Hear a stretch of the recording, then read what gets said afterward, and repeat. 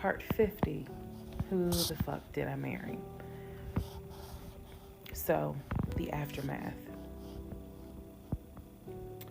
There are some realizations I had to come to after the divorce and everything had passed. One, Legion never loved me. He never loved me. He doesn't love himself, so I know he didn't love me. Number two, he didn't even like me. He watched me get excited about things that he knew I was not going to get. And not even just the possession stuff. Like, of course, we know I was excited to be the woman whose husband is like, I'm taking my wife to London. I was excited to be the woman whose husband was like, yeah, I bought my wife a brand new BMW X5. You have to understand, as all the jokes that we make about the BMW, it was the time and effort that he spent in taking me to dealerships and being sure to put me in the car and test drive the car and, oh, I can see you in this. I like this for you. It seems safe. It was the effort to really make me believe that he was going to get this just for him to fuck with me. The effort in taking me to all these homes to see my face light up as a woman who grew up on welfare, to be able to walk into these 4 and 5 bedroom homes knowing that he didn't have any money to buy it. Imagine if he had just been honest and said, hey, I like in my free time to go to open houses and just see how the other people live. Imagine if he had just said that versus wasting not only my time, but the wasting the time of the realtors who did nothing wrong. There's a level of cruelty to my ex-husband that I had never experienced before. And God knows, I pray I never experience it again.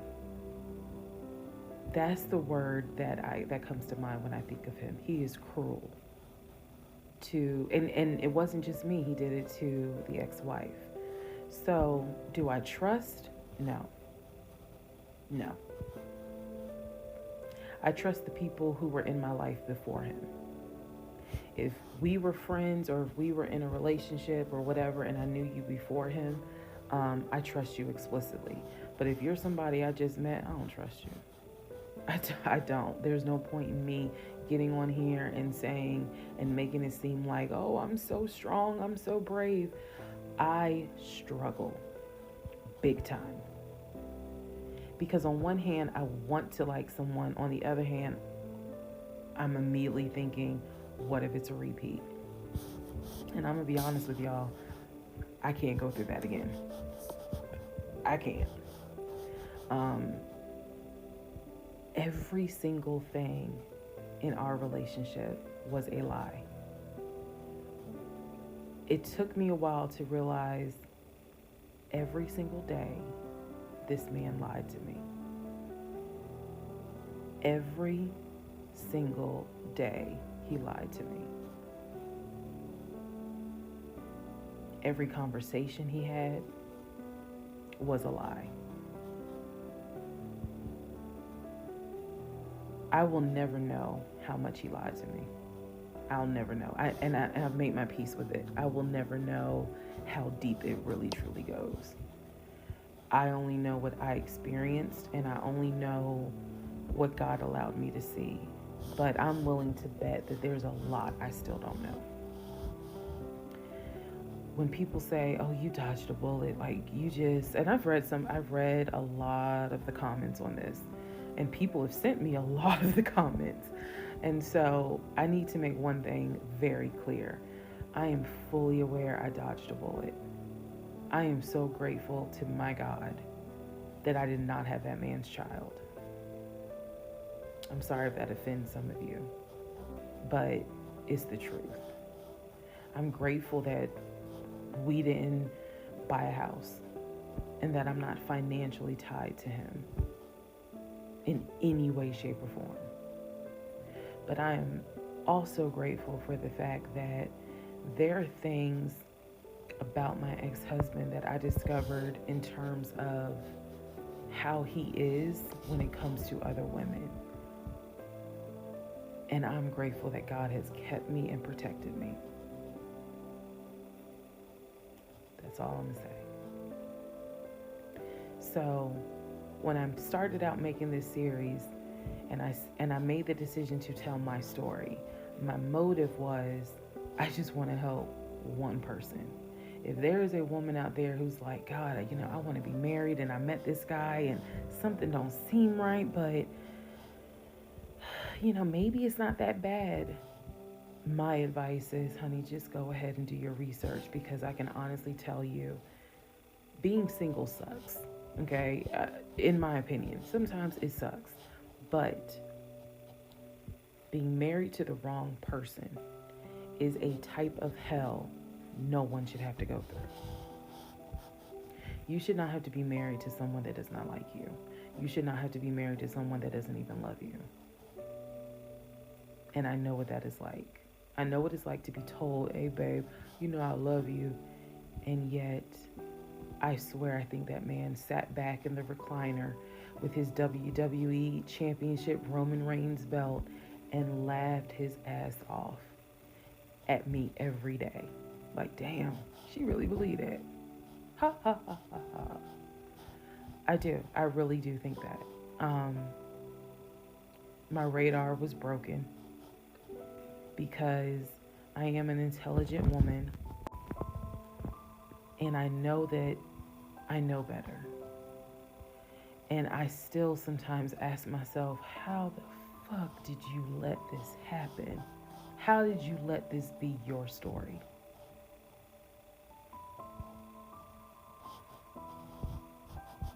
All because at the time I wanted it to be my turn. And I hoped it was my turn. And when people say, well, what do you mean by that? I just meant, we all see it, whether it's social media or real life, we all see where the woman she done been through some stuff, but she finally met someone who appreciates, loves, and respects her. And it is a beautiful thing. I had hoped that when I met him, it was my turn for that.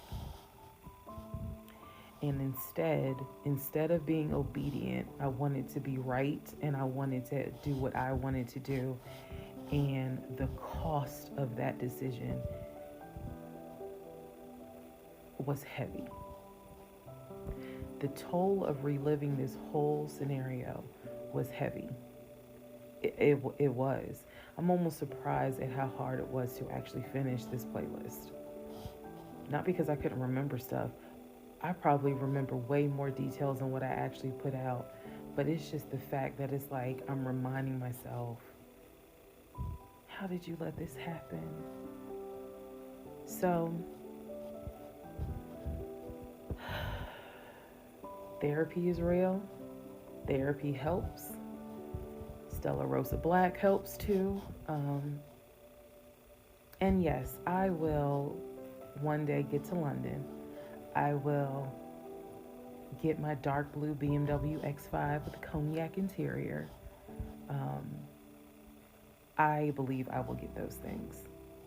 Just got to get them a different route. So, thank you all for being on the playlist of Who the Fuck Did I Marry?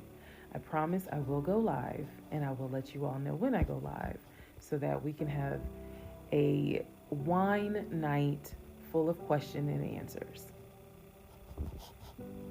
Thank you for watching.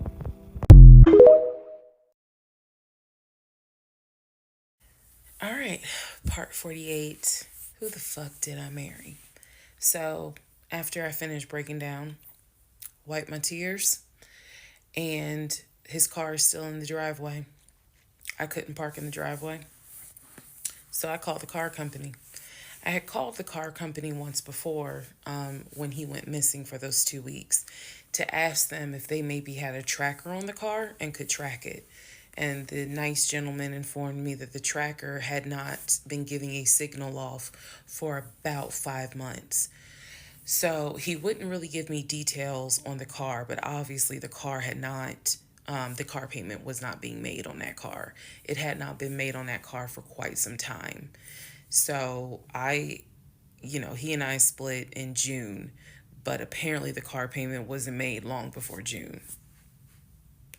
Can't speak to that, but he still had the car.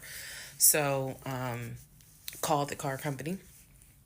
I told them, I understand that y'all are looking for this Ford Taurus. And the lady said, yes, or you can make a payment. I said, no, y'all can come get it. Here's the address. When do y'all want to get it? And she said, well, I can have a driver come get it tomorrow morning. I said, no problem. That car will be ready for you to get it tomorrow morning. And so the car was repossessed out of my driveway the next morning, Saturday. The driver was there about 7 o'clock in the morning. He had the master key for the car, cranked it up, drove it, put it on the tow truck, and left. Here's what that now means. When Legion left my house in June, he left with 2 bags of clothes. Everything else was in my house. At the end of July, or towards the end of July, everything that he had left in my house had been donated to the domestic violence shelter, which means that the only thing that Legion had were the clothes that he had taken with him in the car. When he got arrested in my driveway, all of his clothes were still in the car. And when the car got repossessed Saturday morning, all of the clothes were in there. Which means that when he went to jail, whenever he got out, he only got out with keys to a car he no longer had, a wallet with probably no money in it, and the clothes that were on his back. Everything else was gone. Now we can fast forward to what happened around August 29th. So I was scheduled to move August 31st. Remember, I'm moving up to Cobb County. We had been checking the court documents. He had a court date scheduled for around August 29th or August 30th. I don't remember the exact date. The court time was supposed to be around 9 o'clock in the morning. My mom was watching the court filings online. And according to her, because I missed it, they showed him on the screen because this was still during Zoom. They showed him on the screen, and then he was ushered out of the court into like a back area, and an attorney spoke on his behalf. Between the time that he had been arrested and the time of the court date, I had never in my life slept so good. Truthfully, never slept so good. I was officially divorced. I had no ties to him. There was nothing in the house of his there was nothing of his that was still in the house. I felt free. So, when the court date happened and my mom told me what she saw on the Zoom, I was confused. Is he getting out? Is he having to serve time? What's going on? I called the courts. I tried to speak to his attorney, and his attorney had a horrible attitude and was like, why are you calling me? And I informed him, I said, look, I'm a bit afraid of this man. So can you please just tell me if he is being released, or is he going to be kept, or if he is going to be sentenced to a longer jail term? He said no, he's not being kept in a longer jail term because the warrant had expired. So when the police arrested him, yes, it was a valid arrest, but the warrant had expired. So I believe the warrant had expired like 6 months earlier, but of course it wasn't put in the system. Which means that if the court date is August 29th, he's going to be released August 29th or August 30th. I'm moving August 31st. So my mom was just like, please just spend the night at your aunt's house. Like, just spend the night at your aunt's house, then go back to the house during the day. The movers will be there, and then just move. So that's exactly what I did, because there was concern that he would get out of jail angry and catch an Uber with no money and come back to the house. either for retaliation or because he's just in a fucking manic mode. And so that's where he went. I really didn't want to take any chances. It's just that simple. I did not want to take any chances. I knew that at that point, legally, the law's on my side. Y'all are divorced. You have no reason to be at this home. I knew that that's what the police would say. But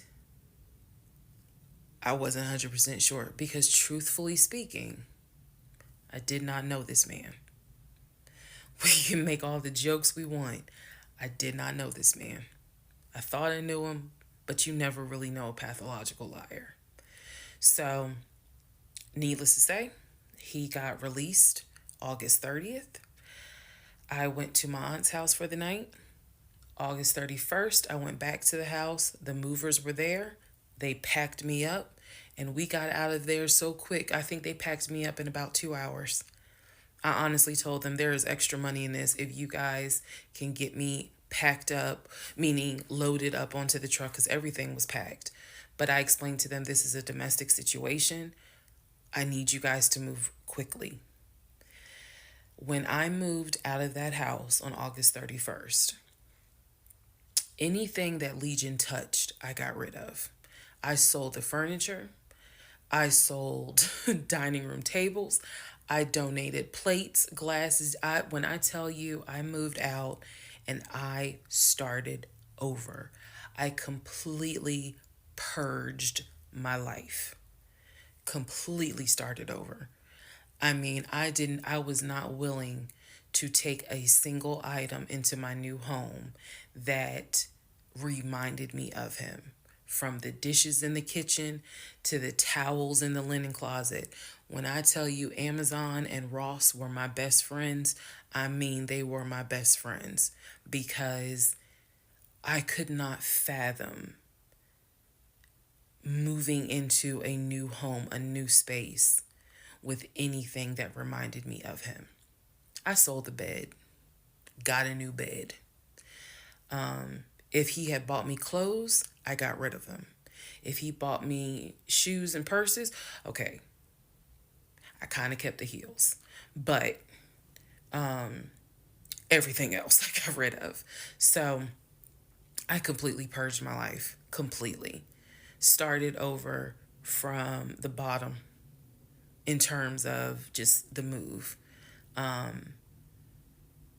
I could not take any piece of him with me. Could not.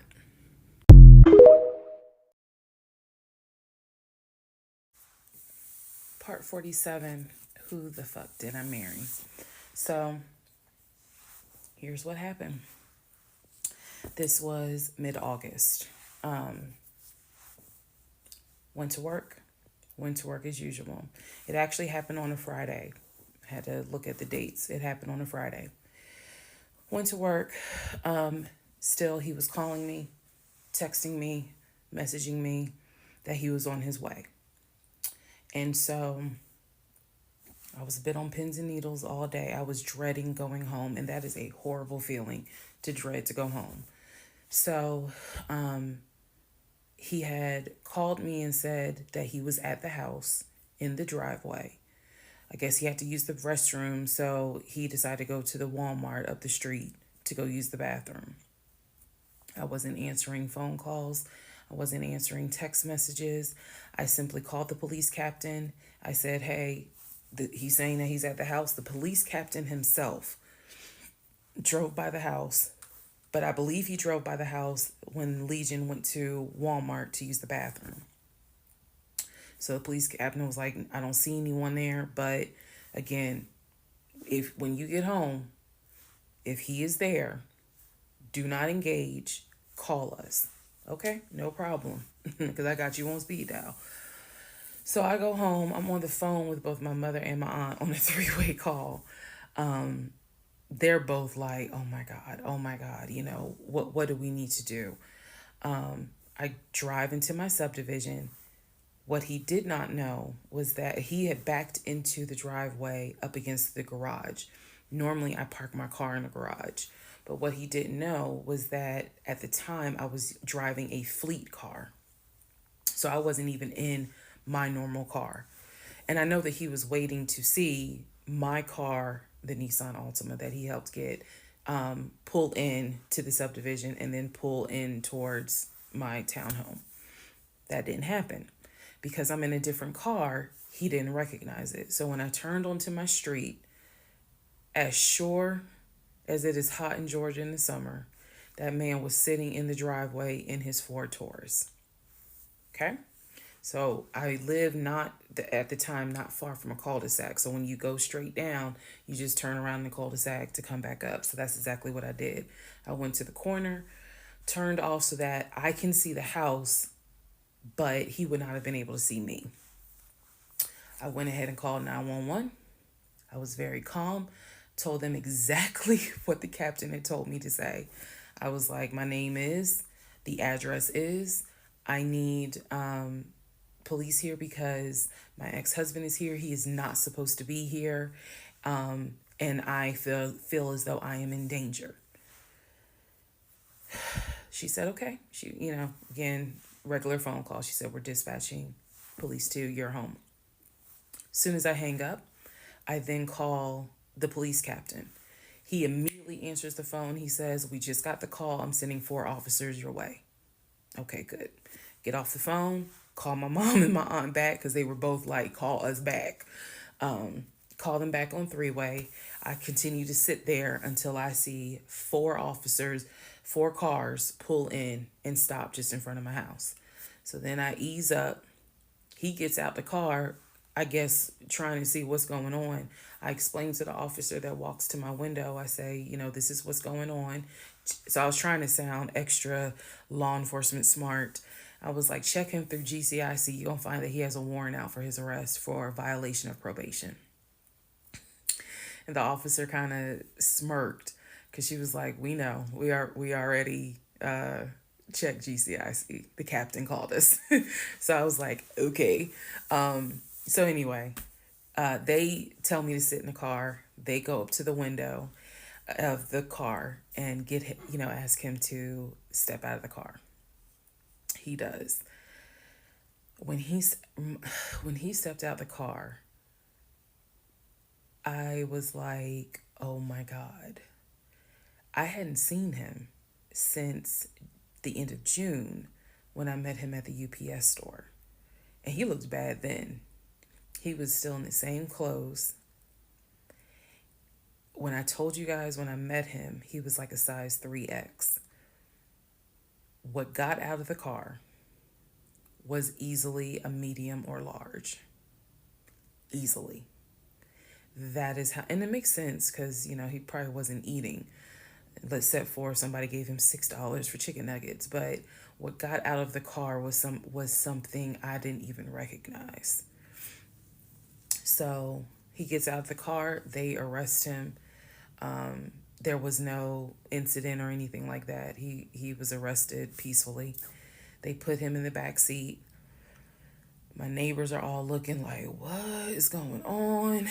And so the officer comes up to me and she said, he's asking to speak to you. Do you want to speak to him? I said, yeah. So she walks with me. Keep in mind, she's wearing a body cam. So she walks with me to the window. They put the window down. And I remember looking at him. I was like, I told you not to come. And he said, I just wanted to get my stuff. I just wanted to get the TV. I said, what TV? The TV that you gave me in the divorce? And he was like, yeah, that TV. And I said, it's mine. You gave it to me. I have the fucking text messages proving that you gave me the TV. And I'm trying not to scream because the neighbors are all watching. And he was like, I know. I just needed my stuff. I'm sorry. I'll never bother you again. I'm sorry. And so I look at the officer and I was like, you have me out here with 4 fucking police cars. You have embarrassed me to no end. You have made a fool of me. And you got the audacity to now be like, I'm sorry. I'm like, fuck, you're sorry. So the officer was kind of like, okay. I said, I never want to see you again. He was like, you won't. I'm sorry. I'm sorry. I'm so sorry. So I walk off. The officer is like, going through the stuff that was in his wallet. They took it out and put it on the roof of the car.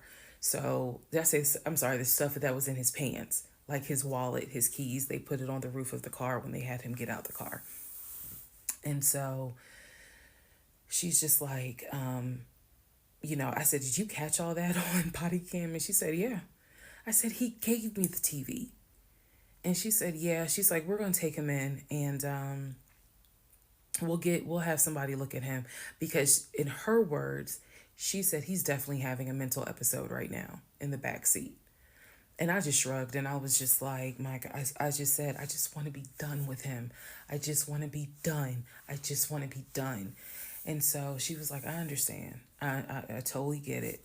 So his car is in my driveway. The keys and everything are, they took it with them because I guess since it was on him, they took it with them for processing at the jail. I think that's how that works, because I didn't see the wallet or the keys afterwards. So, so at this point, 4 officers leave. I go into the house. Everything's peaceful and calm. A few minutes later, I go outside to check the mail. What's in the mail but a letter from the court? I open it up. I go into the house because, again, it's hot. I had my wig on. My head is all sweaty and stuff. I'm just angry and just angry. That raised my blood pressure. So I go in the house. I sit on the steps inside the house and I open up the mail from the judge. And it's my final divorce decree. And I'm smiling right now. But y'all, when I got that divorce decree sitting on the stairs, I broke down into ugly Oprah tears. I broke down. It was as if a year worth of weight came off of me. I broke down, and I mean, I wailed. I broke down. I broke down so I broke down so bad. Next part.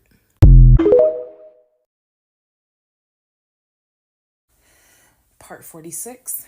Who the fuck did I marry? So after the whole missing in action debacle where he disappeared for a couple of weeks, Legion started calling and texting me, telling me that he was ready to come home. Yes, you heard that correct. So apparently someone had told him that legally he did not have to leave the house when I kicked him out, because it was a marital home and he had just as much right to be there as I did. So he started harassing and calling the shit out of me. He was calling, 30 times in 1 hour. He was Facebook Messenger calling me. Let me be clear. Facebook Messenger calling me. He was calling me so much. He was messaging me saying, I'm coming home. I'm going to get some money and drive up from Augusta. You have to let me in the house. It's not fair what you're doing. All this other bullshit. It was nonstop. He would start calling at 7 o'clock in the morning. He would not stop calling until 10 o'clock at night. He was calling so much, leaving messages, like I said, just straight up harassing me. So I reached out to attorney friends. I reached out to local law enforcement. Local law enforcement informed me, well, technically he's right, because he is still legally your husband. Our divorce had not been finalized at this point. The paperwork had been sent in. I was just waiting on the judge to give me her signature, but it hadn't happened yet.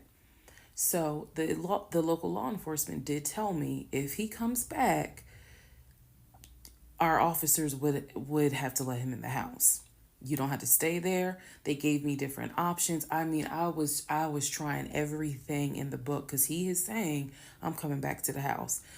I told him, do not come. You were not welcome. I'm not letting you in the house. Again, the locks had been changed, the code had been changed. So I told him, if you come to this house, step foot on this property, I'm calling the police and getting you arrested for trespassing. You should know about that.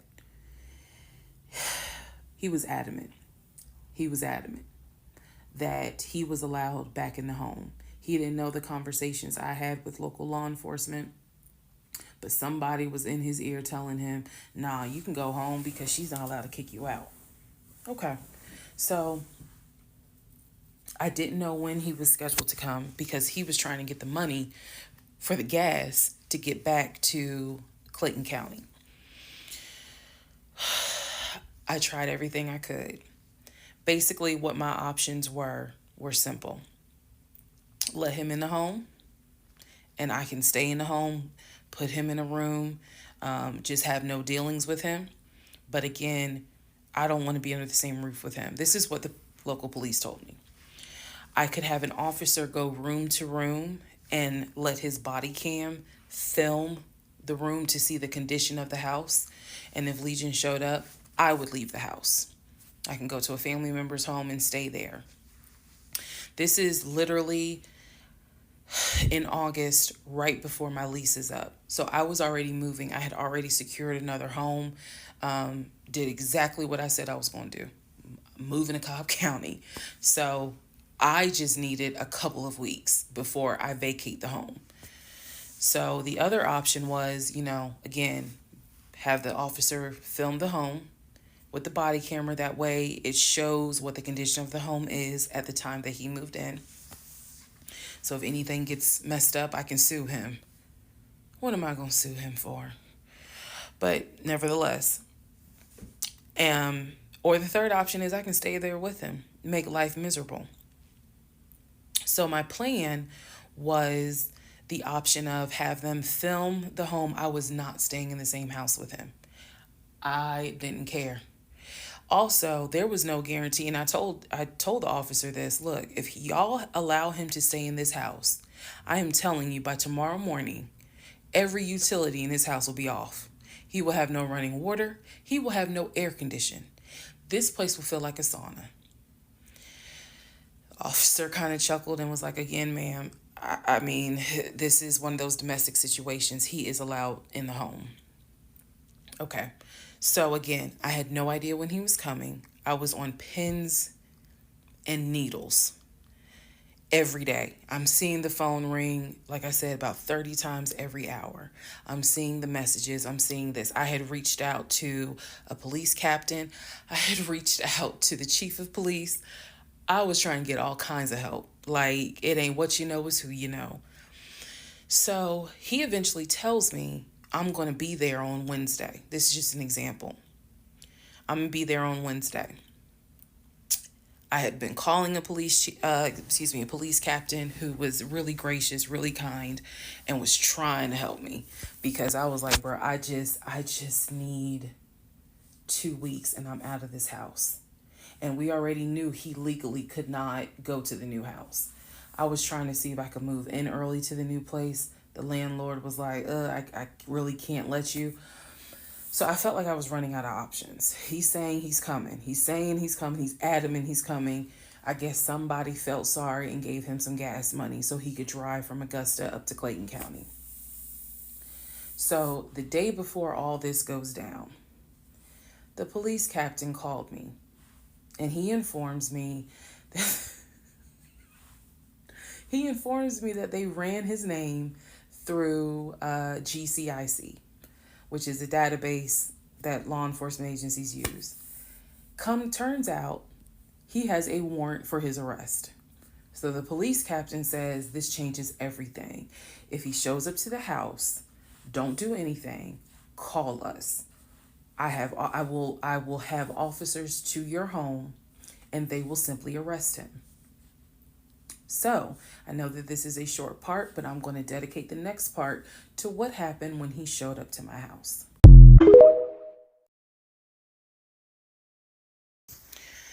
All right, part 45, who the fuck did I marry?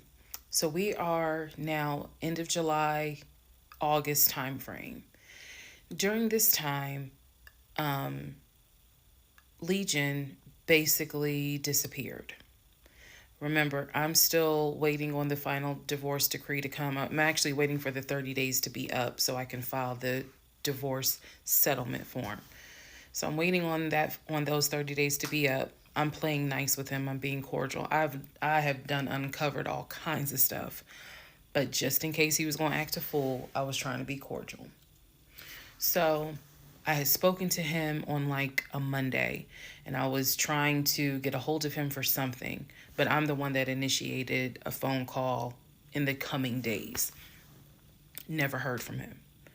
Never heard from him at all. He wasn't. His phone was dead. It was going straight to voicemail, and I genuinely was worried. A few days turned into a week. By the time I hadn't heard from him in a week, because I knew he was not living anywhere but his car. That I knew that. So this is what happened, y'all.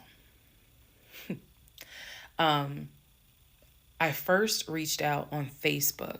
Remember, even though he has told me that he had all these siblings, we know he didn't have all these siblings. But remember, I told y'all I had met the brother in Augusta and I had met the brother in Baltimore. These are people I've met. The brother in Baltimore I talked to on FaceTime. The brother in Augusta I've actually physically met, hugged, shake hands, all that. So I reached out on Facebook to people that I remember him talking about all the time. The friend Omar, the brother in Augusta, the brother in Baltimore, another cousin in Augusta. I was doing a search for these people's names, just like, hey, have you heard from Legion? The brother in Augusta told me, no, I haven't heard from him. I've been trying to reach him, but the phone's going straight to voicemail. I knew he was living in his car. So my brain was doing everything it could not to go on the deep end. I reached out on Facebook to the brother in Baltimore. And I said, hey, gave him my name. And I said, have you heard from Legion? Now, mind you, the brother in Baltimore and him have talked on speakerphone. I guess it's important that I make that distinction. They have talked on speakerphone. So I know that they have talked at least in 2020. So I said to him, again, according to Legion, they talk all the time. But I have heard them on the phone in 2020. So I said, have you talked to him? The brother from Baltimore informs me, no, I ain't talked to him. He owes me money. So I ain't got nothing to say to him. And I said, wait a second, like, he was telling me that y'all are brothers. He was like, man, he's like a brother. But I don't fuck with it. I don't fuck with him because he owes me money. So they had not spoken. This is now July 2021. They had not spoken in well over 6 months. So all the phone calls, this is what it means, guys. All the phone calls that he had with the brother in Baltimore in 2021 were not real. Then I reached out to the Omar guy. And I remember the story is that he and him known each other's years since California, worked together at the condiment company. I reached out to Omar and said, have you heard from Legion by any chance? Explained who I was. He responds with, and I'll never forget it, he responds with, no, I have not heard from him. I have absolutely no contact with him whatsoever. We are not friends, and I would appreciate if you do not reach out to me again about him. The stories I was told was that this dude is supposedly his best friend. Shocking moment. So they had not spoken in years. They're not cool. He does not fool with him. Okay. Went on to the next person, a female cousin I had met. She said, no, I have not heard from him. Why would I hear from him? We don't really talk. Like, I think she was genuinely weirded out by the fact that I'm reaching out to her out of the blue, asking, hey, by any chance, have you talked to my soon-to-be ex-husband? So what I discovered because he ended up being gone for 2 weeks. What I discovered in those 2 weeks, let me be very clear with the statement I'm getting ready to make. I reached out to every person I know who apparently has had some form of relationship with him. Either he said that they were friends, they talked on the phone, he said they hung out. The brother in Baltimore, I was told, had been to the house while I was at work. Brother in Baltimore said, no, that never happened. I've never been to your house. All these people knew that Legion was a liar. And I think that they all felt bad, with the exception of the Omar guy, felt bad that I was kind of just discovering what they've known for years. In those 2 weeks, I found out every single person I reached out to, not a single one of them gave a shit if that man was dead or alive. All of them had the attitude, some even said it, no, I haven't heard from him. I don't care to hear from him. It was as if, for me, it was such a sad moment because I discovered this man has no friends. Fuck whatever he has said. I am now able to prove it. He has no friends. There is nobody who is concerned that they have not heard or seen him in over 2 weeks. Some people months. One guy years. None of them were concerned. So basically what I'm saying is that I discovered he had burned bridges with everyone. Burned bridges with family, burned bridges with so-called friends, burned bridges with fake brothers, fake sisters, fake aunties, uncles, everything. He had burned bridges with everyone. And for me, that was more telling than anything else. Yes, I knew he was a liar. Yes, I knew he had made stuff up. I was genuinely surprised to discover nobody gave a shit about this man. No one. I had never met every single family member, but the fact that he was living in his car, the fact that he wasn't bathing and was just had disappeared was shocking to me. So, where was he for those 2 weeks? Glad you asked. He had checked himself into a behavioral hospital in Augusta. Why? Not to get help. No. This is July in Georgia. It's hot as hell. It's sweaty. It's damp. It's humid. It's everything. He checked himself into a hospital so he could stop sleeping in his car for 2 weeks. When he checked himself in, they took his phone, and that's why no one was able to get a hold of him. And by no one, I mean me. He checked himself into a hospital so that he could have a bed for a couple of weeks. That's the type of human being that I was dealing with.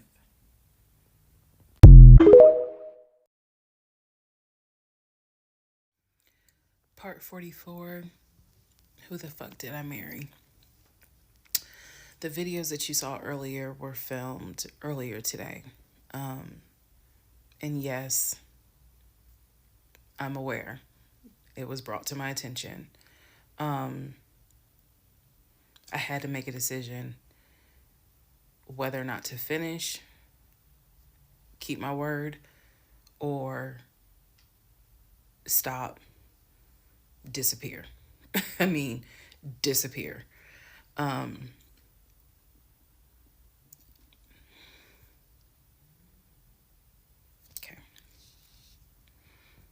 Let's finish. So, first of all, let me say this. It is not easy telling this story. It's entertaining. I know it's gone viral. But it is not easy telling this story. I made a decision to tell this story. I made a decision to share my story, what I went through, in hopes that it helps just one person. But I would be remiss if I didn't tell you all, it is not easy telling this story, to relive it, to face certain things out loud that I had to face internally. Just want to say that. So I will push forward to finish, but today got to me. The toll of this got to me today. So I know that you all are like, we're waiting on the next part. We're waiting on the next part. I appreciate that and I get it. Because if I was in those shoes, I would be waiting too and be like, where is it? So I understand that. But the toll was real today. All right. So with that being said, we are still in July of 2021.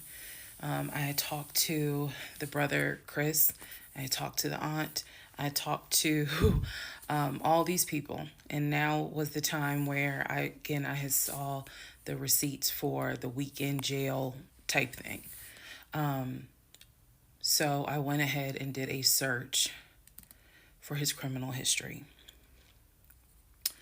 I ran his criminal history. I did that on my own at home with my money. So this was not, I think someone had asked if I did anything with my job. No, I did not.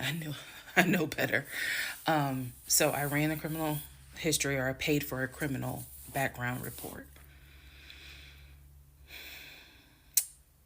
For him to say that he appreciates law enforcement so much, it was obviously a lie, because the criminal history showed that he had been arrested for criminal trespassing. He had been arrested for like suspended license, suspended registration.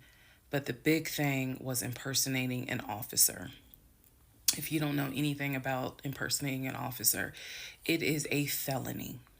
Period, point blank. As sure as Peachtree runs from Bankhead to Buckhead, it is a felony. So, seeing that, seeing what court it was in, I did another open records request for the incident report. I wanted to know exactly what the circumstances were, especially given the fact that I worked in law enforcement at the time. What were the circumstances as to how he was arrested for impersonating an officer? So I did an open records request. I got the incident report, and I'm tired of saying my jaw hit the floor. But on this one, my jaw hit the fucking floor. I respect law enforcement. Again, I was working in an agency with a lot of great men and women. Basically, what the incident report, and I'm paraphrasing it because I don't have it sitting in front of me. Basically, what the incident report shows is that he pretended to be an officer using a badge. I later found out it was the badge that his dad had as a former correction officer. Same last name. So he was pretending to be a police officer at an apartment complex on the south side of Atlanta, and proceeded to tell people that he was an investigator and he was looking for drugs. He also proceeded to try to pat down someone, and then also proceeded to try to go into a woman's apartment and do a search. This is in the incident report. So naturally, the woman who he was trying to get into her apartment to do a search happened to either work with or worked at a local police department. So she just simply called her coworkers or called her homeboys or whatever. And so he was subsequently arrested and subsequently was charged and found guilty. That is what I found in his criminal record report. It is fair to note, had I known that he had a criminal history, we never would have even finished date number one. Some things I'm just not going to get involved with if I know from the rip. So what does this mean? Again, we've been going over what's the lie, what can you confirm? I can confirm that there was no way that this man ever had a passport to take me to London. When he claimed that he was voting in the election, there's no way that he did, because he tried to tell me that he was still a registered voter in California and that he did it online. I knew it was a lie, but again, at this point in July, I'm able to confirm that, yeah, you never had a passport. You never voted. The small things that mean something to me, he never did it. He wasn't eligible to. So now I know that not only have you, yes, been arrested. Now, what happened as a juvenile, I don't care. But you have been arrested. You have done some sort of time. And now it explains why you knew your way around the county so well. If you go back to the previous videos, I had mentioned that I was wondering, how do you know your way around here? And the story was his sister used to live in this county, and he would come visit when he would fly in from California, when he would go see his parents in Augusta. That was the story. So that explains the criminal history. And I'm also going to take you guys back and remind you when I had to go in for my polygraph, and how the polygrapher had asked me, do you know anyone that is a convicted felon that you have relationships with, blah, blah, blah. And remember, I said to him, my husband and I are estranged. I honestly don't know. Fast forward to July, where I find out that, yes, in fact, on top of everything, I was married to a convicted felon. Had no idea. No idea whatsoever. And it's nothing but the grace of God that I was honest with the polygrapher and telling him, look, I don't know what's in this man's background. To say that I have no idea who I married is an understatement. It is a complete understatement. It's fair to say, well, you only knew him for like 2.5 weeks before you quarantined with him. That's fair. And I can understand that, and I take responsibility for that. But in the big scheme of things, I had no idea the creature that I was sleeping next to every night. No idea.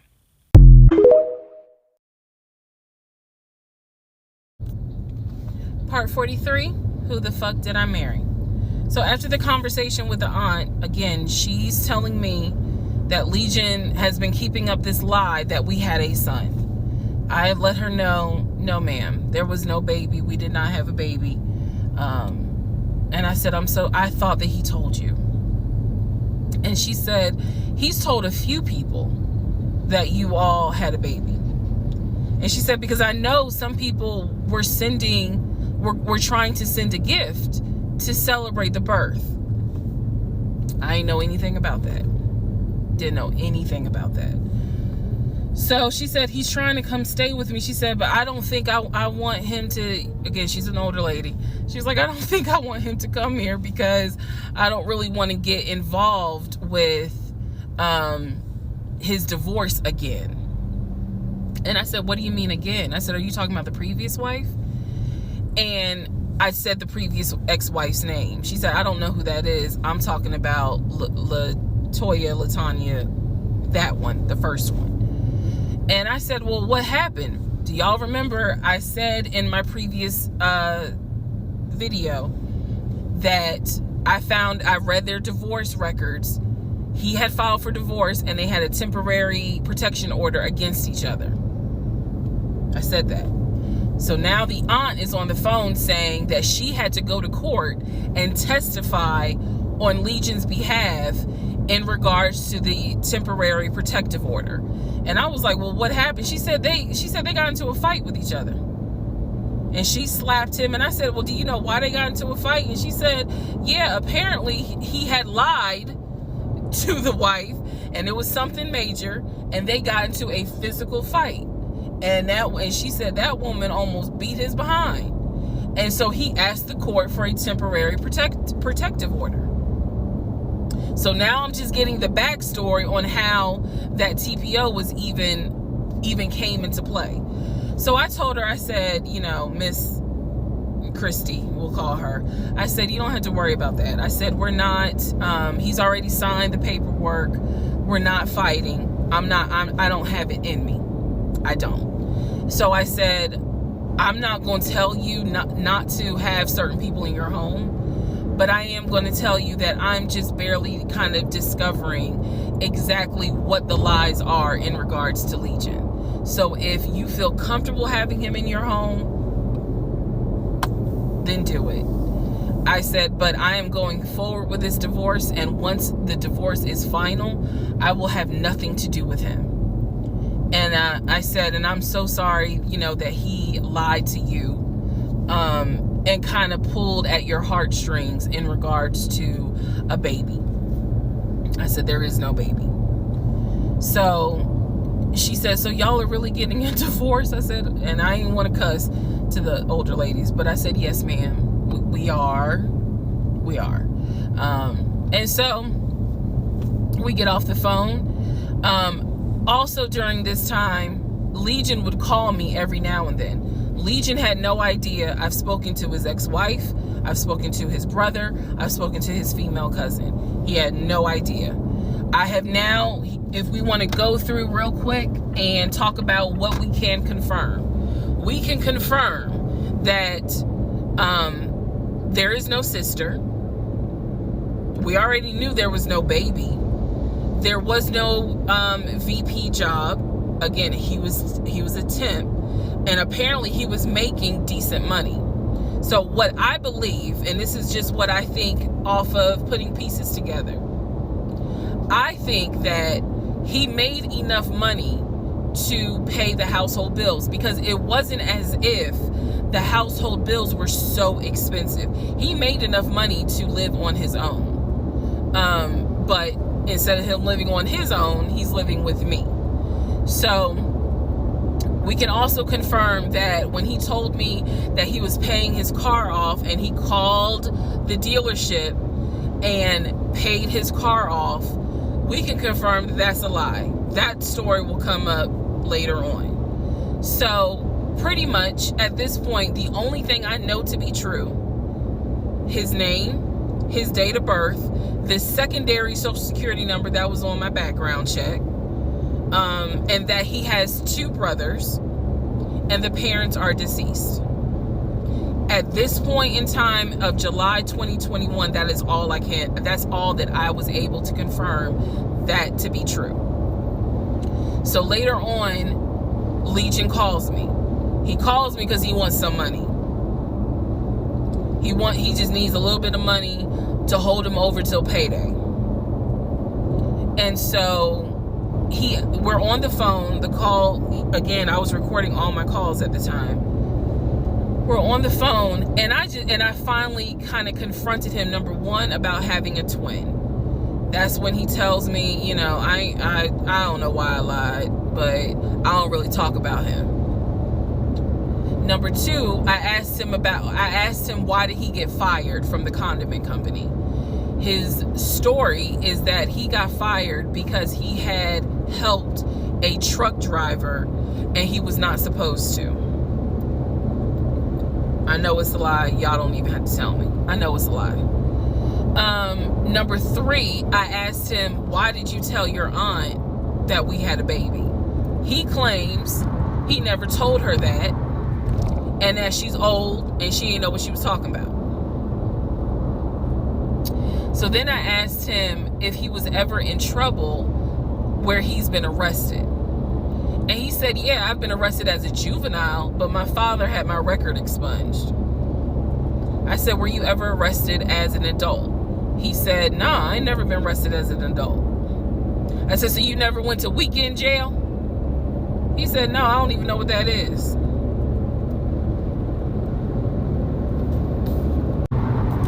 So he doesn't know what weekend jail is. That's his story. And so he was still standing by the lies he told me. So finally, I just asked him, and this is where let me just say it. I asked him, why the hell did you even marry me? Like, why? Why did you even marry me? Because you easily could have just stayed dating or been the boyfriend or just moved on with your life. Like, you didn't have to marry me. You didn't have to pull me into a marriage and make me think that this is what you wanted. This is what he said to me on that phone call. He said, I had to marry you. And I was like, no, you didn't. He said, yes, I did. He said, I knew full well from day one that there was no way you were going to stay my girlfriend for longer than a year. He said, I knew it. He said, I knew in order to keep you, I was going to have to marry you. Y'all, my jaw hit the ground. I could not believe he said that. And he said it so matter of fact. And I was like, that is the most fucked up thing you could ever say.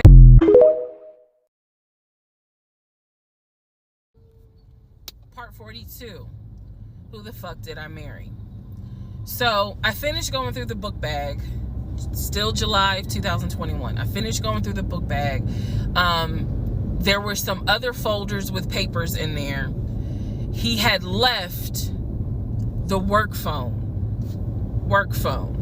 What I actually found out was that it was not a work phone. It was simply a secondary personal phone. He told me it was a work phone. I thought that the company was paying for the work phone. That's what I thought. No, because I found receipts where basically, and I didn't know this, ladies and gentlemen, I had no idea, but I found receipts where it was a prepaid phone and he's paying to add minutes to it. So it's just receipts of, you added minutes to the phone on this date, you added minutes on that date.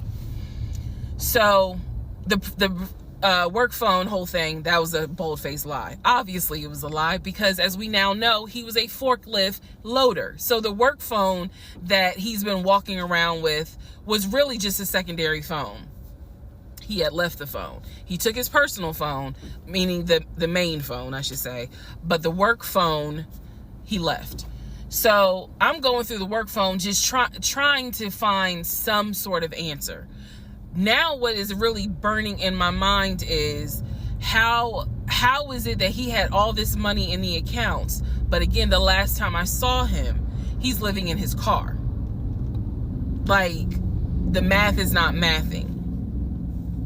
I go into not just the photos of the work phone, I go into the deleted folder. So, ladies and gentlemen, if you're gonna go through somebody's phone, which I will never do again, but if you're going to go through the phone, don't just go through the text messages and the pictures. Go into the deleted folder, because sometimes you find a gold mine. In this case, I went into the deleted folder of the pictures in the work phone. I keep saying work phones because, again, this is just a secondary phone. It is deactivated. There's no minutes on it. So I go into the deleted pictures, and what I see is what looks like a screenshot of his checking account, the one that I saw with the available balance. Then there's another photo of the screenshot of the savings that he showed me. Now, one of two things it could be. Either one, it's not real and it was pulled offline, or two, he took a screenshot of his own account and saved the photos. So this is when I got introduced to reverse Google image search. I did a reverse Google image search. Sure enough, as you probably have figured out, some of you, because I read it in the comments, what he showed me when he turned his phone around, showing me his available checking account balance, was nothing more than a screenshot that he had found on Google. When he showed me his savings, turned the phone around, because remember, I demonstrated for y'all how he was, and then, turned it around and showed it to me as if he was signing in. When he did that, he was simply showing me a screenshot that he had taken from Google Images. Because when I did a reverse Google image search with those two photos, the checking and the savings, it came right up. It was nothing more than just Google Images.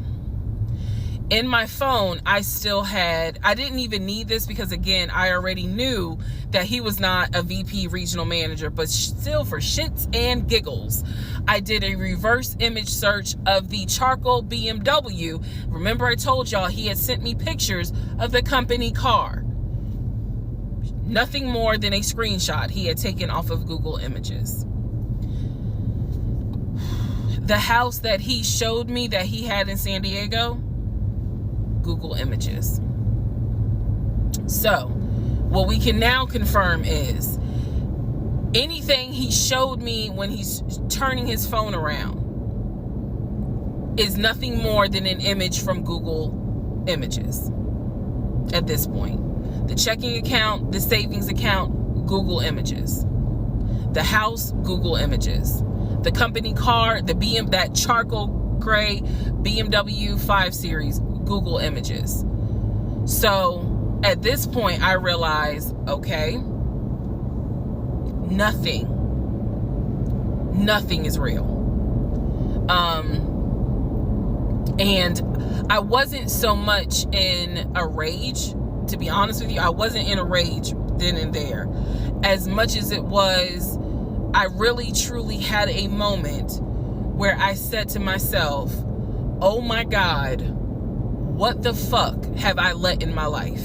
Like, this is not even human at this point. That's really how I felt. Like, again, as someone who, I studied psychology, but I didn't graduate with a psychology degree.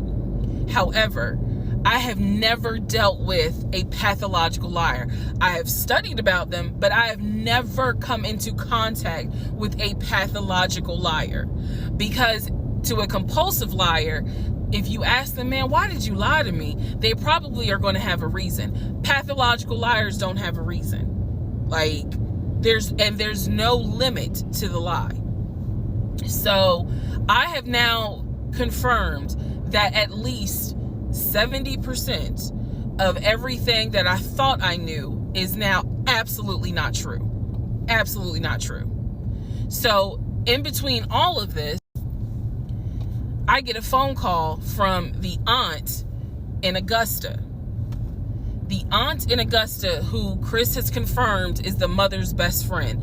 She is not their mother's sister or dad's sister. She's the best friend of the deceased mom. She calls me, and this is the one I have met. This is the one that Chris was like, I don't trust that hoe, anyway. So she called because she wanted to know what happened. She wasn't trying to be nosy or messy or anything like that. She's just trying to find out what happened because apparently Legion is trying to come stay with her. So she asked me, sweet lady, but she said, what happened with you guys? And I told her we're getting a divorce. I said, because he lied to me a lot. He lied to me a lot. And so what breaks my heart about the conversation with her is that she said, so whatever happened to the baby? Mind you, we went to Augusta, told her I was pregnant. I thought he told her that I had a miscarriage. He didn't. He never told this woman I had a miscarriage. So she informs me, this is what she tells me. So now we're confirming something else. She tells me that on at least 5 times while I'm at work, Legion was driving to Augusta and telling her that he was going to visit the church of where the parents allegedly the church that the parents started. And I was like, what do you mean he went to Augusta? She said, I've seen him like 4 or 5 times. He's come down here, and each time I've asked him to bring the baby. And I said, what baby? And she said, the baby that y'all had. He told me that y'all had a baby boy. And I said, no, ma'am. I said I had a miscarriage in June of 2020. And she said, oh my God. Oh, she was doing that whole thing. She said this whole time he told me that y'all had a son in January. And I have been asking him for pictures. I have been asking him to bring both of you down here so I could meet him. And he always had an excuse as to why he wouldn't bring the baby. And the last time he was in Augusta, he said that he was leaving you and he was taking the baby with him and that you were at work. I am not making this up. That is what that woman told me. And I just was like, no, ma'am. None of that is true. There is no baby. I said I had no idea he was going to Augusta. Next part.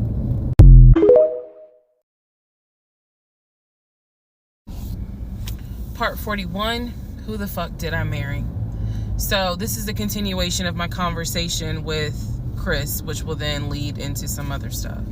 So Chris has confirmed that he has not spoken to Legion since 2015. So now we know that the phone calls that Legion was having every morning on the phone with Chris when we were, getting ready to go to work, the phone calls were fake. I demonstrated in the last video how I think how he was doing those phone calls. Because he would relay messages from me to whoever was on the phone. So Chris and I also then talked about their parents. So if you remember in the beginning, I told you from the get-go, this man was, very respectful of law enforcement because his dad was a retired Philadelphia police officer. The mom was a retired teacher. And so he had the utmost respect for law enforcement. That's what he used to always say. Because, again, there's a lot that he lied about. So I'm trying to only highlight the big things because, truthfully, it got to a point where when he would say that as a VP in his company, he had a meeting with the local sheriff. Child, we know that's a lie, so I don't even need to go into detail about that because, again, why? So I told Chris what Legion said about their dad being a retired police officer, and I was explaining how he said the mom was a retired teacher. So Chris listened. Again, very gracious, very nice guy. He listened, and he was like, so are you ready for me to tell you what's true and what's not? And at this point, I was already convinced I was going to be drinking heavily that night after this phone call. So I was like, go ahead.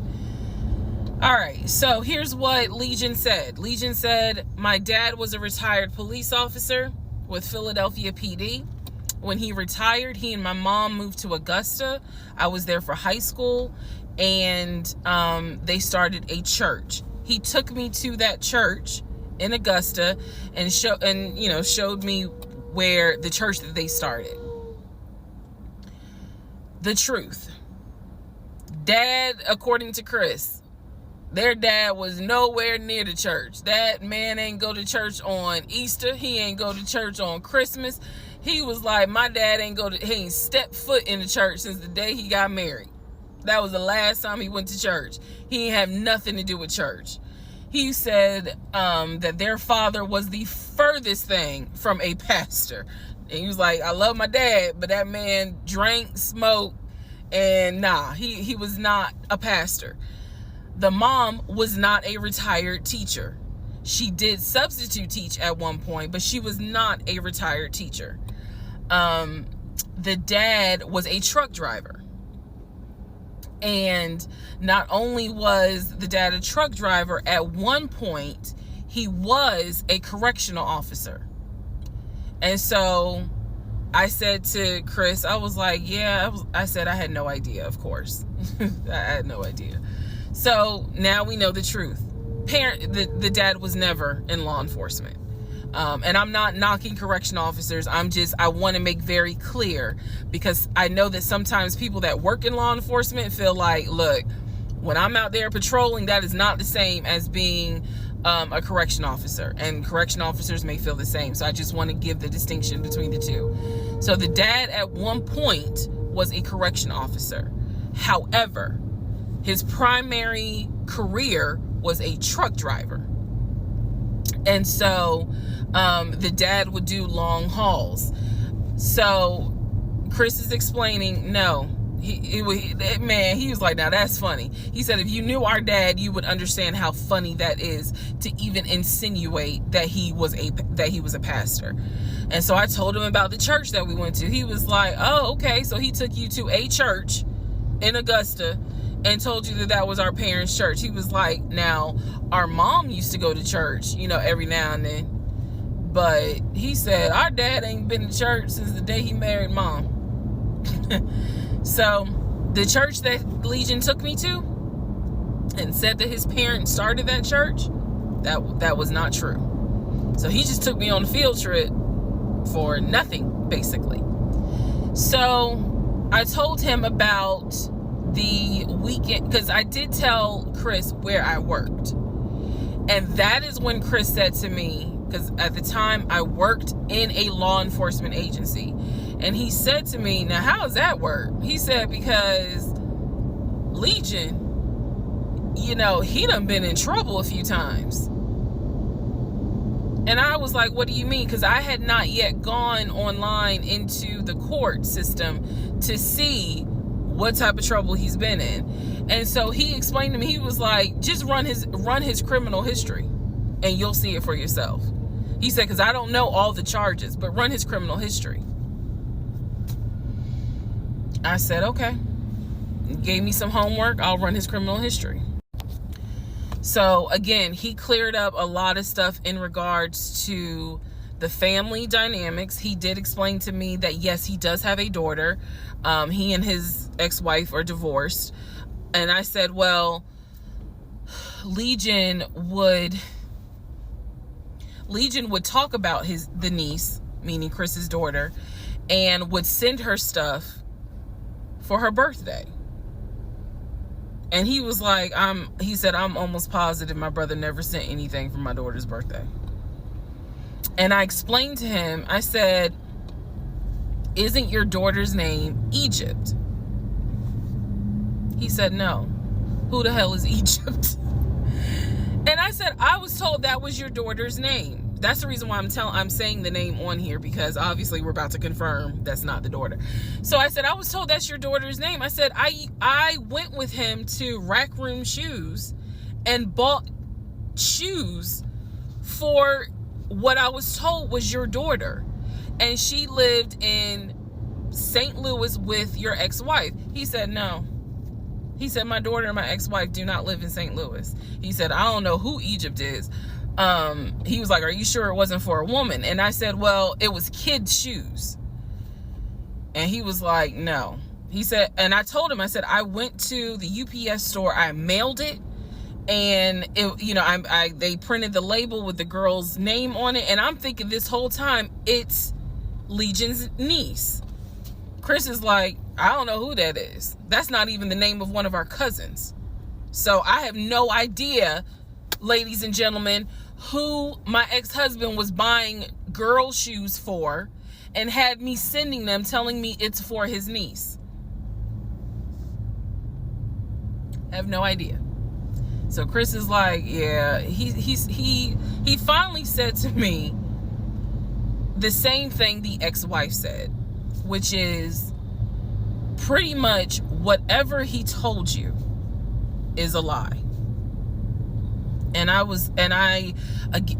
being honest with you guys. It is very hard to comprehend that everything is a lie. Like, there has to be something that's true. I'm like, how was he paying?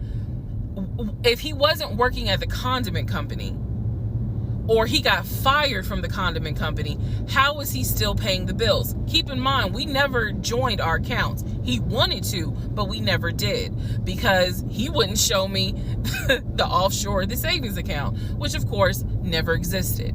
So I'm just trying to figure out, like, I know that I saw his checking account. I know that I saw his savings account, and he had money in there. Something had to be true. Something had to be true. And Chris was like, no. He said, it sounds like everything my brother said, everything that he told you was made up. He said, those phone calls were definitely made up. He said, I don't know who Egypt is. That's not any family member of ours. I don't know who Shantae is. We don't have a sister. He said, we don't have half brothers. He was like, I'm telling you who the family members are. He said, I am so sorry that my brother put you through this. So now let's go into the next part.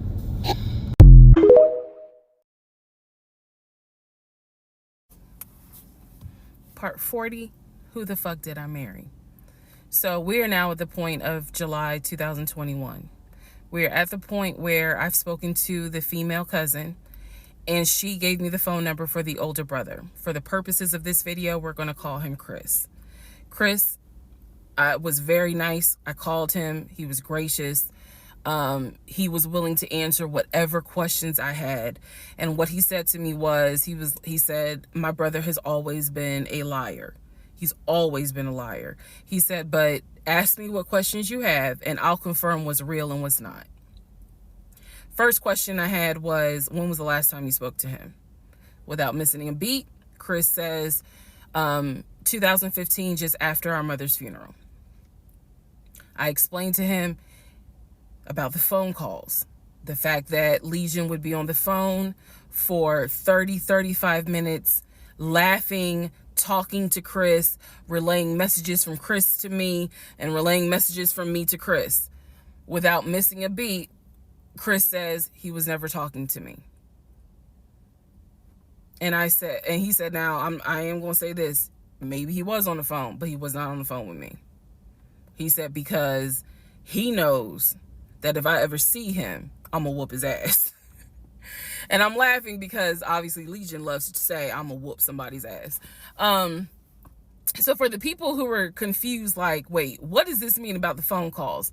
What this means is every single time that my ex-husband was on the phone, holding his phone like this, talking, laughing, cracking jokes. Hey, my wife said that, we can go later on this evening and all this other stuff. Every time they were doing things like that, every time he was having a phone call or conversation that he claims to be with Chris, no one is on the phone. No one's on the phone. That is what that means.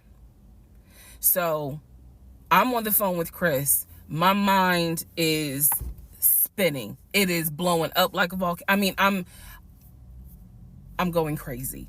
I'm going crazy because what this means is that for the past 4 or 5 months, every morning that he is having a phone call with his brother Chris, I am now understanding in real time that phone call was completely fake. So Chris tells me maybe he was talking to somebody else, but it wasn't me. He said the only family member that Legion actually talks to is the twin. And that's only because for some reason, I guess it's their twins, he helps him out when he needs it. Legion only calls the twin when he needs money. And the twin, according to Chris, now this is the part that might blow some minds. The twin brother, the one that is older by 20 minutes, is VP of his company, is married, drives a luxury car, and lives in like a 4 or 5 bedroom house in Nashville. So Chris is saying to me, he was like, it sounds like he took the identity of the twin and was trying to act like that's his life. And it's not. He was like, that nigga ain't never had no money, ain't never kept a job a long period of time. And he was like, and you're telling me that he claims he was VP of a company? And so he was like, did you ever see anything? Did you ever meet people like Chris? I respect the fact that he was asking me the same questions y'all are asking me. Did you ever meet any family members? And I told him, I said, I met your aunt. Well, what aunt is that? I told him her name. He said, that ain't our damn aunt. I don't know if y'all have ever dealt with people from Philly. So he was just loud. He was like, that ain't our aunt. He said, that is our mother's best friend. And I don't trust that hoe. I'm sorry. It's the way he said it that it makes me laugh. Anyway, he's like, I don't trust her. I don't trust her at all. She is not our aunt. She was our mother's best friend when our mother was living in Augusta. She's not our aunt. So then I explained to him about the other brothers. The brothers, remember, there were 2 half brothers from his dad. One lived in Baltimore, one lived in Augusta. Chris is on the phone saying, I don't know who them niggas are. They ain't related to us. He said, our dad never had other kids. He was like, so you mean to tell me this nigga going around telling people that our dad had kids on our mom? And I said to him, well, the way he actually put it is that the 2 brothers came before y'all. He was like, hell no. No. So then I explained to him about the sisters. He was like, who the hell is Shantae? And I was like, Shantae, again, I'm just telling you what I was told. Shantae is a sister that lives in Douglasville, married with 2 kids. He was like, no, we don't have a sister. Told him about Kim. He was like, Kim's not our sister, she's a cousin. And he said to me, and I know she ain't talked to him in forever in 2 days. He said, so everyone, the only people who are his family members is Chris and the twin. He's like, we got some cousins up here. I told him about Junebug. I told him about the uncle. I told him about the grandmother. And he's just sitting back like, oh my God. He was like, I realized that every relationship my brother gets in, he gets worse. And it sounds like he is actually worse than what he was in the last relationship. And I thought he was talking about the ex-wife that I had spoken to. No, he had no idea there was another wife. Because again, he hasn't spoken to him since 2015. So he was like, the best thing I can say to you is this. He said, thank God you ain't have kids with him.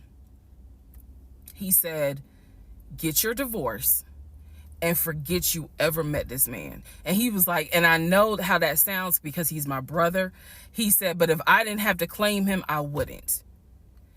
And I said to him something that I should have probably said in this whole TikTok series. This is not someone that you forget. This is not a situation that, man, I don't even remember him. No. What I don't remember is the version of myself before I met him, because nothing so far has turned out to be true. The only thing that Chris was able to tell me is true is that, number one, yes, there is a brother in Philly, him. Yes, there is a brother in Nashville, the twin. Yes, both parents are deceased. That is what I was told from the beginning. Those pieces of information are true. The grandmother did die in 2008. He was like, no, she definitely didn't die in 2020. I told him how I found the obituary. And so he was like, and the uncle, he said, which uncle is he talking about? Because if you guys remember, back in one of the parts, I talk about where he said his uncle was giving him advice on why he should not open up his savings account to let me see it. He would not let me see it. And so I'm telling Chris about the uncle, and he was like, that uncle been dead for years. I told him about Junebug. He said, Junebug been dead for years. And I said, Chris, he was having conversations with Junebug on the phone in front of me. He was like, it wasn't Junebug. He said, it sounds like my brother was making up the conversations. He said, he definitely was making up the conversations with me. He said, hell no, I ain't gonna be on the phone at no 6 o'clock in the morning. So the conversation with Chris solidified that this is the actual family tree. And no, there were never any conversations with his brother every morning when I was getting ready to go to work. They had never talked. On to the next part.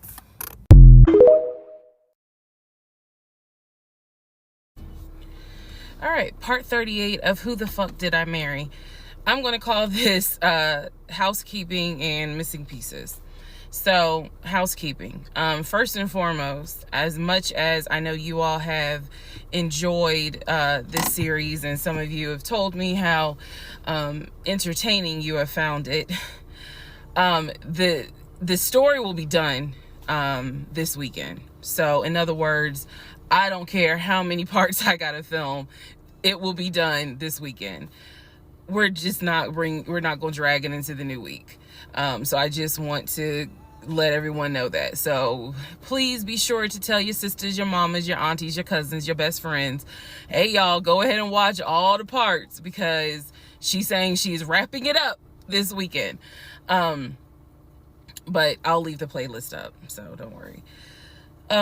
Also, let's see. I'm sorry for the people who were like, I keep talking really slow. I didn't know that I was, and they're like, you're just long-winded.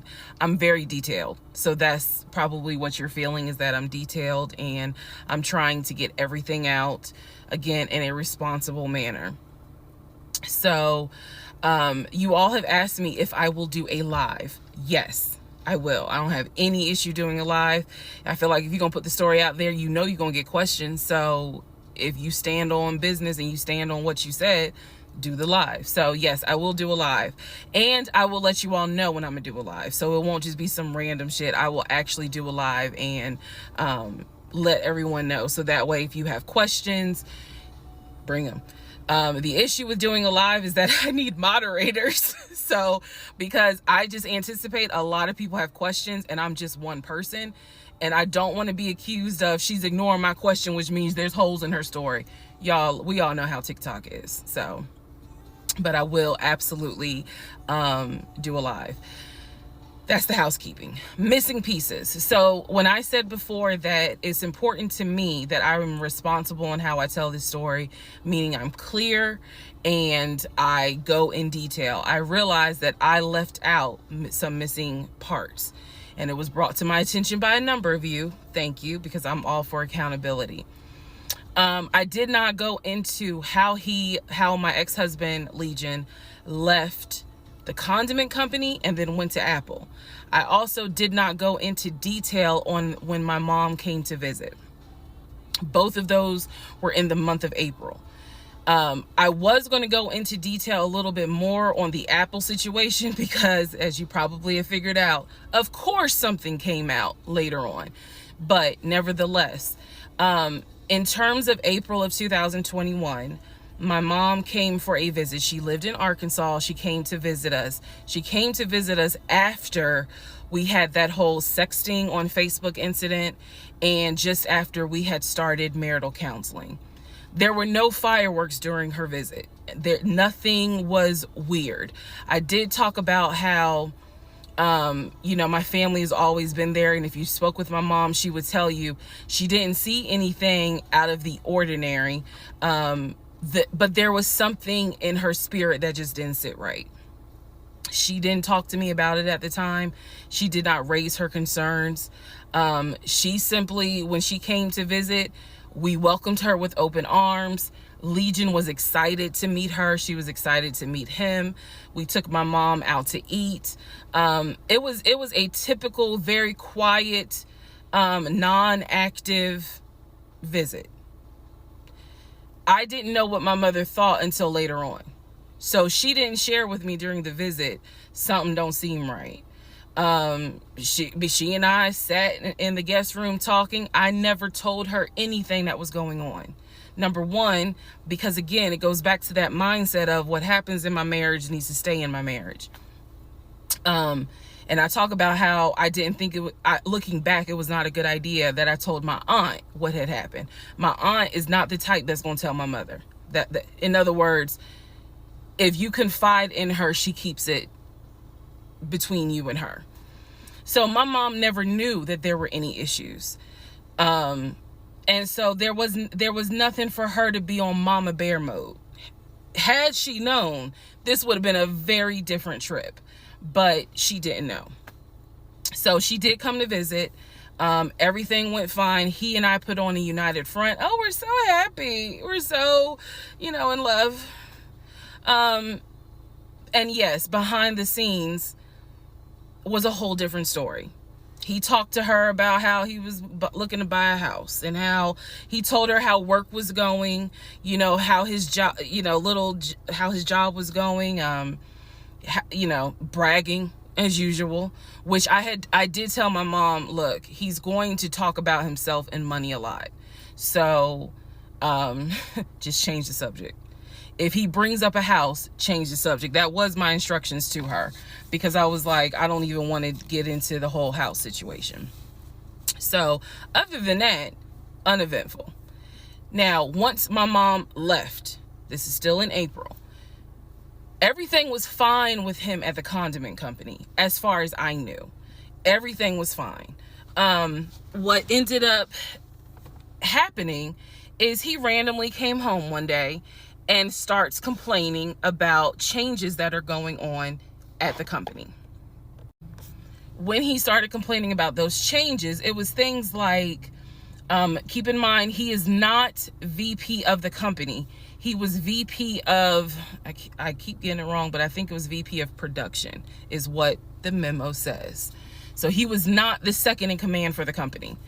He was upset that he was being blamed for production stats, that the production was down.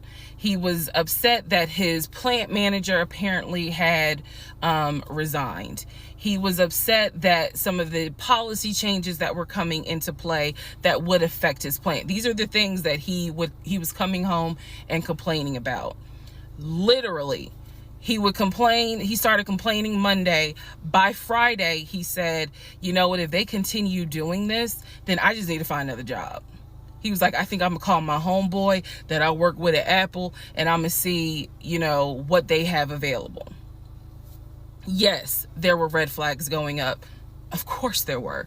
At this point, we're not even dealing with United Nations of red flags. We are dealing with the Olympics. We are dealing with the parade of all nations. Everybody got a red flag. So when he said that, I was kind of like, okay, because I had become numb to all the antics that he did. I was numb to it. So he literally said, I think I'm gonna call my homeboy and I'm gonna see what's at Apple. My response to him was, well, what about your salary? Would you take a pay cut? He was like, no, I'm not gonna take a pay cut. Like, I wouldn't leave unless it's gonna be the same amount or more money. Y'all, the next week, last week of April, I'm at work, minding my own business.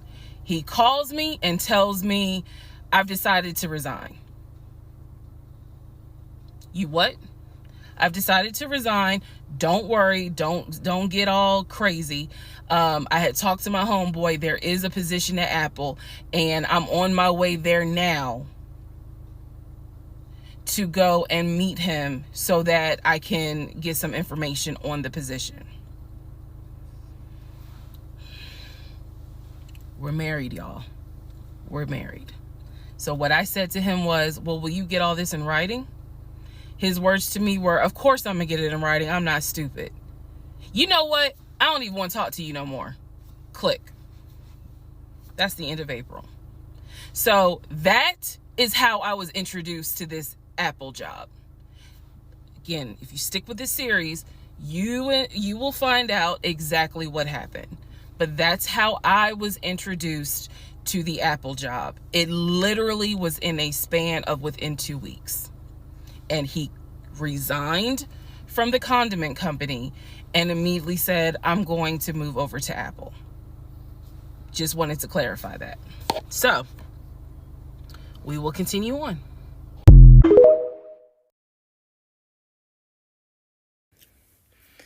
Part 37, who the fuck did I marry? So at this point in time, I have filed for divorce. I paid for the filing fee. I'm representing myself pro se, and it should be an uncontested divorce. During this time, Legion had driven to Philly, lied to his family, and said I had cheated on him, that he caught me, and that the guy I cheated on him with was a law enforcement officer who used his gun to threaten him to get out the house. None of that was true. At some point while he was in Philly, he ran out of options in terms of where he could stay. Family members did not want him to stay with them. Apparently, a lot of bridges were burned, according to the female cousin I had talked to on the phone. So he left Philly and went to Augusta.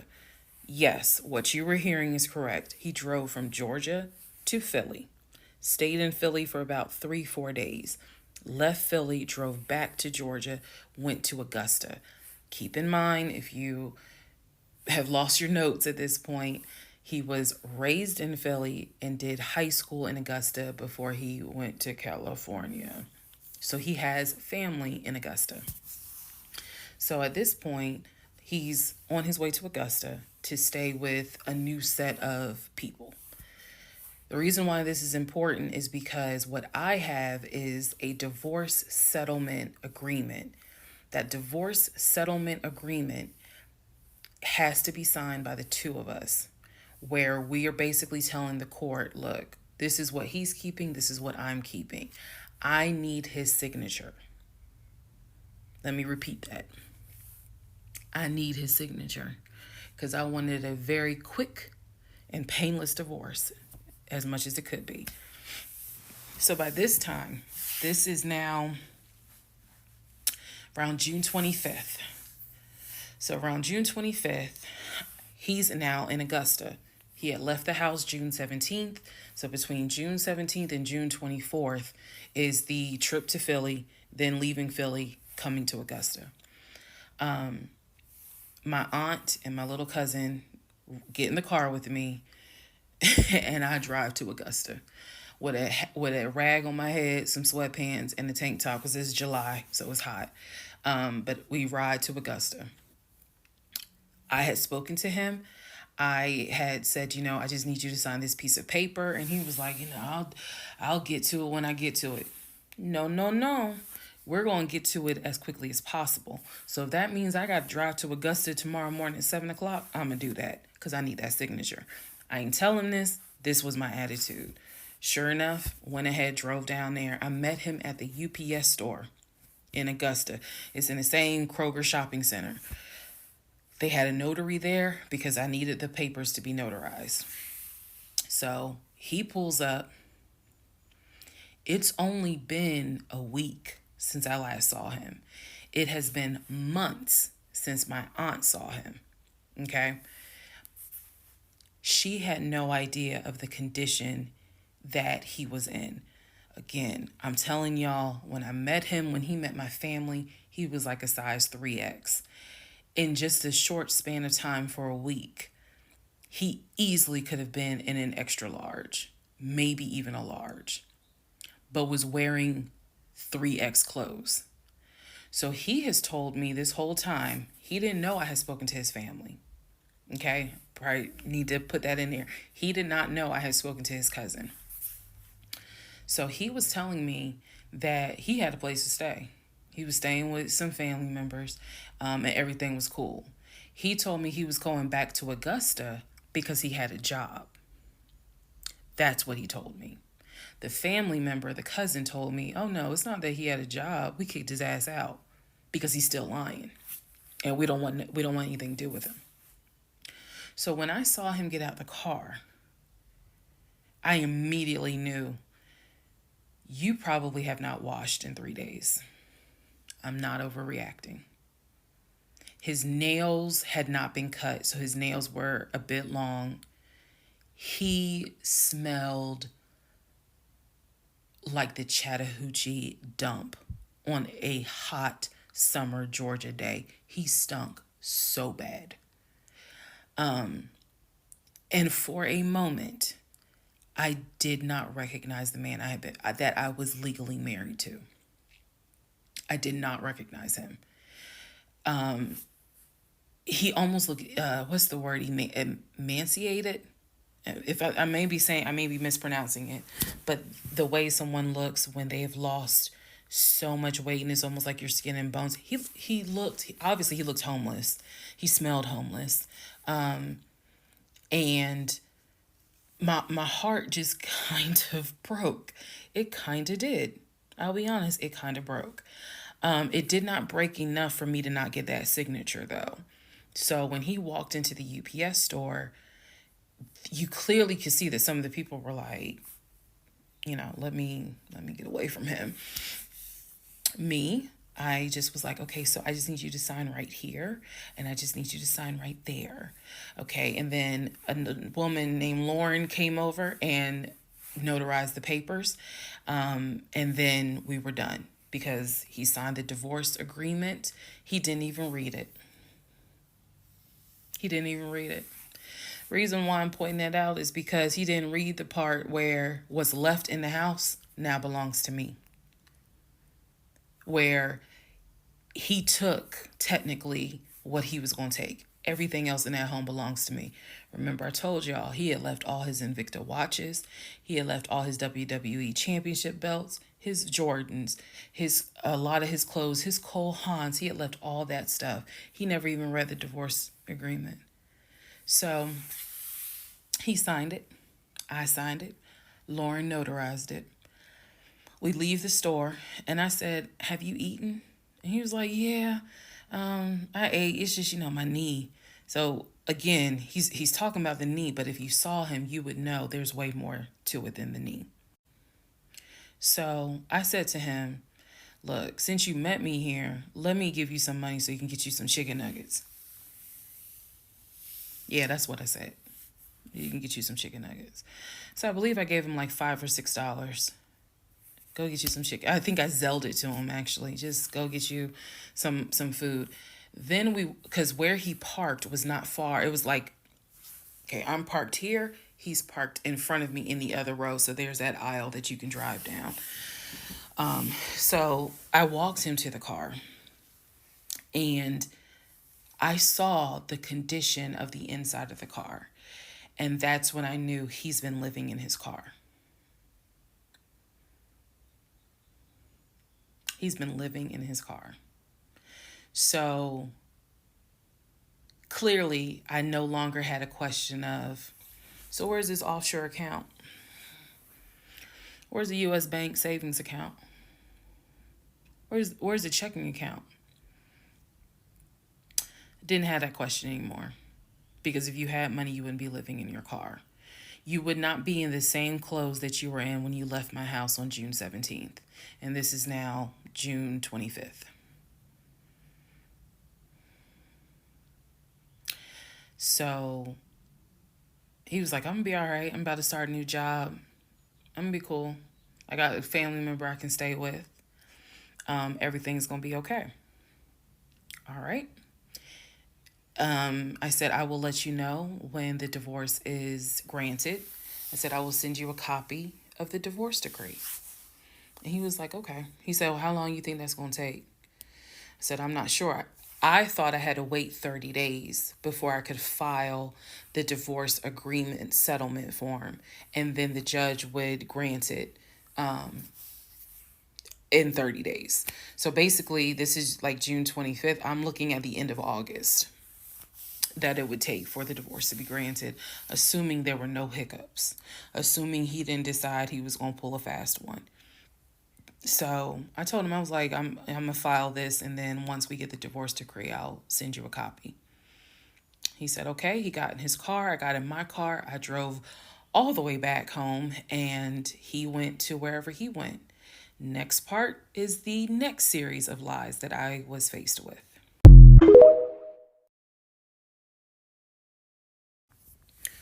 Part 36, who the fuck did I marry? The family tree. Please fasten your seatbelts and put the tray tables in the upright position. Let's go. All right. The cousin, I'm not going to name her. The cousin had reached out to me on Facebook, asked me to please give her a call. So this conversation was on the phone. Yes, I was actually speaking to her.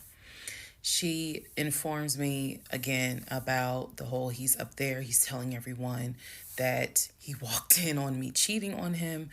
It was with a law enforcement officer, and that the law enforcement officer used his duty weapon to threaten him to get him out of the house. The reason why I'm particularly mentioning the fact that he said it was law enforcement is because he was trying to get a family member, like one of his cousins, to call the agency of the law enforcement officer and file a complaint, which in hopes would then start an internal affairs investigation. Yeah. So, female cousin's on the phone with me. She's telling me everything that he is telling them. She's like, look, we know he a liar. We don't fuck with him. He's been a liar since a kid, but he's also family. She said, we didn't know at all who you are. So I thought that that was interesting because I was like, you didn't know who I was, but his brother knew who I was. And so again, that's when I said to her that I was like, I've talked, he's talked to his brother every day. So why wouldn't the brother tell y'all that he had gotten married? And so she said, what brother? And so I told her the brother's name. And she said, he told you that? I said, he was having the phone calls in front of me. So at this point, what the cousin said was, she was like, okay, I'm going to confirm that with him. She was like, he lives up the street, so I'm going to just confirm that with him. She was like, because I'm pretty sure that they have been beefing for a while. I was like, I can only tell you what I saw, what I heard. That's all I can say. So then when she asked me about, well, how many brothers do you think he has? And I said he has 4 brothers. Again, I listed all of them. This woman was like, he has 2 brothers. She said he has the twin and he has the older brother, the one that he was on the phone with every morning, blah, blah, blah, blah, blah. I said, twin? Who's the twin? So this is where she explained to me. She said the parents, mom and dad, had the older brother.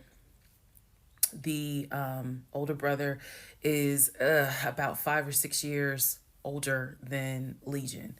Legion and the younger brother, who lives in Nashville, they are twins. So when he kept saying the younger brother, my younger brother by 2 years, it's his older brother by 20 minutes. They are twins. I have seen a picture of this brother. Yes, they do very much look alike, but I didn't know they were twins. It doesn't even matter. I didn't know they were twins. But definitely they had the same mom and dad. So she was like, no, that he's older than Legion by 20 minutes. They're twins. She said, so the parents had 3 boys. Brother in Philly, the older brother, and the twins. She was like, who the hell are these sisters that you're talking about? So I tell her, I was like, Shantae and Kim. She said, I don't know who Shantae is. She said, Kim is my daughter. Kim is not his sister. Kim is my daughter. And she said, that's his cousin. She was like, and they haven't spoken in about 20 years. So, no, that's not his sister. He does not have any sisters. And I said, well, then what about the other 2 brothers? She was like, what other 2 brothers? I said, the brothers from his dad. She was like, you mean to tell me this man is going around telling people, I know somebody's going to quote Nicki Minaj, lying on your dead mama, but try not to. She says, you mean to tell me this man is walking around lying on his dad, saying that his dad had kids outside of his mom? And I kind of stuttered like, yeah. She was like, he does not. She said, I have no idea who those 2 men are. She said, those are not his brothers. But if y'all remember, I've met those 2. And he introduced them as, man, this is my brother John. This is my brother Matt, type thing. And so they both were like, oh, my sister, it's good to meet you. It's good to meet you. Remember that, because obviously I do eventually talk to those 2 men again. So she says to me, the family tree is mom and dad, the 3 sons. She was like, there are no sisters. She said, I don't have a clue who Shantae is. She said, Kim is my daughter, so that's just their cousin. But again, they ain't spoken 20 years. I said, okay. And then there was the grandmother. She said, yeah. She named the grandmother. She was like, yeah, she died in like 2008. I said, yeah, he told me that she died in 2020. And that, all of you were coming down for the memorial service. And she's just like, she died in 2008. I said, then there was the uncle who also died from COVID. She was like, which uncle is that? I told her the name. She said, he's been dead since 2010.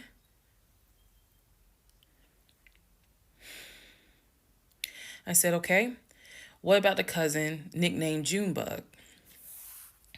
Everybody got a cousin. If you're not African American, we all know a Junebug somewhere. And she just was like, "Oh yeah, cousin Junebug." She was like, "Man, that's crazy what happened to him." And I was like, what do you mean what happened to him? Because I know he has talked to his cousin Junebug on the phone like a few months prior. He was like, and so she said to me, she said, "Yeah, he had passed away in like 2016." So this is now three people that she's naming that I recall him having either a story about or a phone call with, and she's telling me that they are all passed away. So this is when the conversation kind of changes, and she's like, "You know what?" She said, "Let me speak to the older brother, because he probably wants to talk to you." She was like, "You probably should talk to him, and a lot of your answers, a lot of your questions will get answered." She was like, "This dude's been lying ever since he was a kid." She was like, she said, literally, "We don't fuck with him."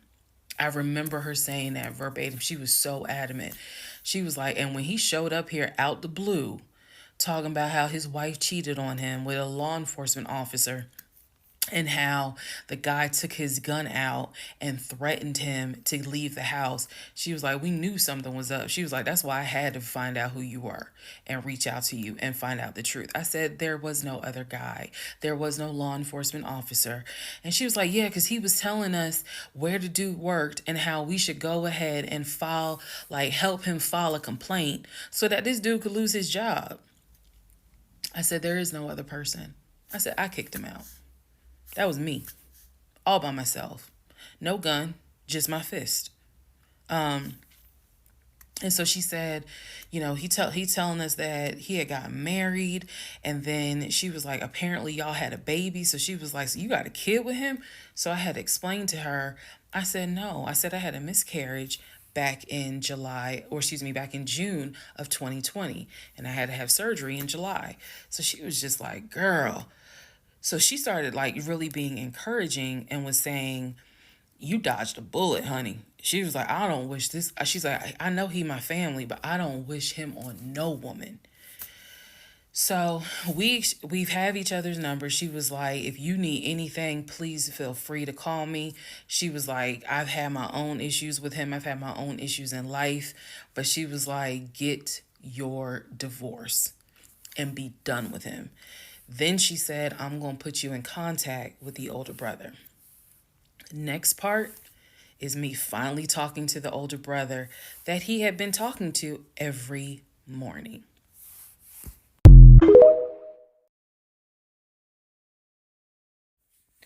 Part 35. Who the fuck did I marry?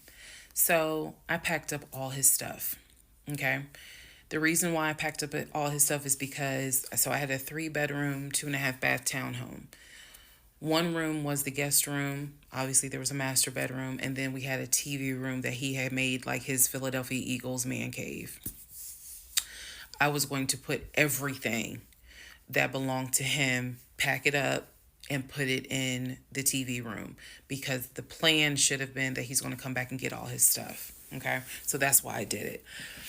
And honestly, it just felt good to pack up his stuff and go through it freely, because when he packed in a hurry, he left obviously really important things. He left all his Invicta watches. He left all his WWE championship belts. And if you know anything about WWE championship belts, you know those things are expensive. He left all his Jordans. He left suits. He left Cole Haan shoes. He left all that because it was such a hurry for him to leave. So all that was still in my house. So around 2:30, I think I wasn't even at a place where I could start crying. I was just too angry, still shaking, packing everything up. One of the things that he left is a photo album with all the pictures of his mom and dad and his siblings growing up. Now, I had the thought of I was going to have a burn party, and I was going to put it on Facebook Live. I was going to burn it with my friends and drink and dance and play music. But it's his deceased parents. I do have a heart. So I put that somewhere special, meaning I put it up in the closet. He had told me that he was going to come back and get his stuff. And so I just did not, I didn't throw anything out unless it was like something I knew was trash. Other than that, I put everything up and kept it, in the TV room. So that's June 17th. Also on June 17th, I had already ordered his birthday cake. I had ordered the birthday cake like the end of May because it was like a special birthday cake. So I also had to go get the birthday cake from the bakery in East Point. And I took it to my family's house and we ate it. Yes, I had left the house, went to my family's house, filled them in, my aunt, my little cousin, and my grandfather, because my mom was in Arkansas. So went over to their house, filled them in on what was going on. They could not believe it. Although my grandfather then told me, he said, he ain't look like he was a football player. He was like, I ain't want to say nothing, but he ain't look like he was a football player. Gotta love grandparents. So we ate his birthday cake. Went back home. The friend that I had called came, changed all the locks, I changed the security codes. Effectively, he would not have been able to get in that house. So that is what happened on June 17th. So now we can fast forward. He would text me and he would call me that he got to Philly. Apparently he left Georgia and immediately went to Philly. So he immediately went to Philly, and he did text me and said that he made it to Philly and he was staying at his aunt's house. I know that this is a short part. That's okay, because what we're doing now is I went through how we met. I went through how we dated. I went through how we got married. Now I'm taking you all to June 17th. The week after June 17th, he's in Philly. He still would call me. He still would text me. The conversations we were having the week after June 17th, so this would be June 18th up to the 24th. The conversations we are having had to do with divorce. So who's going to file? And he was like, well, I don't want a divorce, so I'm going to fight you on it. Are you? Really? Are you going to fight me on the divorce? I didn't know anything about filing for divorce. So, but I refused to stay in a place of ignorance. So I went online. There's a website that you can go to where you pay like a $200, $239 fee, and you fill out basic information and you choose your state. And they will but they will make all your documents. All you got to do is print it out and take it to the court. And it is step-by-step directions. We didn't have any property with each other. We didn't have any kids with each other.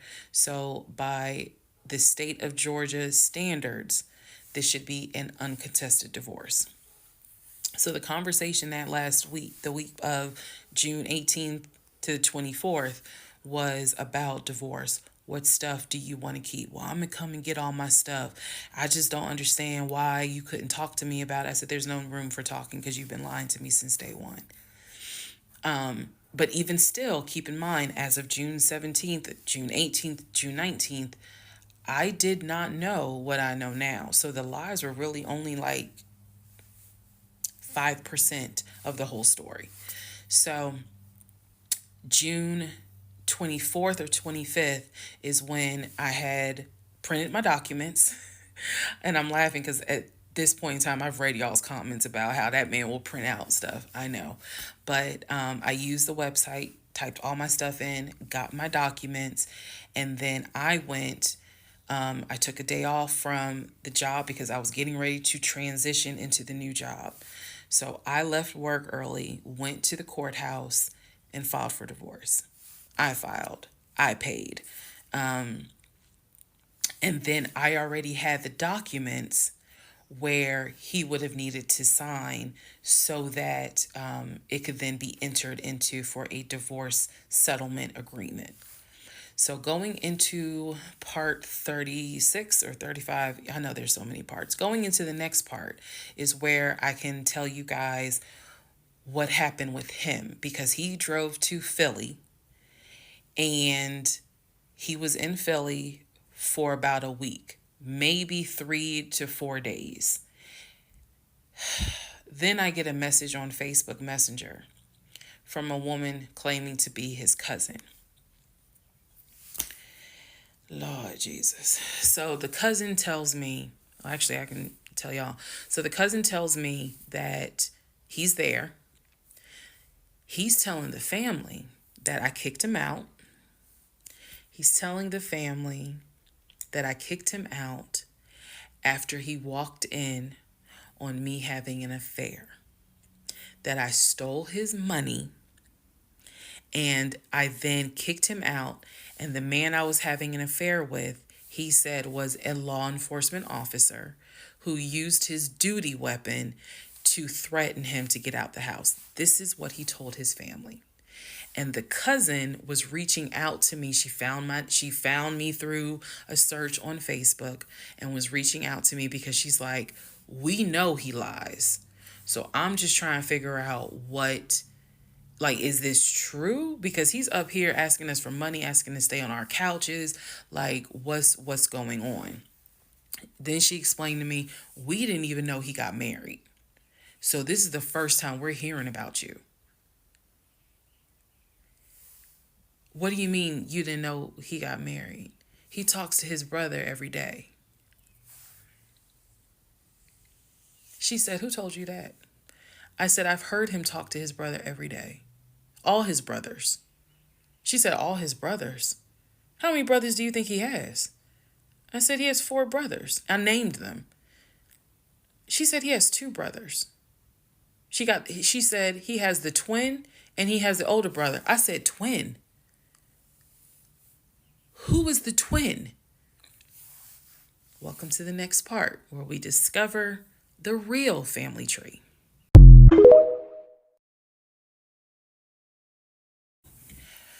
Part 34, who the fuck did I marry?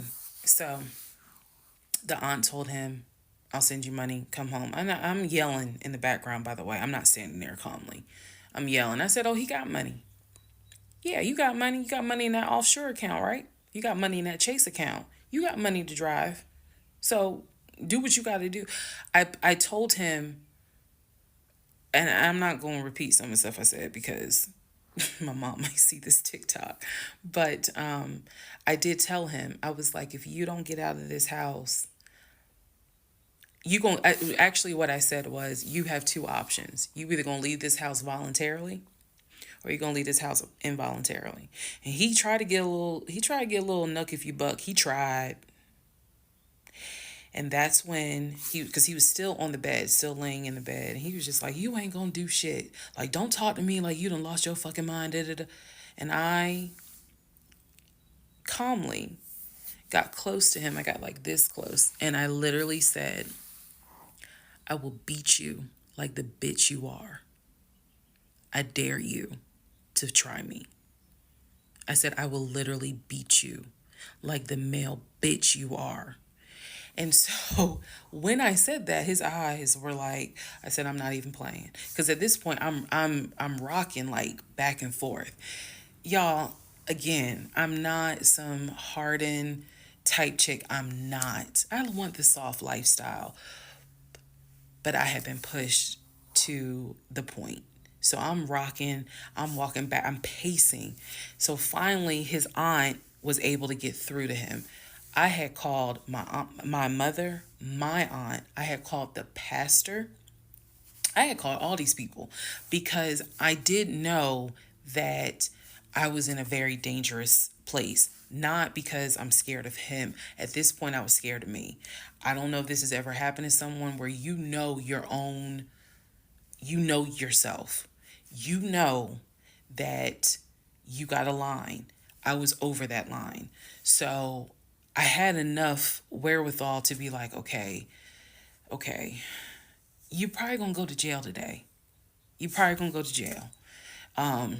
You probably ain't gonna have that job in the morning. Like I was there. And again, this is not to sound bragging at all. This was a woman who I could not believe that even with the attempt of me trying to give him one last opportunity to tell me the truth, he still lied in my face. I was at my edge. So I yanked the covers back, and I told him, I was like, get up, get the fuck out of my house. Again, I'm saying it calmly on here. It was nothing calm in the house when this happened. So I'm throwing stuff up against the wall. I remember I looked at the lamp. He looked at me looking at the lamp, and I think something in him realized, okay, yeah, I'm in pain, but if I don't get up, she's going to do something with that lamp. So he does get up. He is still on the phone with the aunt, because the aunt was pretty much like, keep me on the phone. She did not want him to hang up. He throws some stuff together. Again, keep in mind, he has all his stuff in the house. So he basically packed like 2 bags worth of clothes. And he's limping around, and I'm standing in the hallway watching him like a probation officer. So he's limping around, and I'm looking at the condition of the bedroom. This is when I noticed Legion had been semi-bedridden. Remember, I told y'all that, because the knee and other stuff. I look at these bottles of Powerade, because he had been drinking Powerade so much at this point. He was not getting up to go to the bathroom. He was drinking the Powerade and then using the empty bottles to pee in. So there was about 6 bottles around the bed. And I was like, what is this? Because again, I hadn't really been going in that room. I was busy being CIA, FBI, and Homeland Security for the past 2 weeks. So I was like, what is this? He was like, I'm going to throw it out. He grabbed a trash bag, put the bottles in there. And I said, what are in those bottles? I said, tell me. And I think I started like twitching. Like, tell me. That is not piss in those bottles. He was like, I couldn't make it to the bathroom. I was in too much pain. So at this point, I'm even more like, yeah, get the fuck out. Get out. Get out of my house. So I helped him. While he was packing his bags, I went downstairs. I took the house key off of his keys.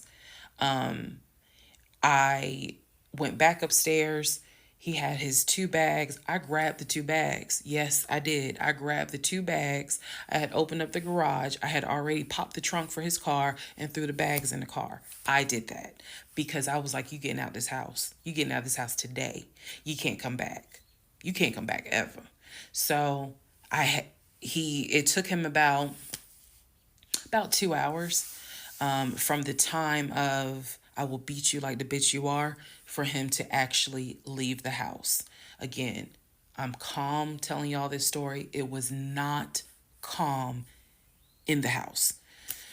So he eventually puts on some sweatpants. Now I can really see how much weight he has lost. But he puts on some sweatpants. He puts on a shirt. He's limping down. And he's like, you really gonna kick me out on my birthday? I just looked at him.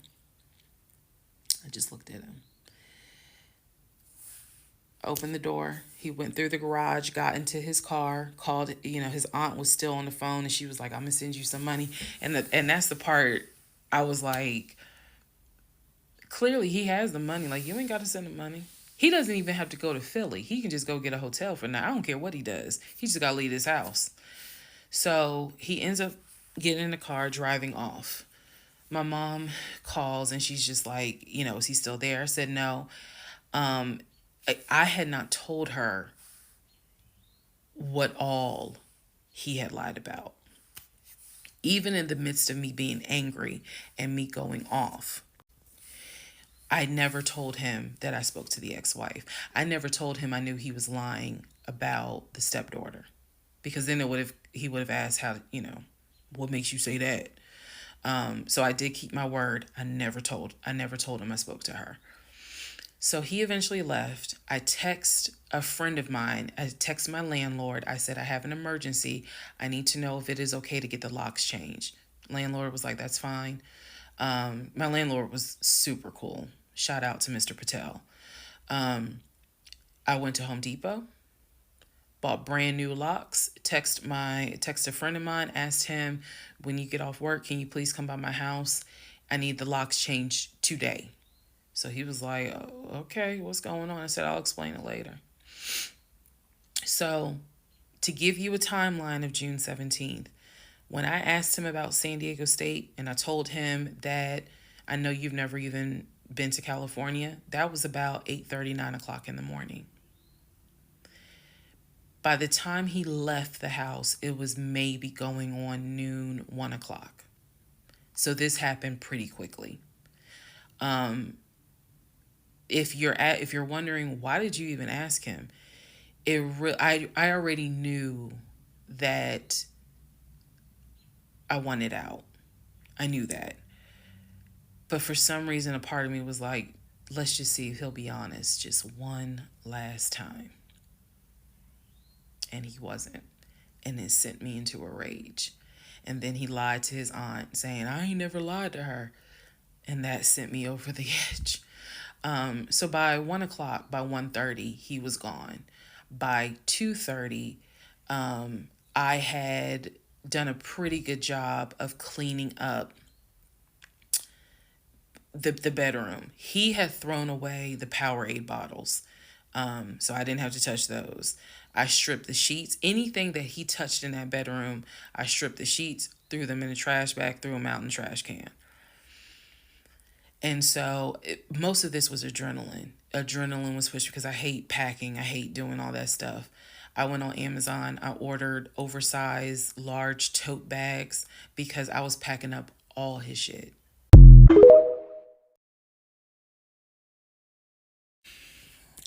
Part 33, who the fuck did I marry? June 17th, 2021. So, you guys have been on this ride. You now know exactly what information I did have. The morning of June 17th, which was his birthday, he was in the bed as usual. Powerade bottles all over the place because I wasn't in the mood to clean. And so I went in his room. He was awake. He was watching YouTube on his cell phone. He watched a lot of YouTube, watching these two guys that always were fixing Jeeps on YouTube. And if I saw them, I would know exactly who they are, but I can't remember their name. It's a popular show on YouTube. Anyway, so I go in there and I just calmly sit on the edge of the bed. And I was like, can we talk? And he was like, yeah, what's up? I said to him, Legion. Obviously, I called him his name. Legion. I said, I'm going to ask you something. I just want you to be honest with me. So he starts, I can already see in his eyes, he's about to get defensive. And I was like, calm. Because this is the tone I had. Calm. I said, you never went to San Diego State, did you? He rolls his eyes and he's like, I said, calm down. Watch your tone. I said, you never went to San Diego State. I said, you never lived in California, did you? And he said, of course I lived in California. He was like, I fucking showed you the house I had in California. He said, and I told you about San Diego State. I was a private citizen. My dad paid for me to be a private citizen. And I said, okay. I said, I called San Diego State.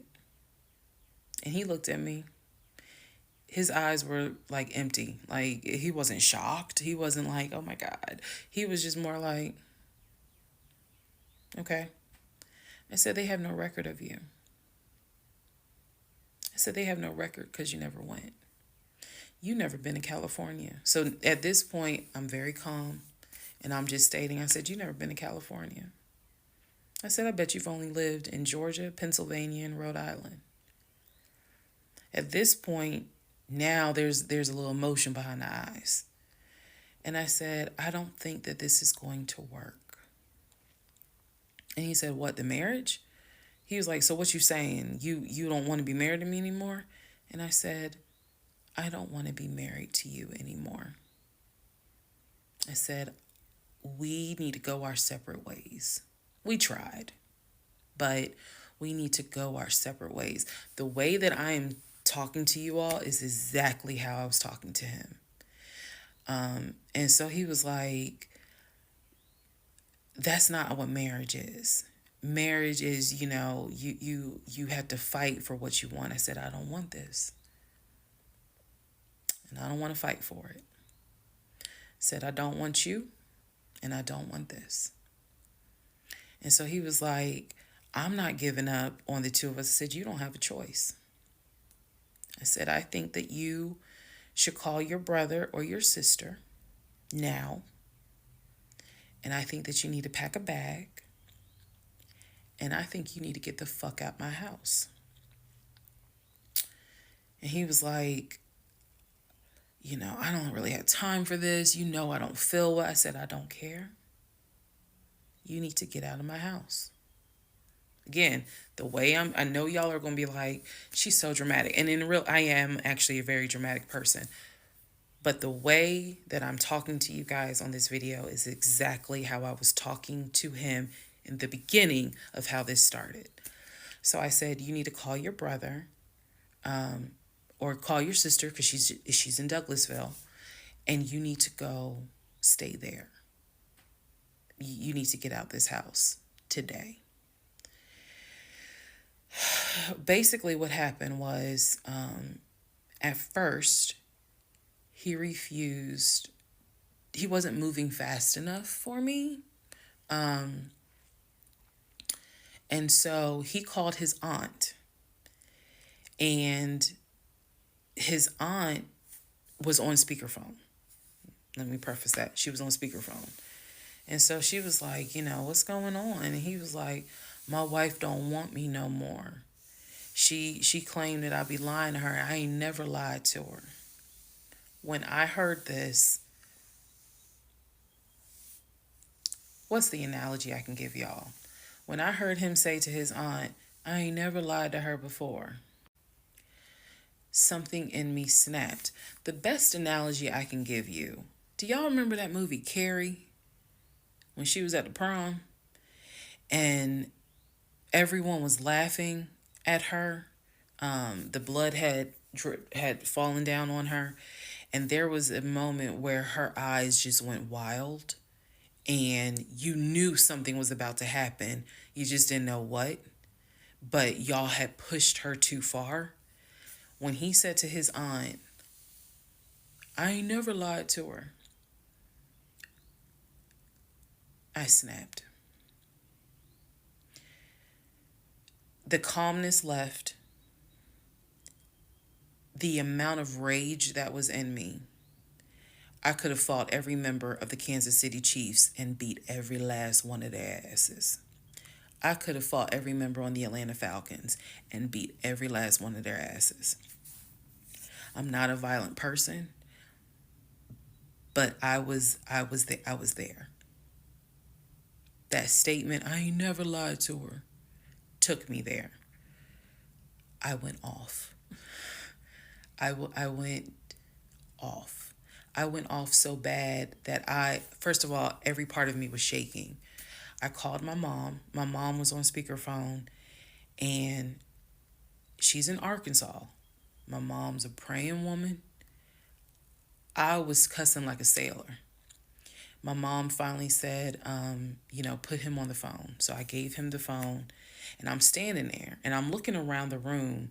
is the scene that I remember is the Angela Bassett scene in Waiting to Exhale, when her eyes are darting around the room right before she grabs everything to put it in the car to set it on fire.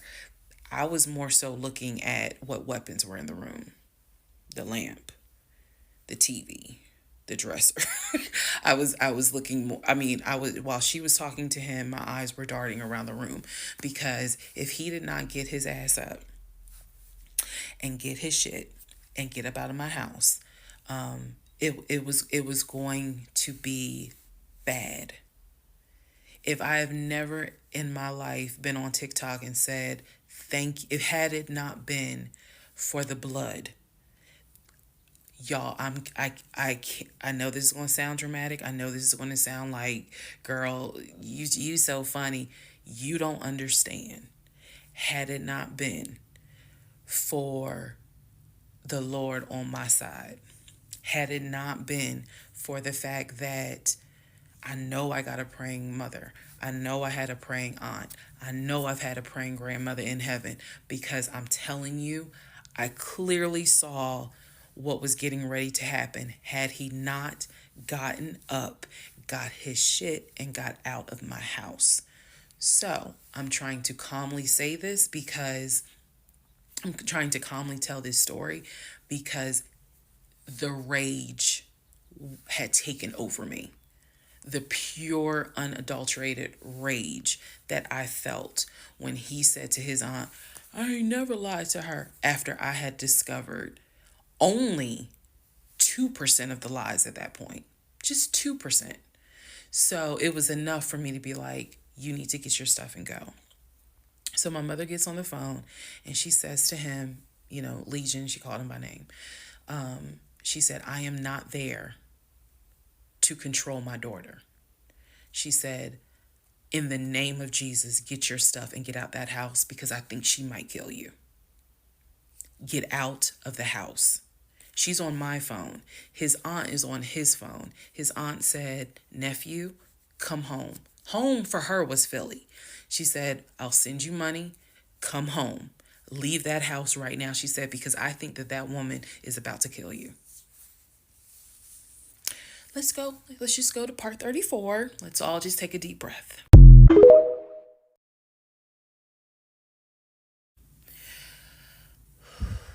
Part 32. Who the fuck did I marry? All right. So we're now in June.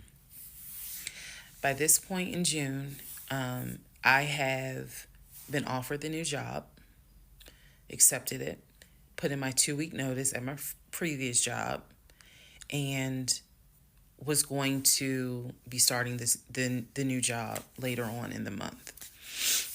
So when he laughed, where I told him I wanted to get a new job, that laughter fueled me to get a new job.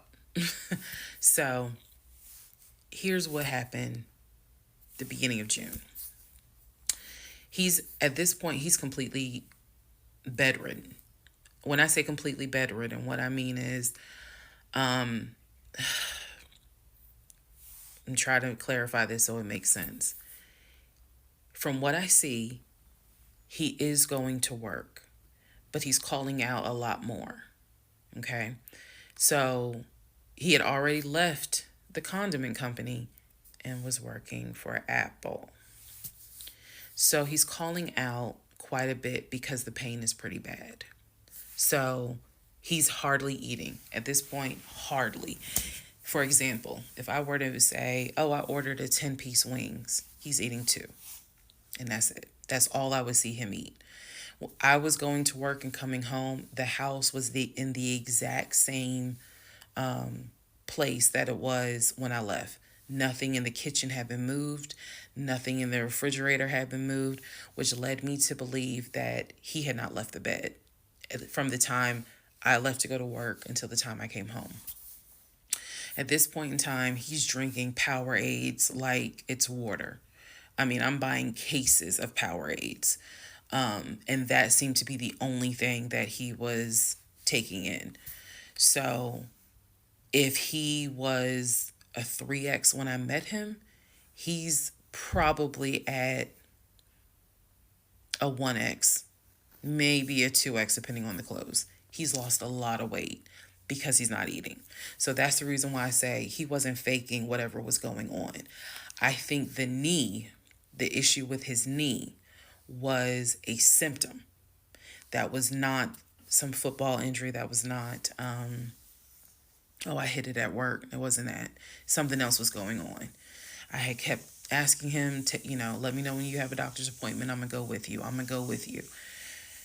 And he just kept saying he's calling the doctor, and the doctor told him to just keep icing the knee. But I knew better. What was happening was I didn't care because of all the stuff I was finding out. So, beginning of June, he is in the bed, sleep, and I get his phone. I ain't gonna lie. I got his phone. He had a work phone and he had a personal phone. It was the work phone that he had from the condiment company that apparently was never turned in. Follow me. It'll all come out. So he still had the work phone. It was deactivated. But he did not wipe the phone, if y'all know what I mean. Take all the data off. He did not do that. So I looked through the phone and I see this would have been text messages. Text messages between him and a woman named Peaches. I go back to the beginning of the text messages. This is on the work phone. This is the beginning of June of 2021. I go back to the text messages the beginning of the text messages between him and Peaches. Yes, that was her name, Peaches. I'm reading the thread because he's knocked out sleep. So I'm in the bathroom with the door locked, reading the thread. And what I can tell is that he met Peaches on POF. If you don't know what POF is, it is Plenty of Fish, a dating website. He met Peaches. I saw the messages in June, so he met Peaches around February. Met Peaches from POF.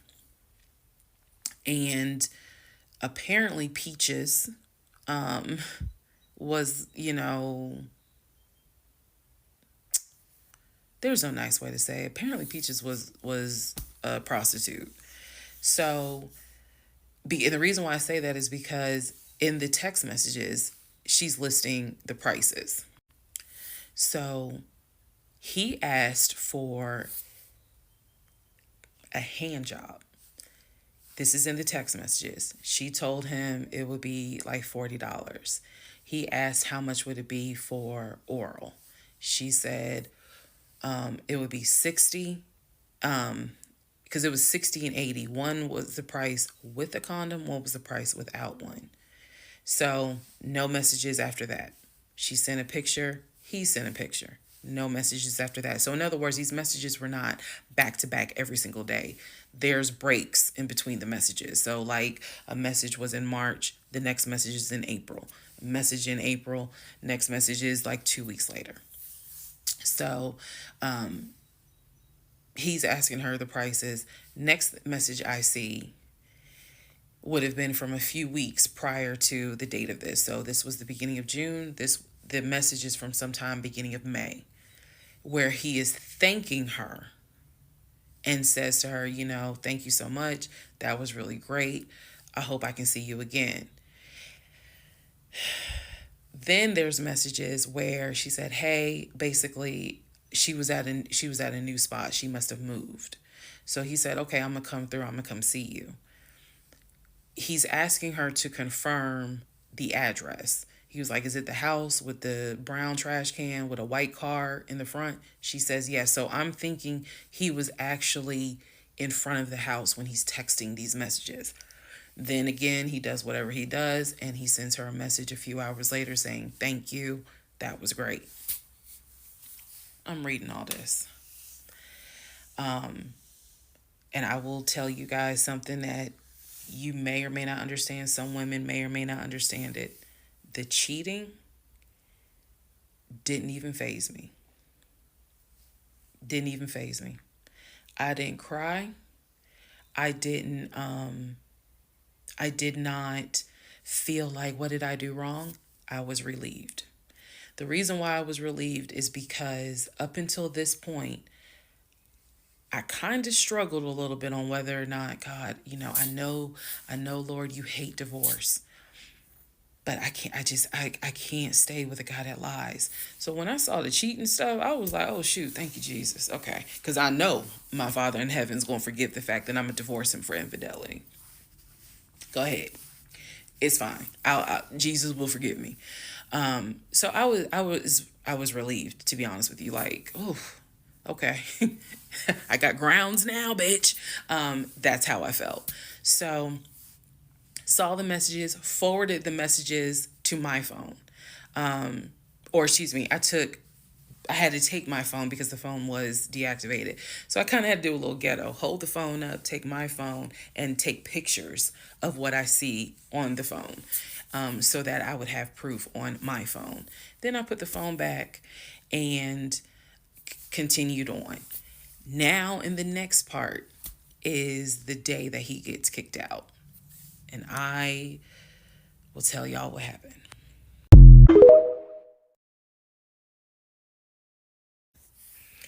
Part 31, who the fuck did I marry? So I found his mother's obituary online. It then told me, it listed the it listed his brother in Philly and his wife. It listed Legion, and then it said his wife. I took the name from the obituary and I did a Metro Atlanta court search with that name. I found a divorce record. I found a divorce record with Legion and the same woman's name that was in the obituary. In that divorce record, it looks like he's the one that filed for divorce. This would have been around 2016. This was after the mother's death. He filed for divorce. She was the respondent. I think that's the correct terminology. Both had a temporary protection order against each other. He had one against her. She had one against him. The divorce ended up getting granted, finalized. Then it looks like he went on his way. In the course of the search for her name, I discovered that at one point in time, the two of them had lived in Rhode Island. So that's the connection with Rhode Island, because for the longest time I could not figure out who lived in Rhode Island. That's where that came from. The two of them, he and this woman, lived in Rhode Island several years prior, or a few years prior. I could not find the obituary for his dad. I searched and I searched. I could not find the obituary for his father. For whatever reason, I knew his grandmother's name. I just randomly decided to do a Google search of the grandmother's name. Initially, nothing came up because I was looking for the grandmother's name in Philly. Nothing came up. I looked for the grandmother's name down here in Georgia. Found a record, but it wasn't quite clear. What was clear was that she had died several years prior. So what I found was a different website where it was like a legacy.com type thing. So I believe legacy.com holds old obituaries. Did a search for her name, found a match. That is when I discovered that she actually had passed away in July of 2008. Read the caption of the obituary and verified that in fact it was his grandmother. Because at the bottom of it, again, obituaries tell you a lot. It names who she leaves to cherish her memory. So it lists all the different family members. It lists the brother in Philly. It lists Legion, no spouse, and then a brother in Nashville. Once again, it did not list the two sisters, Shantae and Kim. So I'm even more like, okay, clearly something, is up when it comes to Shantae and Kim. But what I do know is that he has talked to them multiple times in front of me. So I'm not sure what I'm missing. Maybe some family feud happened. I don't know. So that is how I discovered that when he told me the grandmother died from COVID and he was crying, boo-hooing and all that shit, she actually had died in July of 2008.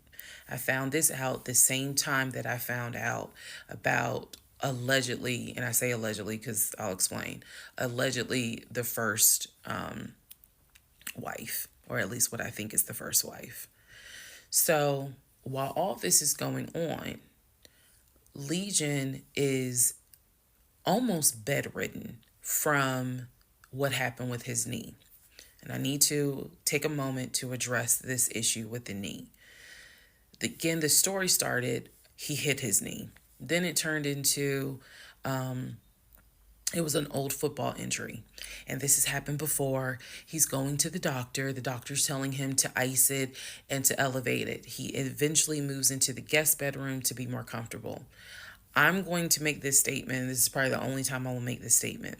He was not lying about the injury that he had. I don't know where the injury came from, but what I do know was he was not lying in the fact that he was in pain. You could clearly see that he was in pain, and the pain was becoming debilitating. Please understand what I'm saying. The pain was debilitating enough to where he was taking my pain meds from when I had the miscarriage. And then also, it was hard for him to walk. He was not eating. So this is what made me believe this, whatever was going on with the knee, there was more to it because he was not eating. When I met this man, he was a size 3X. At this point in time in May, he's down to a 2X. He is not exercising. He is not doing anything mobile. He's simply not eating. So there definitely was something going on, something concerning. Honestly, I thought it might have been cancer. But he kept saying, no, it's not that. It's from a football injury. It's from a football injury. I said to him, the next time you have a doctor's appointment, I want to go. It was that bad. And he kept making excuses like, okay, fine, I'll make the appointment. I'll let you know what it is. Cool, I will take off work. I want to be at that doctor's appointment because whatever is going on with you is serious to the point where you are losing weight rapidly within a 2-week span. So now we can go ahead and enter into June. When we enter into June, I have verified, read the divorce documents for not one wife, but 2 wives. I have called San Diego State, verified they have no record of him. He claims he was a private citizen. I don't believe that. They're saying there's no record of him. I have pulled his background. It is showing that you've lived in Pennsylvania, Rhode Island, and Georgia. When I look at the addresses, it is tied to at least 2 women, both of whom I'm showing divorce records on file that you had. I've also verified that your grandmother actually died in 2008 and not in 2020 from COVID. I know all of this as I'm going into June. His birthday is June 17th. So all I've been doing is just trying to figure out what is it I'm going to do. I spoke to the pastor and his wife. I believe it was actually the pastor I spoke to because I knew the pastor previously before he did our marriage counseling. And I told him what I found.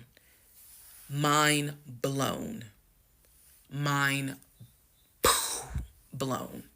Had no idea. He knew something was up. He knew that Legion was not really trying to make this marriage work.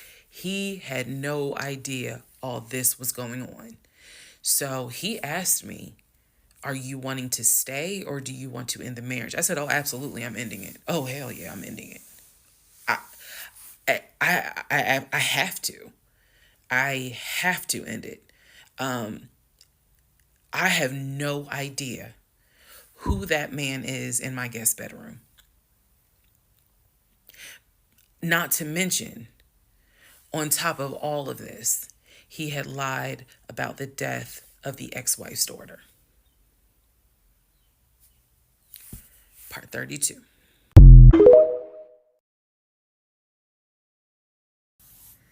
Okay, part 30 of Who the Fuck Did I Marry? So I'm going to use this as a clarification video. So we're going to use part 30 as a stop. Let's clarify some things. I've done that before on a previous set of videos, so I think it's just important to do that so that way I can try to address some of the things that I have seen in the comments, both supportive and just downright mean. But let me clarify some stuff. Number one, it is important to remember that I am telling this entire story of how I met, dated, married, and divorced my pathologically lying ex-husband. I am going in chronological order of events. So what that means is that, ma'am, sir, whoever you are, if you were coming in at part 30, but you have not seen part 11, some stuff is not going to make sense. I know. It is a long playlist. And don't worry about watching the video as soon as it comes out, because everything, I'm trying to do this responsibly of telling the story in the order of which things happen. So I say that to say, please, if you're able to, start at the introduction disclaimer video. Start with part 1 and then just watch each video, because a lot of the questions people are having that I'm seeing in the comments, and I say this respectfully, is just because you did not go to the other videos and watch them in order. That's just the first thing I want to say. It is important that I get this story out, but that it's done, like I said, responsibly. To me, responsibly is being honest, even if it makes me look bad, but then also trying to be clear and not ramble all over the place. So I'm trying to take the time to tell you, this is what happened at this time. This is what happened at that time. That's why there's so many parts. And we're not even to the part of the divorce yet. We're almost there, but we're not there yet. Second thing I want to clarify. I cannot stress this enough. My family and my friends did not know what was going on between Legion and I. They did not know. My family only knew, we've met this guy. He's dating our daughter, our niece, our cousin, our granddaughter. He seems to be a really nice guy. He seems to really love her.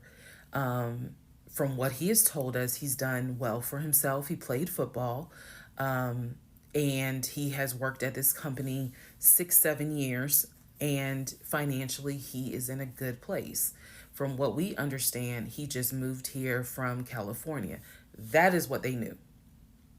They did not know about the red flags I had. They did not know what was going on in my head. They did not know what was going on in my heart, because I did not want to look stupid. I'm fully aware that when I tell this story, I look stupid. I'm aware, and I've made my peace with that. But at the time, I did not want to look stupid. So it was important to me to put on everything's great. We're really happy. We're looking for a house and everything's going well, knowing full well that behind the scenes, I couldn't figure out why he wasn't showing proof of funds. They did not know. So I say that to say, I see the comments about how my aunt gave me horrible advice when I called her about the sexting on Facebook. And I want to clarify something. She did not tell me to stay with him. She did not tell me to leave him. That's not her place, and that's not what she would do. She simply was in shock that any of this had happened and did not know what to give me advice on. The one thing that she did say was, look, he's not your boyfriend. Meaning, it ain't as simple as, oh, we just gonna break up. Pack your shit and go. Because you married him. My aunt is the most ride or die chick I've ever met. You fuck with me, you fuck with her. And she is straight Jersey. So I love her for it, but I need it to, it's not fair for me to leave it out there as if, oh, she just was like, girl, I mean, go home and deal with it. No, never in a million years. So I want to clarify that. I also want to clarify about my mom. So, my mom lived in Arkansas, and when she came to visit in April, this is we were already married. This is her first time physically meeting Legion. My mom will tell you she had no idea anything was amiss, but there was something that nagged her a little bit. She didn't know what it was, and my mom is the type where she's going to get on her knees in prayer. That's who she is.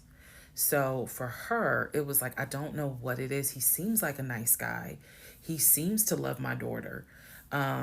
Because again, there was no arguing in the house. The house was peaceful while she was here, even though behind the scenes we had just came off of the whole sexting incident with other women. So for her, it was like, I don't know what it is. She did tell me later on that it seemed as if I wasn't as happy as she thought I would have been. But again, she took it to the Lord in prayer. And her prayer was, God, protect my child. I don't know what's going on, but protect her. That was my mom's response. So she did not know, she did not pick up or overhear something that was going on while she was here. She had a candid conversation with Legion, and Legion kind of came across as, I miss my mom. He missed his own mother, and so he called my mom and doted on her, again putting on a charade. And so for her, it was like, bless his heart. That's what she said. Bless his heart. But no, she did not know the specifics. Nobody knew the specifics. They didn't know the specifics until we're talking May, June of 2021. They knew that we were looking for a house. They knew that the house fell through. They did not know about the proof of funds. They did not know that he wouldn't show me the savings account, the offshore account. So I just want to say that because to me, it would be irresponsible to not clarify what family and friends knew. Because these people have always been supportive of me, always had my back. I just simply did not share with them the things that I felt like were red flags, because again, my mindset at the time was, I want to be married, and what if he isn't lying? And I was making excuses for him to myself, so I definitely would have made excuses to family. Another thing I need to clarify, and I saw the comments on this about how a VP would never date someone that looked like me. And to the person that wrote it, that wasn't very nice. I need you all to understand, the relationship started in March of 2020. He came into my life as regional manager. Okay? That is how he came into my life. Then eventually he got promoted to VP of production or operations, some VP of something. That was later on in the relationship. He showed me the paperwork where it was basically a memo from HR. Your new position title will be VP of production. We'll just say production. Your salary, I don't remember the exact amount because it was a very specific amount, but it was over $200,000. It listed some of the benefits that he would have. He would have an office. He would be getting an executive assistant. That's where we get David from. If you don't know who David is, please go back and watch the series in order. He would be getting an executive assistant. He would be getting use of the company helicopter. He would be getting a company car. That is where we're introduced to the fact that he was starting to shop for a company car that could not be more than $90,000. That's what he told me. I didn't see this in the memo, the amount of the car, but that's what he told me. So that's where you get the car shopping for the Range Rover, the Jaguar, the the BMW. He even test drove a Mercedes GLE, I believe. So I'm just trying to, again, bring some clarity to this so that way we all can understand what's going on. And hopefully this just makes a lot more sense for everyone. All right, part 31.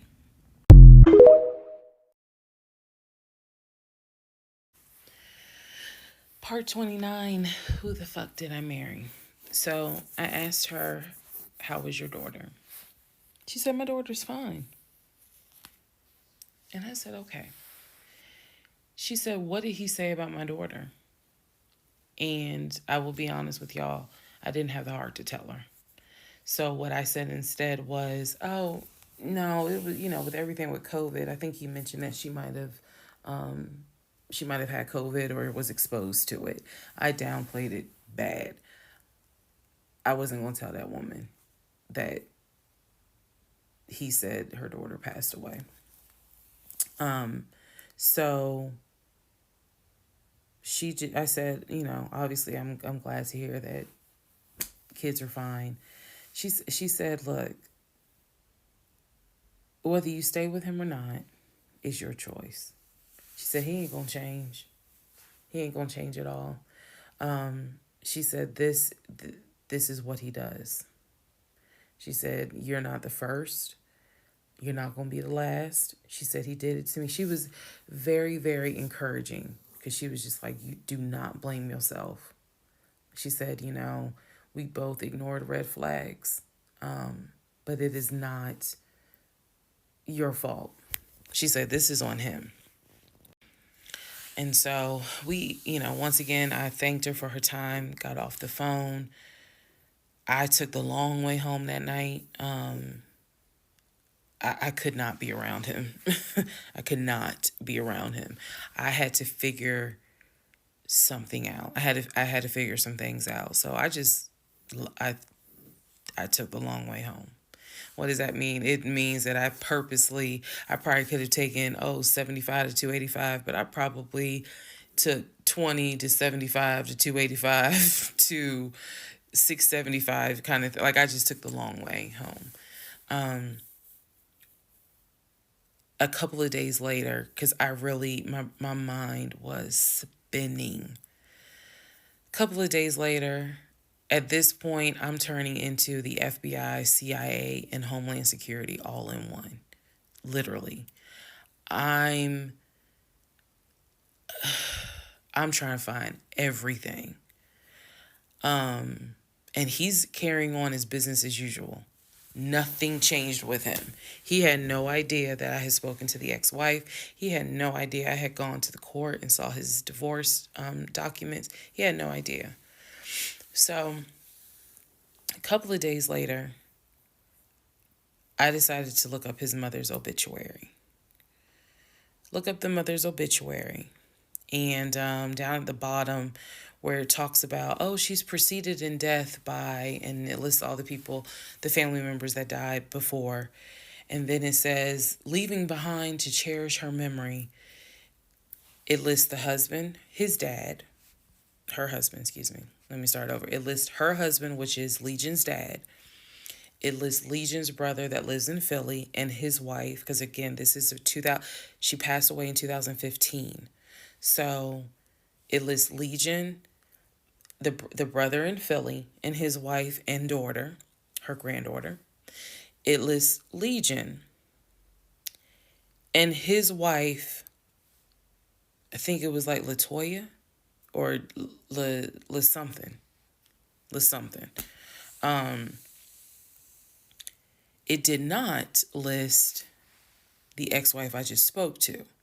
And it clearly said Legion, his wife, Latoya. Then it listed the brother in Nashville, his wife, Jane, or whatever. So I'm thinking to myself, there's two things I was thinking immediately. Number one, who is Latoya? Never heard that name before. So I was thinking, who was Latoya? And then number two, where are the two sisters? Shantae and Kim.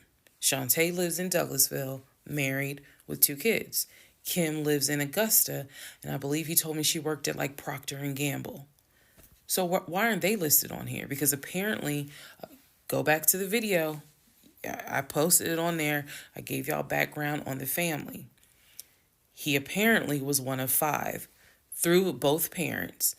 Brother in Philly, older brother, younger brother in Nashville, an older sister in Douglasville, and a baby sister in Augusta.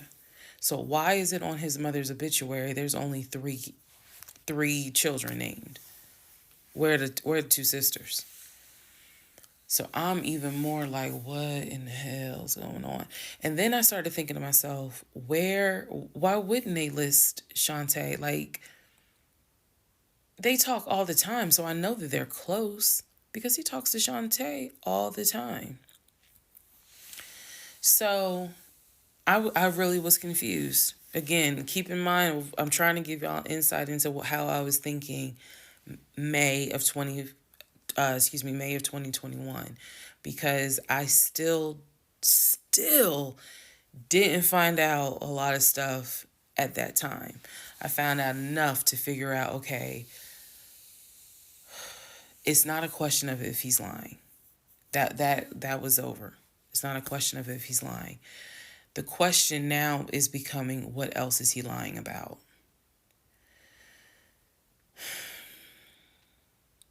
So we had the phone call with the ex-wife.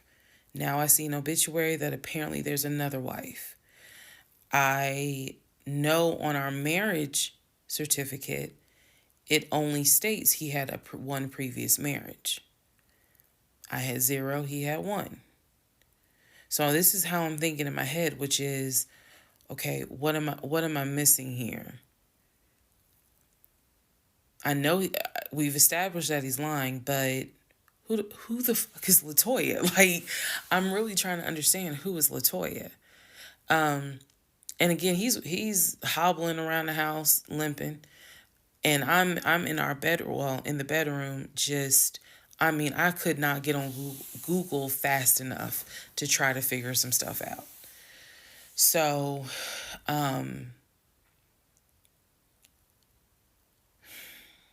see the mom's obituary, study it, and at this point, I'm now trying to figure out, okay, what's the game plan? What is the game plan? And that's where we are about to get into the next part.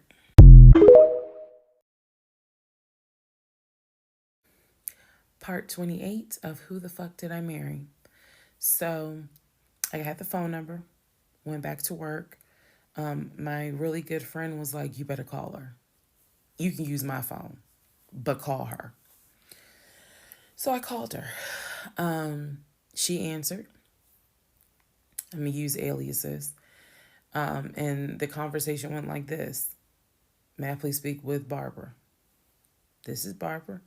Barbara, this is Shirley. Shirley who? This is Shirley Jones. I am the wife of Legion. Silence. Then she starts laughing. And she said to me, and I quote, if you were calling me, then I know it's bad. I chuckle and I said to her, I'm not trying to bother you. I'm not trying to disrupt your life. I said, I am literally coming to you on some woman-to-woman shit. I said, because you are probably the only person who can help. She listened. She was gracious. And she said, what is it that you need to know? Or what is it that you want to know? And I said, I understand that you and my husband talk and communicate. And she immediately said, what? No, we don't. And I said, okay.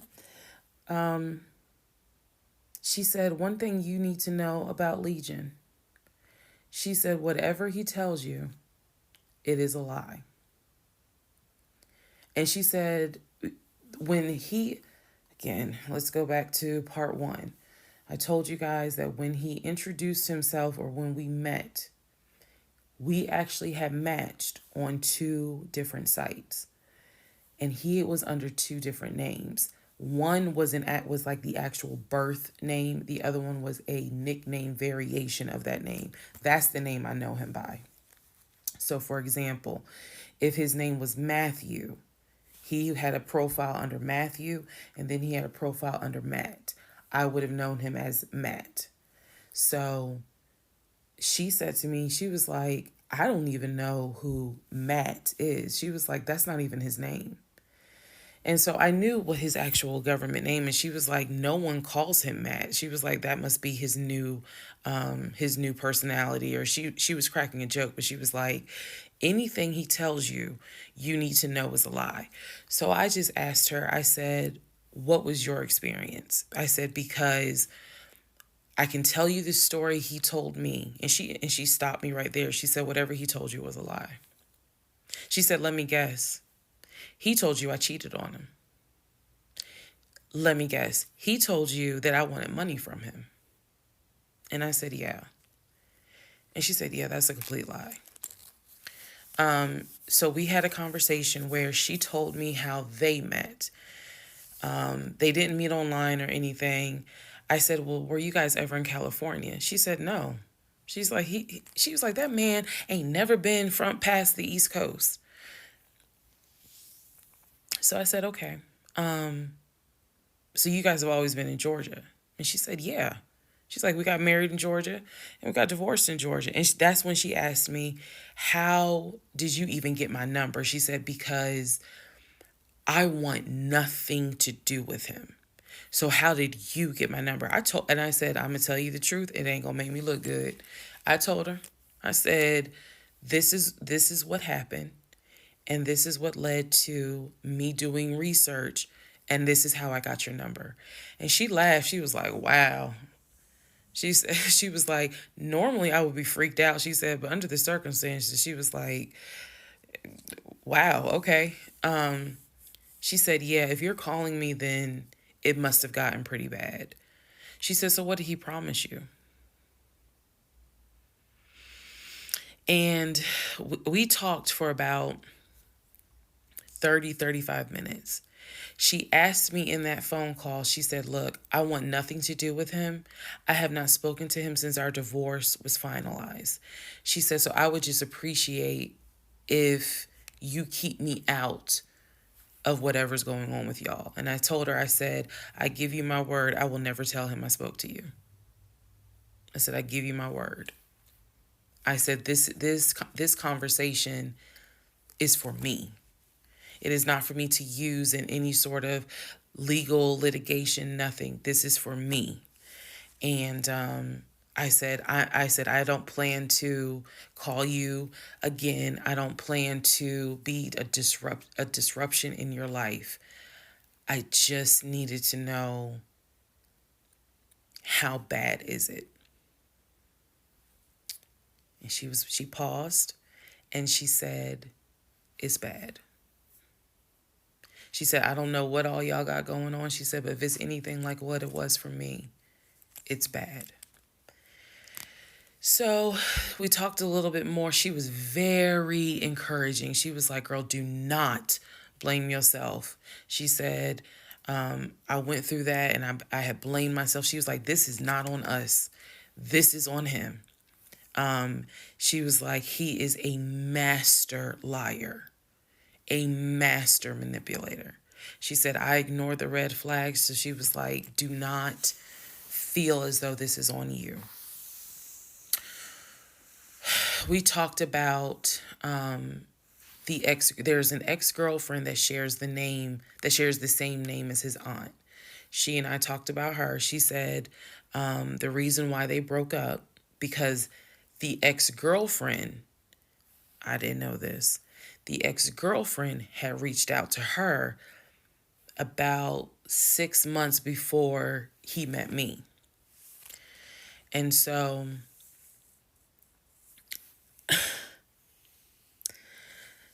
the ex-girlfriend lives in lived in Douglasville. On Legion's driver's license, he had a Georgia driver's license with the Douglasville address. What he told me was that it was the address that his sister, because remember I told y'all his sister Shantae lives in Douglasville. She's a nurse, married with 2 kids. So he told me that the address on his license, it was his driver's license, was to Shantae's house. The ex-wife is telling me, no, that's the address for the girlfriend, the ex-girlfriend. He had moved in with her and he created this whole narrative with her. She found out that he was lying and she kicked him out. And so I guess after she kicked him out, she then reached out to the ex-wife, kind of the way I did for confirmation. And so the ex-wife was just telling me, whatever that man has told you, it is a lie. She said, I got out before it got too bad. She said, because once I knew he was lying, I was out. She was like, because he's never going to change. And so, again, conversation went on and on. And so finally, we were getting ready to get off the phone. And before we got off the phone, I said to her, I said, if everything is a lie, I said, I have one question for you.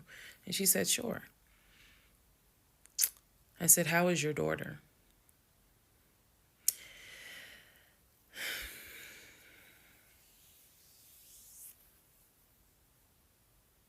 I said, how is your daughter? Next part coming up.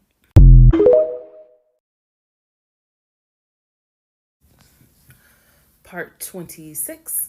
Who the fuck did I marry? So I asked Legion, what's the deal about San Diego State? He was like, what are you talking about? And I said, why is there no records of you there? I just came right out and said it. Without missing a beat, this man said, well, I was a private citizen. What the fuck does that mean? And what he said is that when he started at San Diego State, his father paid money so that, okay, it's important I say this with a straight face. His father paid money so that his name and social would not be publicized and he would be considered a private student, a private citizen. He said that he had a card where all he had to do was show the card. He does not have to give his name. He does not have to give any information because he had that card. He said so San Diego State would not have any record of him, but he was in fact a student there. I said, and you claim that you played football. He was like, I did play football. I said, so you're saying that the school did not publish your name anywhere and they were in violation of NCAA rules? And he was like, why are you asking all these questions? And I said, I'm just curious. I'm just curious. You're saying that you were a private citizen, but yet how were you in compliance with NCAA if you were a private citizen and they did not publish your name on any roster? So that was his excuse. He was like, all I can tell you is that I was a private citizen. My dad paid for it. Okay. So now I know that San Diego State has no record of him.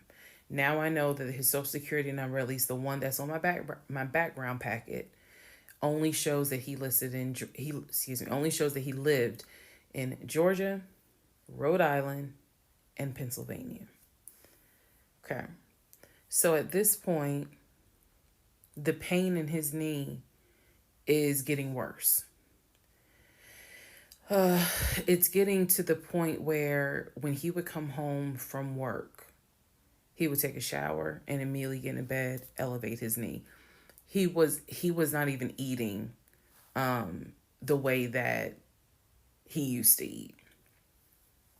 It was getting to the point where at times, if you remember when I told you all about the miscarriage, they gave me pain meds because I had taken that pill. But the pain meds I was allergic to, so I couldn't take them.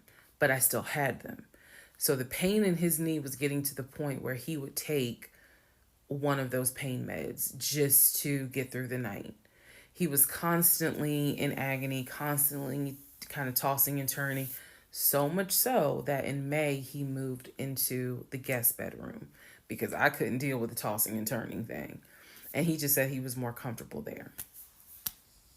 So what at first was a, oh, I hit my knee at work, turned into, no, it was an old football injury, this has happened before, turned into, it's painful for me to walk on it, turned into, it's actually hard for me to work on it.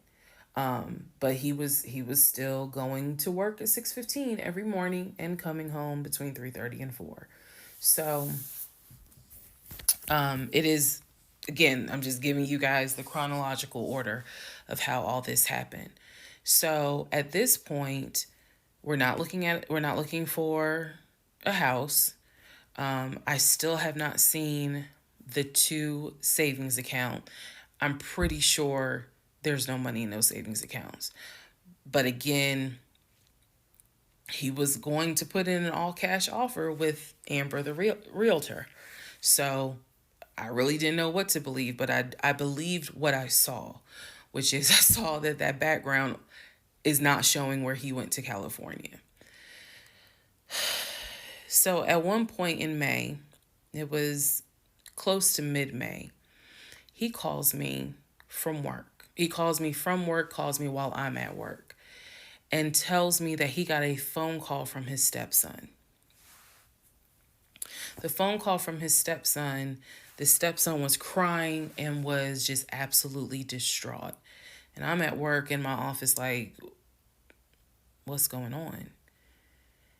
And he says to me that the stepson informed him that his stepdaughter passed away, that she died from COVID.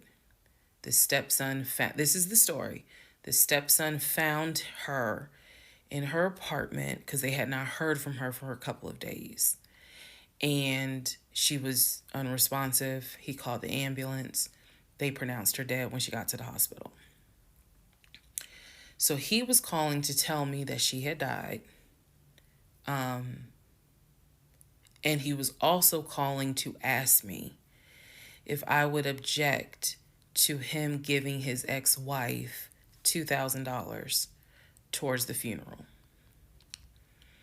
As I've stated before, and I still am this way to this day. I don't play about death.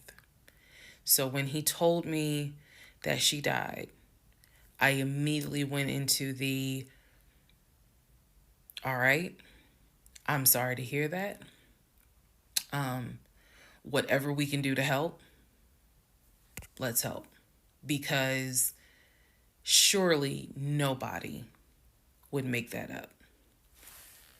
So he was like, are you okay with that? He was like, we're married, and the agreement was that anything over $500 would be a discussion. So $2,000 definitely.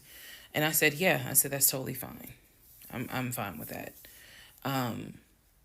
He was upset because, again, he was close with the kids. And my heart went out to his ex-wife. It did, because I can't even imagine. I cannot even imagine. So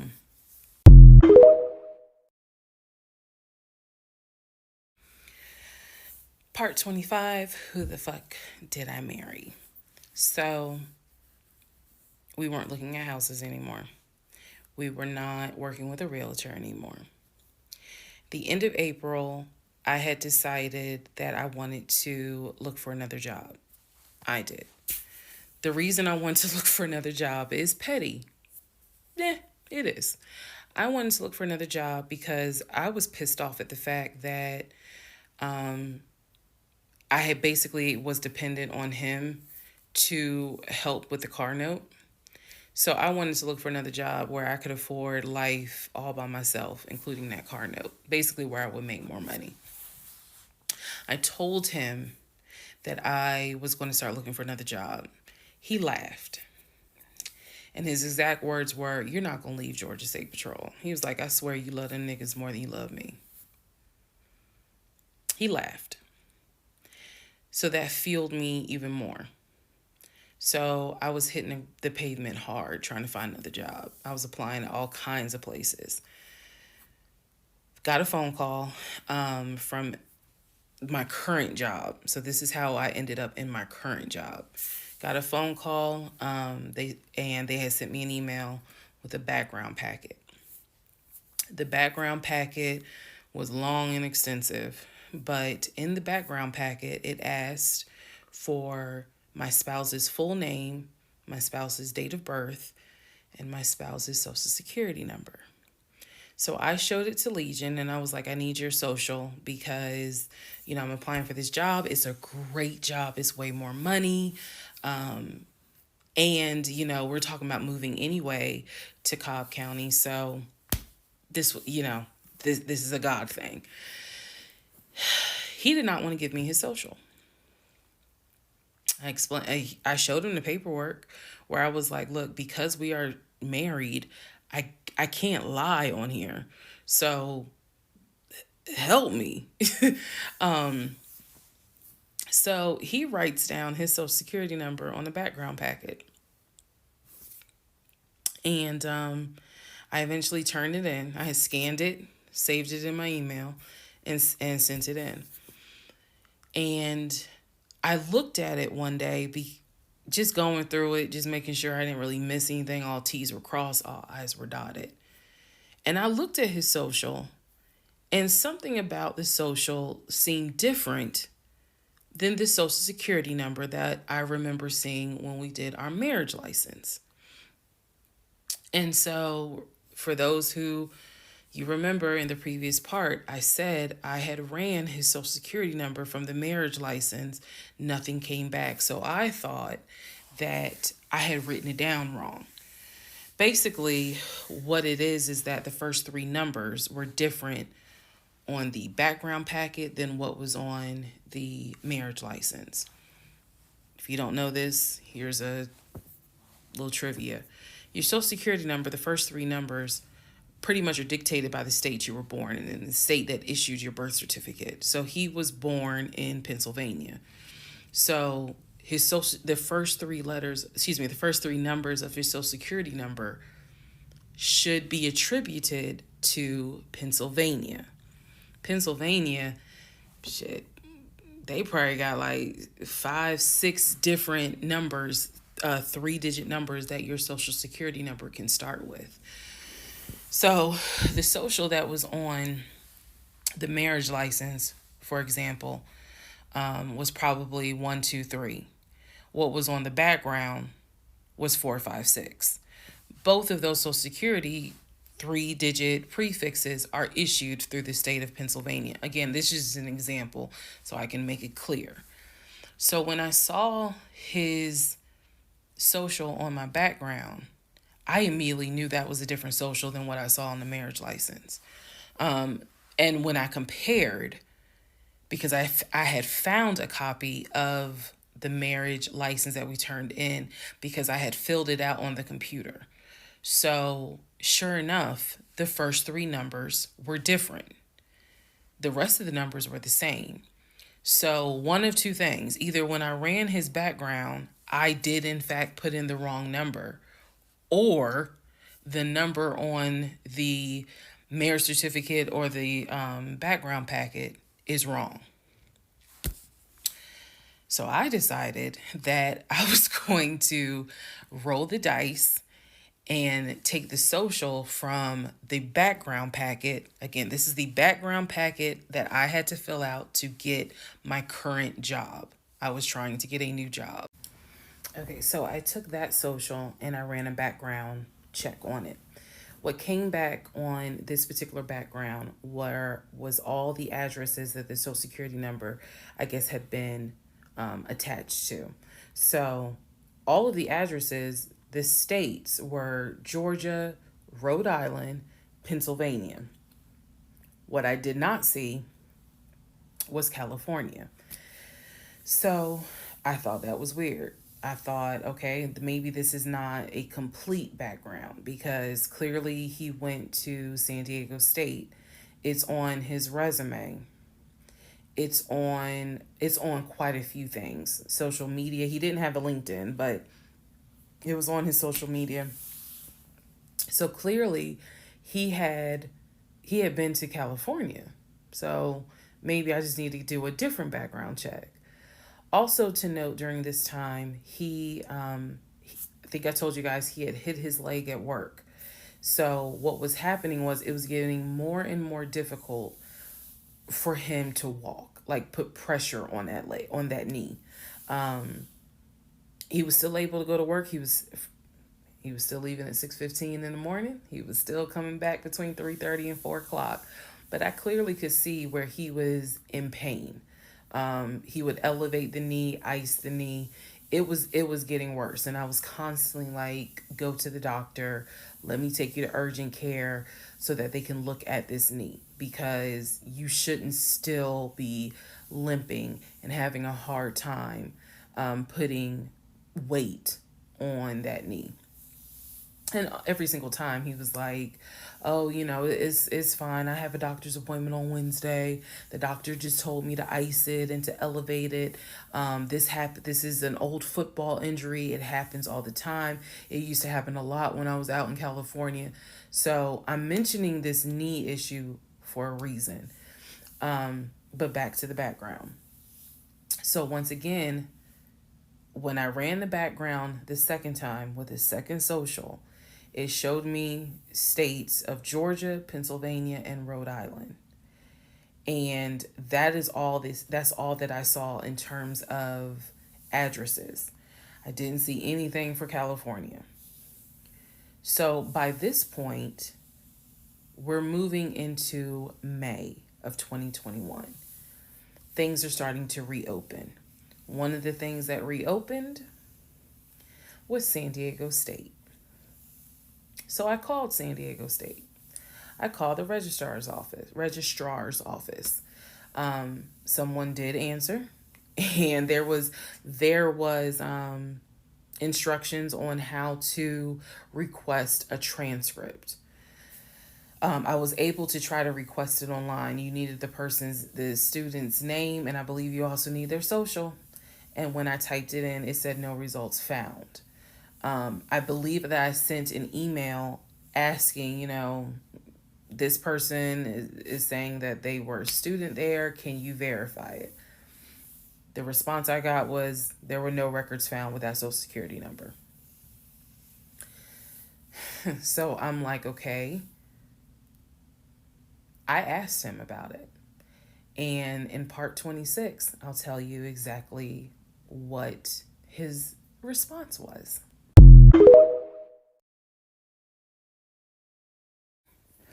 Part 24, who the fuck did I marry? So, remember, we're in April. We're now moving towards the end of April. And he still did not show me his savings account. Saw the checking, saw the Chase savings. So he decides that we should start looking for a house again because my lease was up in August, and I made it very clear that when the lease is up, I am moving. I wanted to move to Cobb County. So he was like, we need to get the ball rolling. I didn't want any parts of it. Didn't want any parts of it. He found a realtor. This time it was a woman. And I believe her name was Amber. I think her name was Amber. So he found a realtor and he told her what the budget was. Amber started finding houses. So please understand, or you don't really have to understand, but I believed he was a sane, rational human being. Sane enough that you would not sign an offer on a home if you didn't have the money. That's what I believed. So when we started working with Amber, I believe, showed us 3 or 4 houses. It was not nearly as many as the other realtor, Scott. So one of the houses, absolutely loved. Ugh, I love the house. I really wanted to put in an offer on that house, and I'm going to post it on the screen. The house. Love that house. It was just absolutely beautiful. And once again, he wanted to put in an all cash offer on the house. But before he could put in he had told Amber, I want to put in an all cash offer. And what Amber, the woman, was smart enough to say is, okay, let's just go ahead and take it one step at a time. Let's go ahead and get your pre-approval stuff together. She said, I work with a great lender who, if you're not already pre-approved, he can get you pre-approved, no issues. And then if you want to do an all cash offer, then we'll go ahead and get the proof of funds together. So that way we can submit it all with your offer.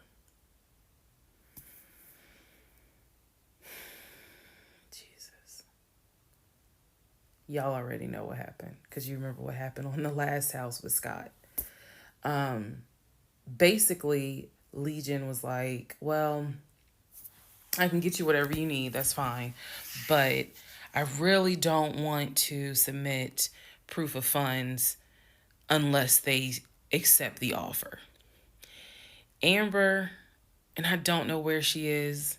I don't even know if she'll ever see this video. Anyway, let me keep going and I'll explain why that woman has a special place in my heart. So Amber was like, I totally understand, but this is how we're going to do it. I'm going to need that paperwork, okay? And we'll submit it with your offer. She just simply was like, yeah, this is how we're going to do it. And so he did not submit the paperwork when she had asked him to. And I remember I was driving to work and I stopped at the Quick Trip on Upper Riverdale Road in Riverdale, Georgia. And Amber had called me. It was in the morning. She had called me. And I believe with all my heart that Amber knew something was up, but she also knew I did not know what was up. So she called me and she was like, I just don't understand. Like, if he has the paperwork, like, you can submit the paperwork.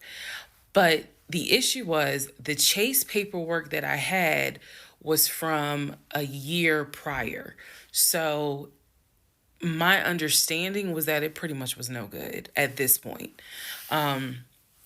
So she said all he has to do is just email it to me or take a picture of. She was like, I just need to know that he's able to back up his offer. And I said, I totally get it. And she was explaining some stuff to me. She was like, he needs to do X, Y, and Z. And so I said to her, I remember I said, I don't know what's going on. I said, I'm going to get down to the bottom of it, but I don't know what's going on. And so let's put a pause on this whole thing. Let's put a pause on looking at houses.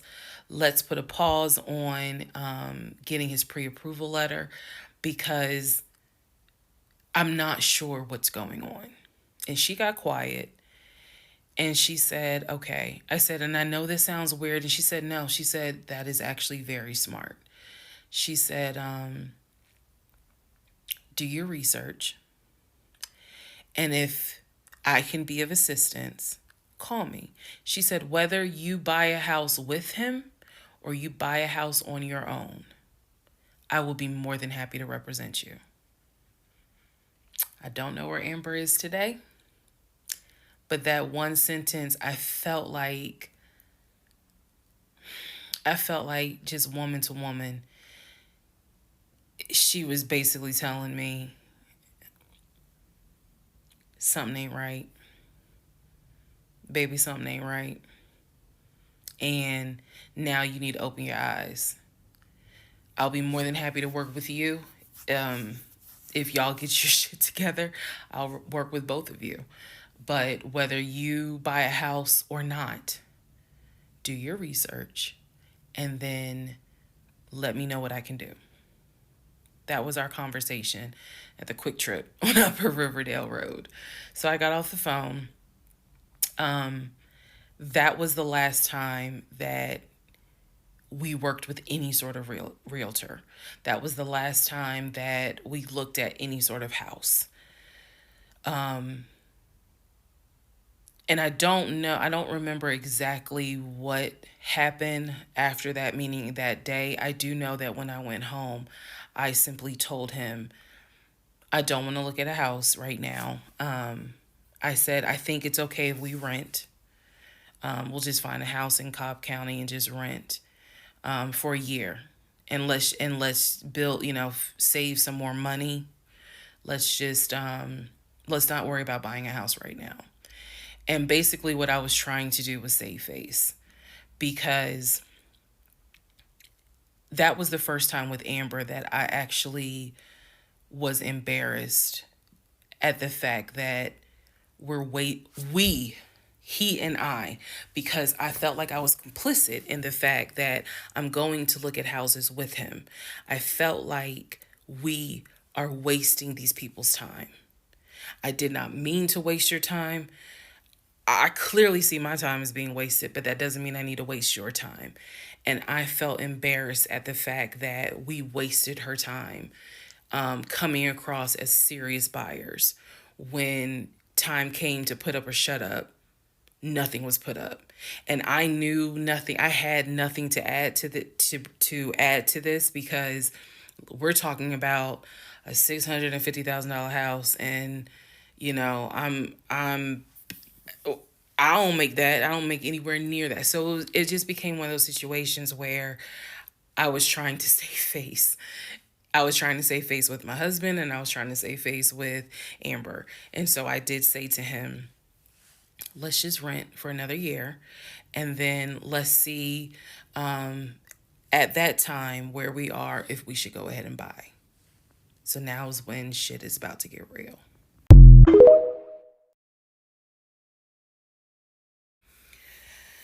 Part 25, who the fuck did I marry? So we weren't looking at houses anymore. We were not working with a realtor anymore.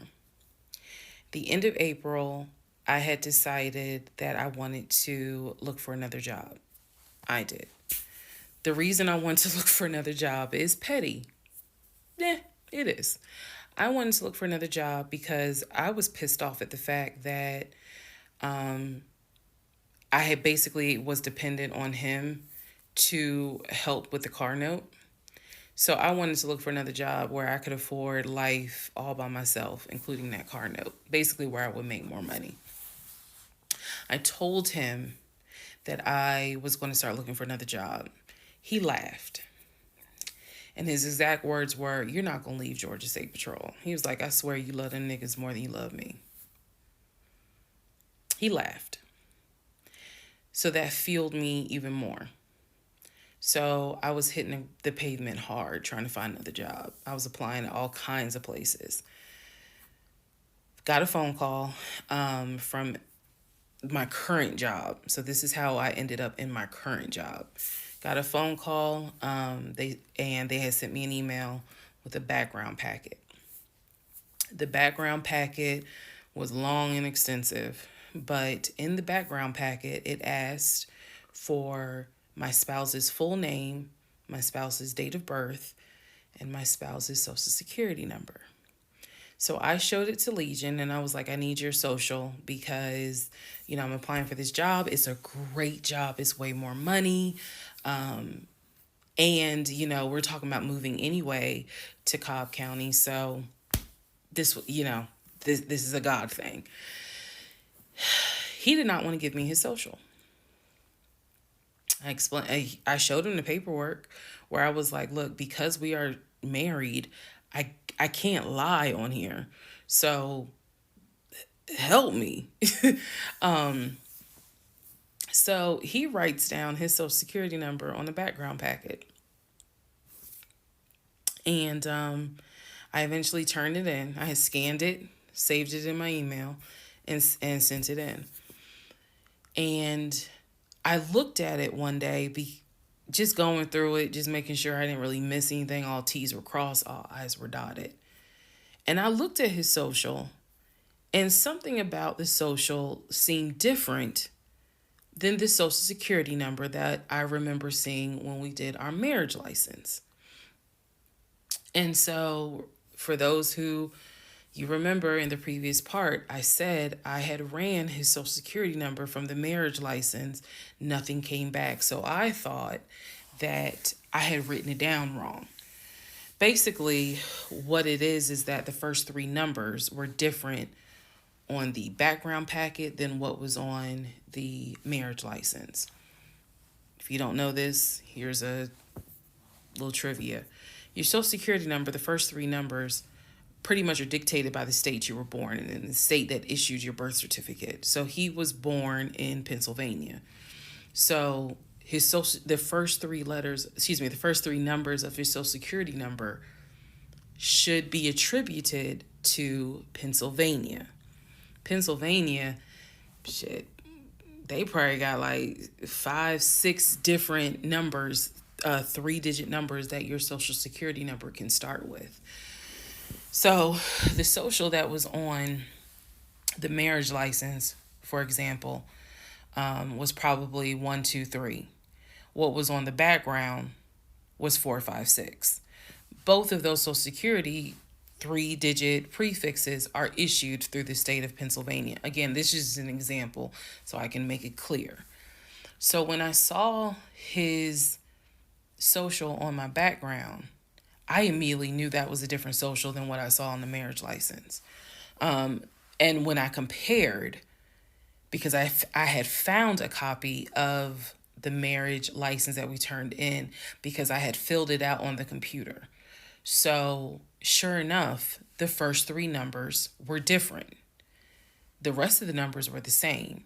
So one of two things, either when I ran his background, I did in fact put in the wrong number, or the number on the marriage certificate or the background packet is wrong. So I decided that I was going to roll the dice and take the social from the background packet. Again, this is the background packet that I had to fill out to get my current job. I was trying to get a new job. Okay, so I took that social and I ran a background check on it.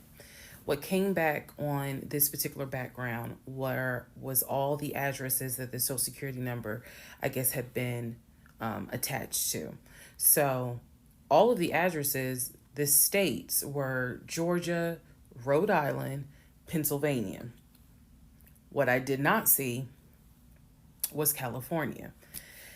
So I thought that was weird. I thought, okay, maybe this is not a complete background because clearly he went to San Diego State. It's on his resume. It's on quite a few things. Social media. He didn't have a LinkedIn, but it was on his social media. So clearly he had been to California. So maybe I just need to do a different background check. Also to note, during this time, I think I told you guys he had hit his leg at work. So what was happening was it was getting more and more difficult for him to walk, like put pressure on that leg, on that knee. He was still able to go to work. He was still leaving at 6:15 in the morning. He was still coming back between 3:30 and 4 o'clock. But I clearly could see where he was in pain. He would elevate the knee, ice the knee. It was getting worse, and I was constantly like, go to the doctor. Let me take you to urgent care so that they can look at this knee, because you shouldn't still be limping and having a hard time putting weight on that knee. And every single time he was like, oh, it's fine. I have a doctor's appointment on Wednesday. The doctor just told me to ice it and to elevate it. This is an old football injury. It happens all the time. It used to happen a lot when I was out in California. So I'm mentioning this knee issue for a reason. But back to the background. So once again, when I ran the background the second time with the second social, it showed me states of Georgia, Pennsylvania, and Rhode Island. And that's all that I saw in terms of addresses. I didn't see anything for California. So by this point, we're moving into May of 2021. Things are starting to reopen. One of the things that reopened was San Diego State. So I called San Diego State. I called the registrar's office. Someone did answer, and there was instructions on how to request a transcript. I was able to try to request it online. You needed the student's name, and I believe you also need their social. And when I typed it in, it said no results found. I believe that I sent an email asking, this person is saying that they were a student there. Can you verify it? The response I got was there were no records found with that social security number. So I'm like, okay. I asked him about it. And in part 26, I'll tell you exactly what his response was.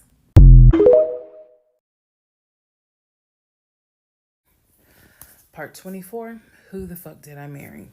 So, remember, we're in April. We're now moving towards the end of April. And he still did not show me his savings account.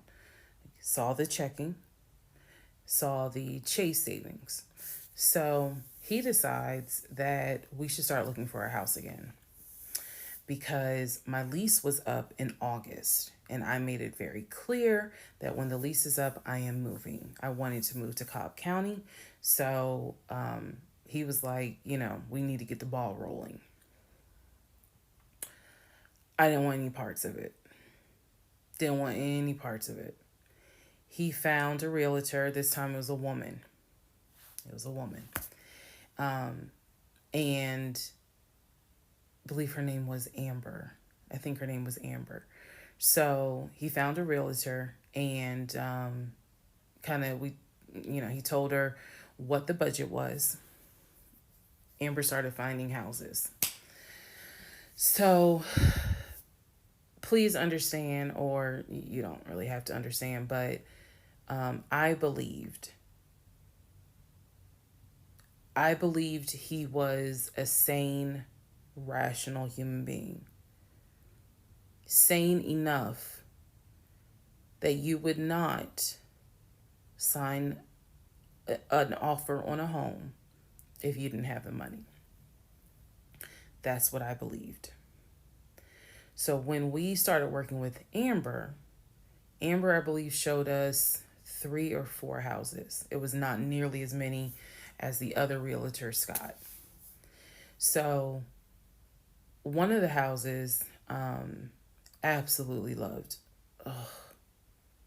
I love the house. I really wanted to put in an offer on that house, and I'm going to post it on the screen, the house. Love that house. It was just absolutely beautiful. And once again, he wanted to put in an all cash offer on the house. But before he could put in he had told Amber, I want to put in an all cash offer. And what Amber, the woman, was smart enough to say is, okay, let's just go ahead and take it one step at a time. Let's go ahead and get your pre-approval stuff together.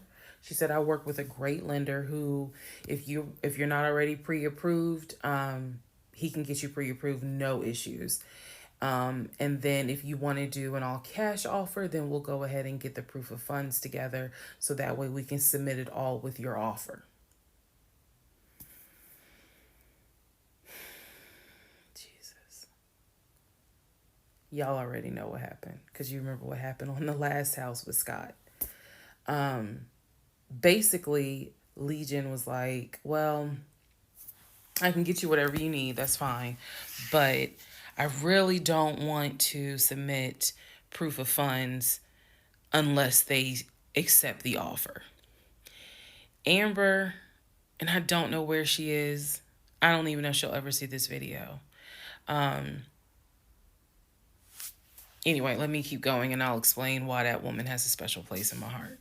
So Amber was like, I totally understand, but this is how we're going to do it.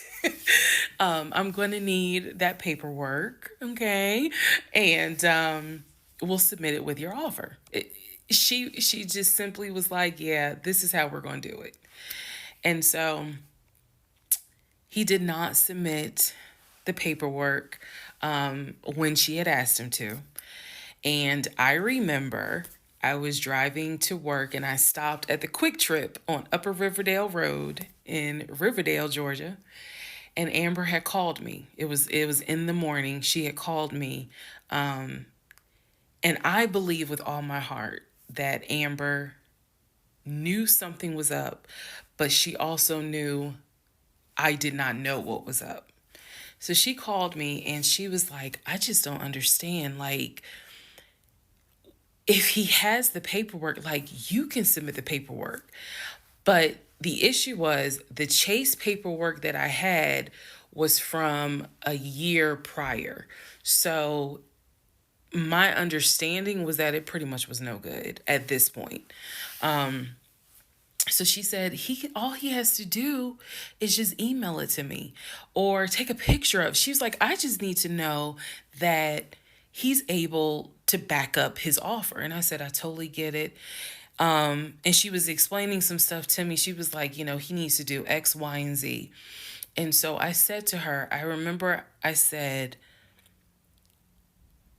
I don't know what's going on. I said, I'm going to get down to the bottom of it, but I don't know what's going on. And so let's put a pause on this whole thing. Let's put a pause on looking at houses. Let's put a pause on getting his pre-approval letter because I'm not sure what's going on. And she got quiet and she said, okay. I said, and I know this sounds weird. And she said, no. She said, that is actually very smart. She said,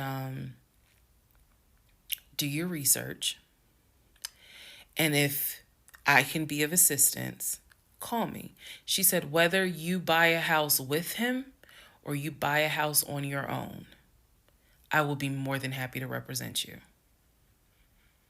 I don't know where Amber is today, but that one sentence, I felt like just woman to woman, she was basically telling me something ain't right. Baby, something ain't right. And now you need to open your eyes. I'll be more than happy to work with you. If y'all get your shit together, I'll work with both of you. But whether you buy a house or not, do your research and then let me know what I can do. That was our conversation at the Quick Trip on Upper Riverdale Road. So I got off the phone. That was the last time that we worked with any sort of realtor. That was the last time that we looked at any sort of house. And I don't remember exactly what happened after that, meaning that day. I do know that when I went home, I simply told him, I don't want to look at a house right now. I said, I think it's okay if we rent. We'll just find a house in Cobb County and just rent for a year. And let's build, save some more money. Let's just let's not worry about buying a house right now. And basically, what I was trying to do was save face, because that was the first time with Amber that I actually was embarrassed at the fact that we, he and I, because I felt like I was complicit in the fact that I'm going to look at houses with him. I felt like we are wasting these people's time. I did not mean to waste your time. I clearly see my time as being wasted, but that doesn't mean I need to waste your time. And I felt embarrassed at the fact that we wasted her time coming across as serious buyers. When time came to put up or shut up, nothing was put up. And I knew nothing. I had nothing to add to add to this, because we're talking about a $650,000 house, and I don't make that. I don't make anywhere near that. So it just became one of those situations where I was trying to save face. I was trying to save face with my husband, and I was trying to save face with Amber. And so I did say to him, let's just rent for another year, and then let's see at that time where we are, if we should go ahead and buy. So now is when shit is about to get real.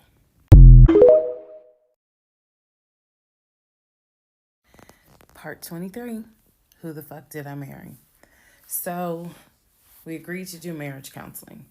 I had found a pastor and his wife who agreed to do our counseling, basically. Our counseling was going to be on Zoom, and it was going to be every other week, every other Tuesday. Initially, Legion was participating in it. His body language seemed to be that he was open and receptive to the marriage counseling. Now, the pastor and his wife were deeply concerned at the fact that we had only been married 3 months, and we were already dealing with some form of infidelity. We were in marriage counseling, and as the pastor would put it, there seems to not be any sort of intimacy. They were concerned. Rightfully so. I think any person would be if they knew what was going on within those 3 months. So the pastor and his wife, it is fair to note, we started counseling with them in the spring. We continued counseling with them up until a week before I found out what I found out, and he got kicked out. So one of the first things that the pastor kind of talked to us about was, what was the deal with the Facebook Messenger stuff? And Legion was like, it was stupid.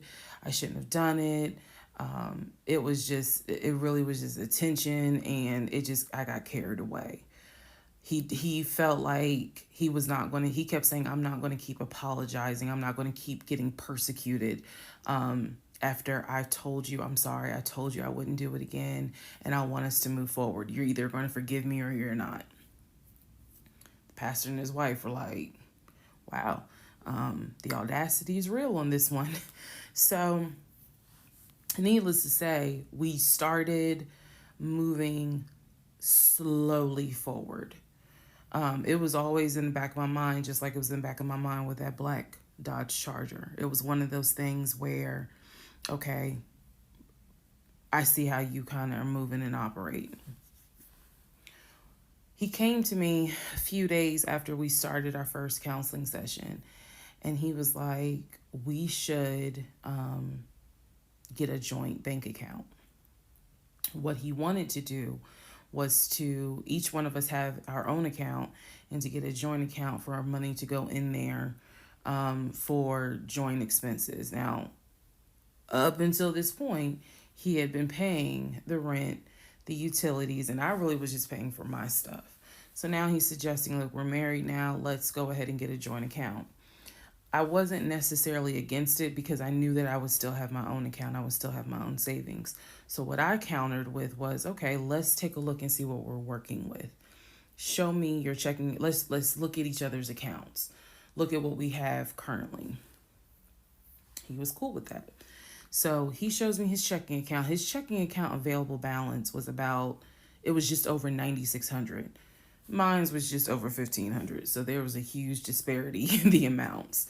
And so he logged in on the phone and turned it towards me, and I could see available checking, available balance, just over 9,600. I logged into my savings. I showed him how much I had in savings. He picked up his phone, logged into his Chase savings, turned the phone towards me. In the Chase savings, it was roughly about 15,000. But I also knew that he told me he had a U.S. bank savings and he had an offshore savings. So at this point in time, I asked him, show me the U.S. bank savings, show me the other two accounts. He would not do it. This became a huge bone of contention. He would not show me the two accounts that he claims has the most money in there, the accounts that he claims has money for a house in there, because he still was mentioning, hey, we need to get on this house thing if we're going to move when the lease is up. So I'm just adamant on, why don't you want to show me your savings account? You showed me the Chase one. Like, what is the big deal? And so he kept saying, he was like, there's a lot of money in there. And he was like, and my uncle always taught me, this is not the uncle that died, another uncle. My uncle always told me, just keep your money tight because women can be, I said, women, like, we're married. So go ahead and show it to me. He would not show it to me. So then we went back into marriage counseling, like the next session. And I bring it up. I said, he will not show me these two accounts that he claims has the money in there to buy a house. I told our pastor and his wife, I said, I saw the pre-approval letter, so I don't understand why he's not going to show me, to just put me at ease that he has the money in there. I had never questioned it before because, again, you tell me who in their right mind signs their name to a legally binding offer, an all-cash offer on a house, and they just do it willy-nilly. I don't know anyone that does that. So I actually never questioned what was in the savings because I clearly saw him sign his name to a $699,000 all-cash offer on a house.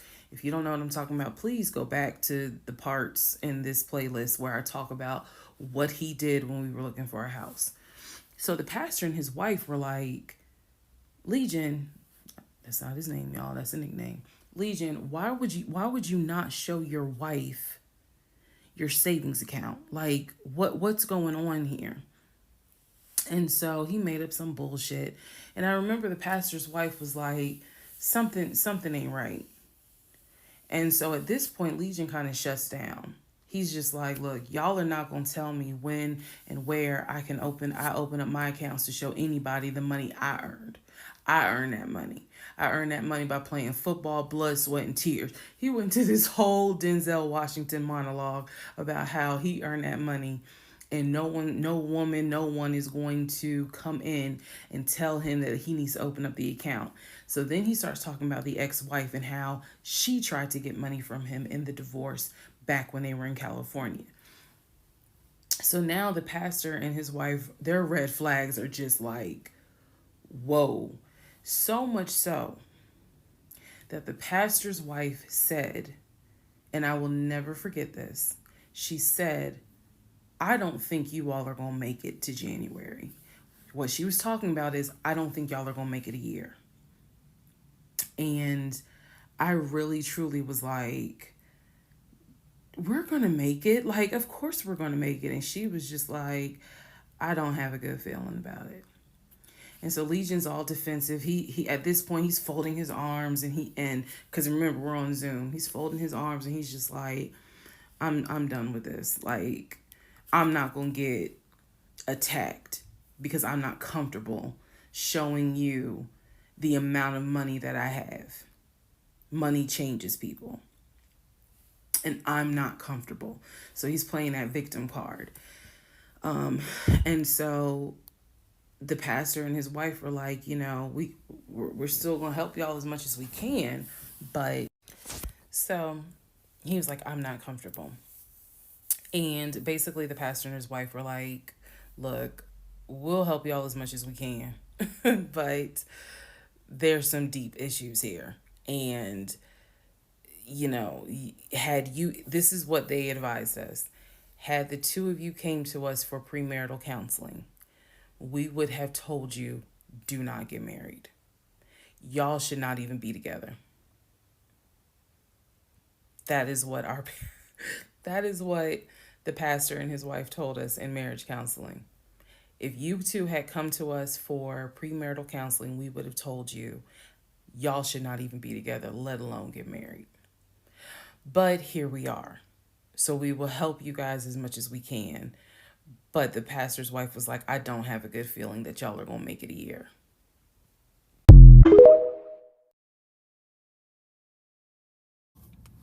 Part 22, who the fuck did I marry? So now we are in March. This is right after he had surprised me with the announcement of we're going to go to London for a trip in July. Because we definitely didn't do a honeymoon. We definitely didn't do any sort of trips together. So the idea was we're going to do a trip in July together. One thing about Legion was that he was the guy who was like, I have nothing to hide. I don't lie. I don't like liars. If we're in a relationship, then everything should be out in the open. So I've always had his cell phone passcode. Never felt the need to look through his cell phone. And funny enough, I can tell y'all right now, disclaimer, I will never go through a cell phone again. You cheating piece. So anyway, so one day, this is mid-March, going like around March 20th. So we're heading towards the end of the month. He was in the shower. Keep in mind, my mom is coming for a visit in April. So he was in the shower and he received a text message on his phone from a woman.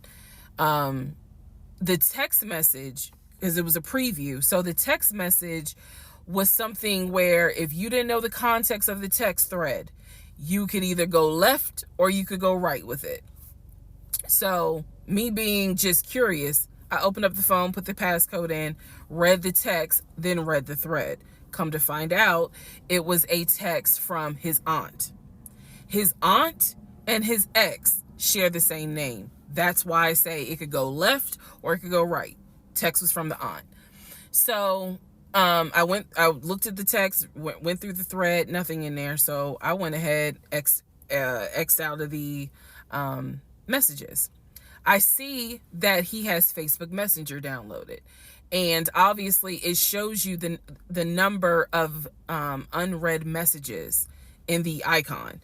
So it showed that he had like 5 unread messages. So I clicked on it, just being nosy. And what do my wondering astigmatism eyes see? So in his Facebook Messenger is about 7 women. I can see their profile picture and I see their names. Some of them had a preview. The ones that he had not read, I could see the preview of the message. One in particular said, when are you gonna come get this? Y'all know what I'm talking about. So I clicked on that one first. And I'm reading through the thread. And so she's saying, when are you going to come get this? But earlier in the thread, or further back in the thread, he had asked her, when are you going to give me? And she said, when lockdown is over. So from what I could piece together, he had not yet physically gotten with her. But had there been no COVID, oh, he would have smashed all day, every day. The other messages were innuendos, meaning the other messages from the other women were innuendos. They were not as graphic as the one between him and her. So I'm reading these messages, and what is interesting is that the person I am married to is not the person in these messages. Like, this man was on some nasty shit. And I say nasty not in a judgmental way, but in a, with me, he seemed to act as if I was damn near virginal white. And I clearly see evidence that you into some shit that with me, you acting like, nah, I ain't really into that. So I confronted him. I absolutely confronted him and was like, what the fuck is this? If 2 + 2 is 4 and 5 + 5 is 10, what the fuck is this? And so he did not, oh, that ain't what happened, blah, blah, blah. Instead, what he hit me with is, man, I was just playing around. Like, ain't nothing happened. I shouldn't have said all that, but I was just flirting. It ain't mean nothing. I don't even know that girl. I was just flirting. And so I'm like, is this what you into?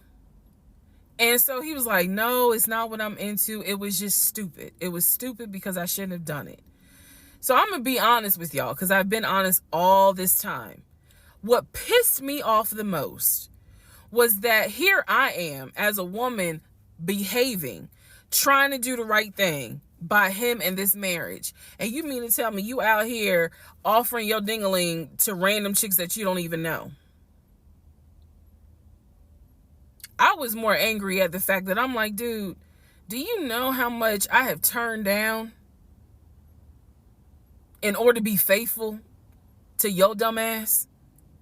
And I'm seeing that you basically are out here acting like you got Skittles taste the rainbow. I was hurt. I was angry. I thought about getting my lick back. I'm just being honest, I did. And he played it off like it ain't nothing serious. It ain't nothing serious. Don't overreact. Don't get emotional. It was just dumb. He was like, I will delete the messages. I'll even delete Messenger. And I told him, I was like, that's really not good enough, because that's not going to fix the root of the issue.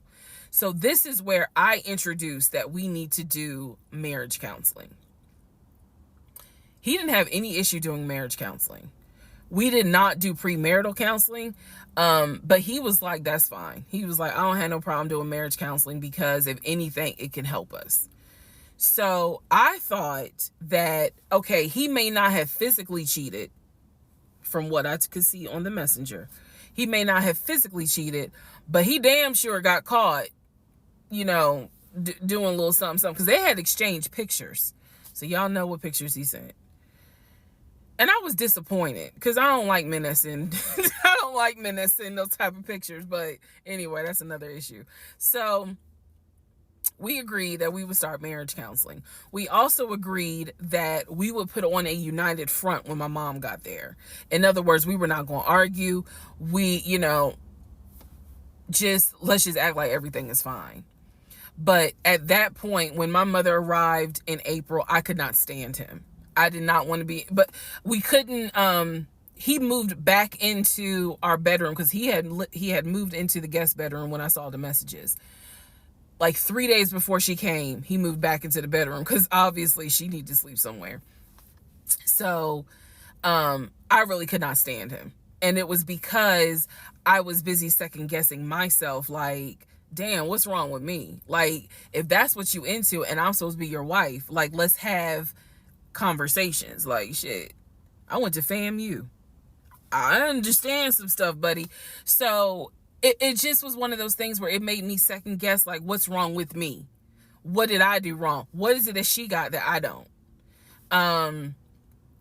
Because you all out here willy-nilly, messaging her all hours of the night, because the thread went back quite a few weeks. I saw it in March. There were messages from December, November. So again, I'm just second guessing all kinds of stuff, self-esteem taking a hit. So no, I did not want to be around him. I did not want, I didn't like him. Period. I did not like him. I left and I would just go for a drive because driving clears my mind. I called my aunt, told her what happened. I don't recommend that. I don't recommend calling family to tell them what's going on in your marriage. But I called my aunt, and my aunt lovingly was like, what do you want me to say? You married him.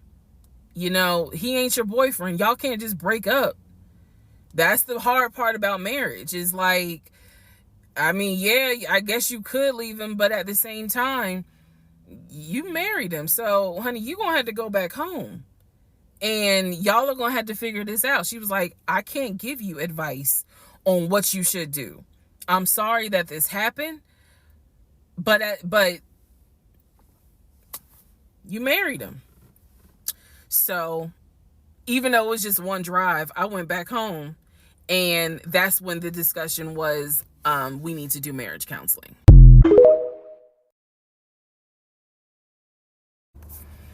Part 21, who the fuck did I marry? So the company car apparently was a charcoal gray BMW. I believe it was a 5 Series. It was a 5 Series. I don't know much about the sedans. Y'all know I wanted the X5, dark blue with the cognac interior. He got the BMW 5 Series, charcoal gray. He sent me a picture of the car. So I did see a picture of the car. After this whole NCR building, take me to your office, that is what he's claiming, is that he leaves the company car at that location. He's saying that he drives from Riverdale to Midtown, switches out cars, and then drives from Midtown to Duluth. Those that don't know how Metro Atlanta is, basically Midtown would be in between where we live and Duluth.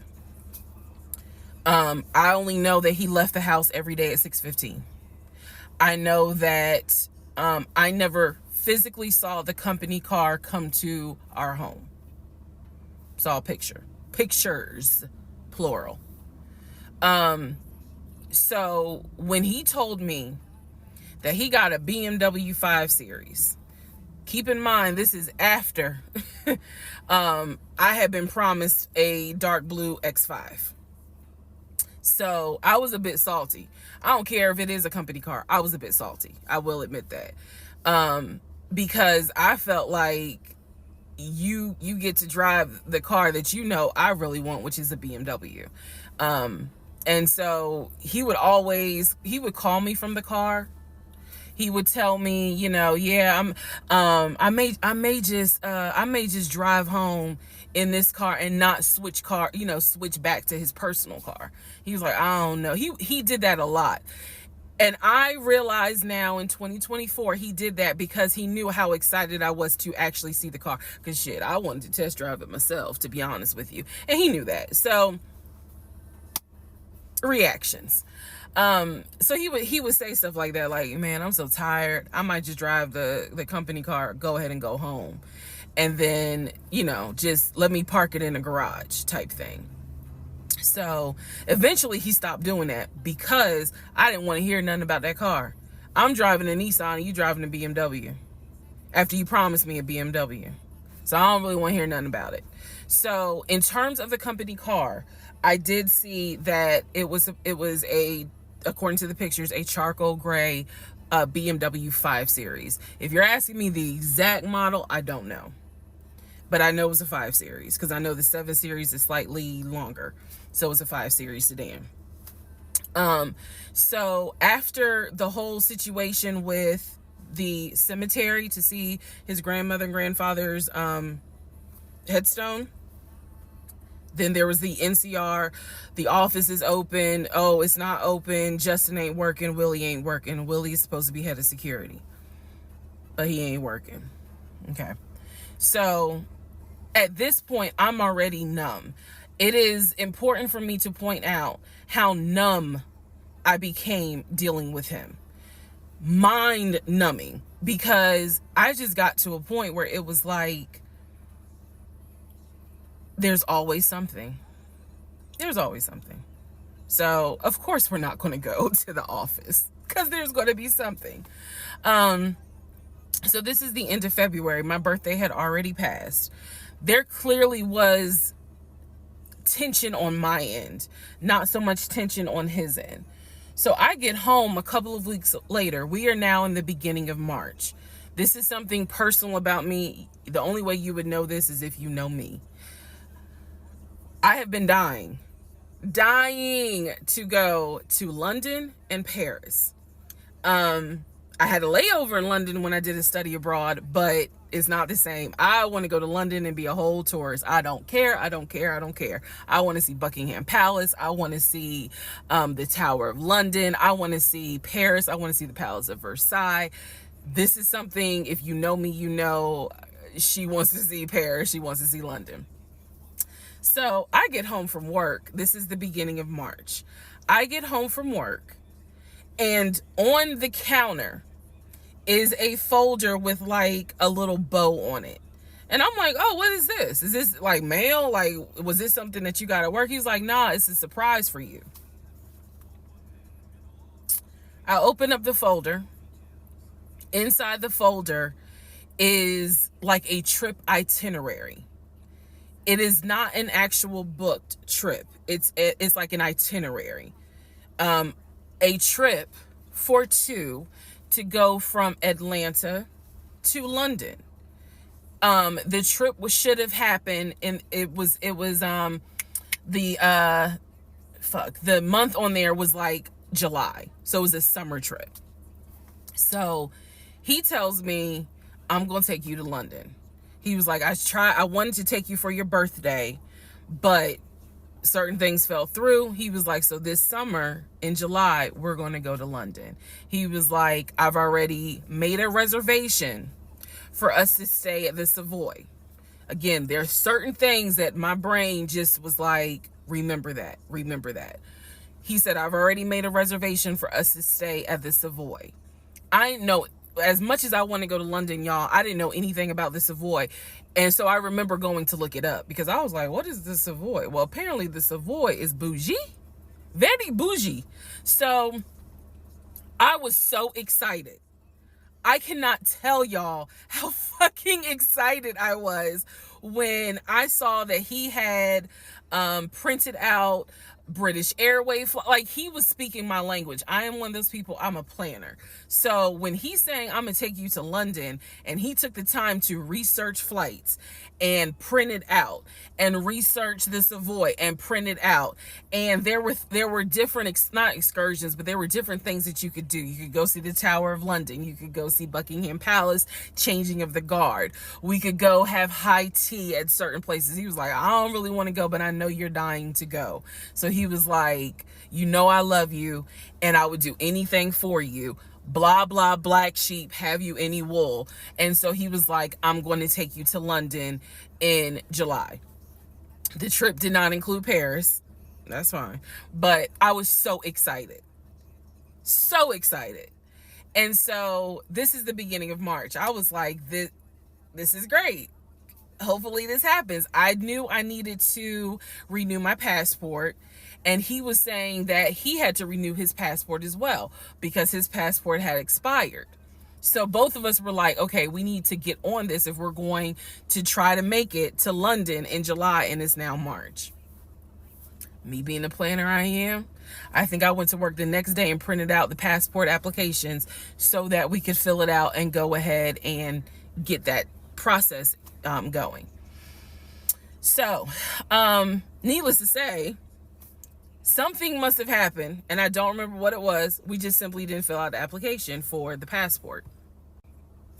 So, fast forward, we're now at mid-March. Mid-March, the decision was made that my mom, who lived in Arkansas, was coming to visit us. She would be coming, I believe, the second week of April, and she was going to stay a week, and then a few days. So, like, maybe a total of 9 days. Not quite 2 weeks, but a little over a week. So she was coming in April, and I was excited. Legion was excited because he was excited to physically meet my mom. He had talked to her on Zoom, he had talked to her on the phone, but he was excited to physically meet my mom. And my mom was excited to physically meet her son-in-law. So this is mid-March. I'm going to go into part 22 where I explain what happened with Facebook Messenger.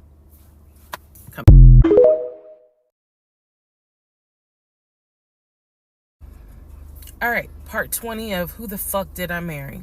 So after the black Dodge Charger incident, things were quiet. Legion was fine. Legion slept just fine. Me, that shit played over in my head for days and days and days. On one hand, I was like, I know nobody came. My head knew nobody came to the house. My heart was like, but maybe he didn't make it up. So the head and the heart were absolutely playing a tug of war because, again, I really couldn't fathom that he was making it up. But nevertheless, I filed it in the back of my mind in my little filing cabinet, my mental filing cabinet. So a few weeks later, we go out to eat at this restaurant in Atlanta. It's a burger place, and I'm going to do my best by the time I post this to put the name of the burger place on the screen. So we go to the burger place, eat dinner. Everything was fine. As we are leaving, he says to me, did I ever show you where my grandmother's buried? This is the grandmother that passed away from COVID in 2020. And I said, no. I was like, we haven't been over here. And so he was like, let me show you. So he drives us to the cemetery, which is not far from the restaurant. He drives us to the cemetery, goes around and around, and then it comes to like a little hill in the cemetery. And he was like, you see the headstone. The headstone had like the family name on it. And it did not have, for example, John David Doe. It just had Doe.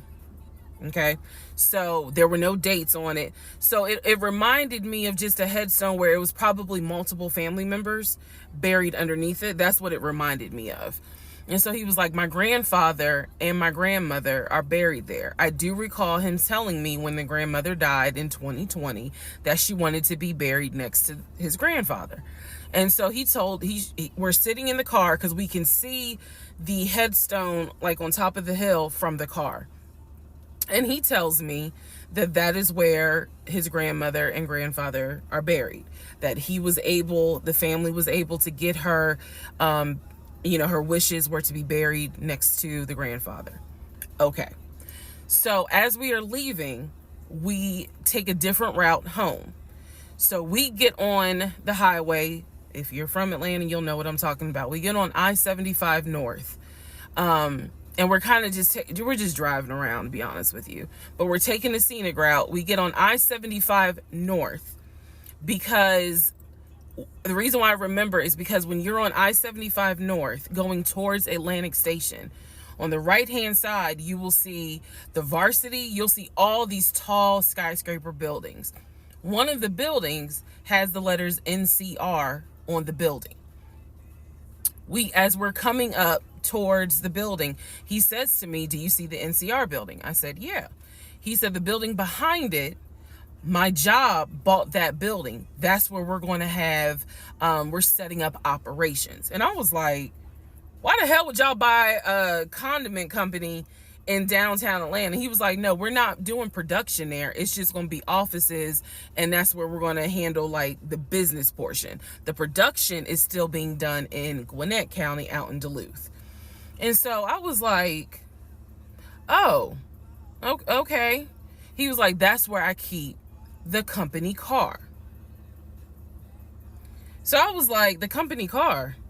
I said, aren't you supposed to be bringing the company car home? And he was like, I don't want to bring the company car home because it's Clayton County and it's a $90,000 car. And I don't want no problems. So he's telling me that he keeps the company car at the building downtown Atlanta that's behind the NCR building. I barely could see what building he's talking about, but he was like, it's the building right behind it. And so he's telling me that that's where his office is. So I said to him, take me to your office. I know it's a Saturday, but shit, You wanted the VPs, right? So take me to your office. No, I had not been to his office simply because, again, COVID. So I was like, take me to your office. And he was like, I can. He was like, that's no problem. So do I have the other phone? I do. So y'all are in luck. So I can maybe reenact how this goes.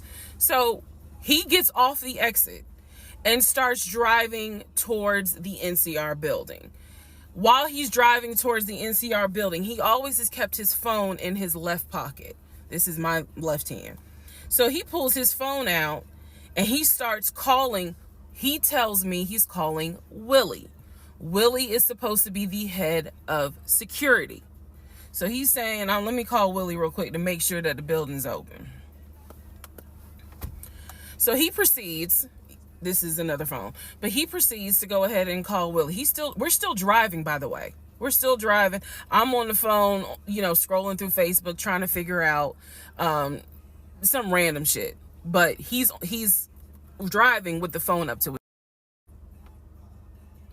So driving with the phone. Next thing I hear, hey Willie, it's Legion. Hey, how's it going? I'm good. Hey, is the building open? No, I just want to take my wife up there so she can see it and see my office. Are you up there right now? You're not? Okay, is Mr. Justin working? Okay. So is there anybody up there that can physically open the building? Because I don't think my badge is going to get me at least in the front door because of it's on the weekend lock. Okay. Okay. All right, let me know. All right. Thank you, Willie. Bye. Y'all see how I did that?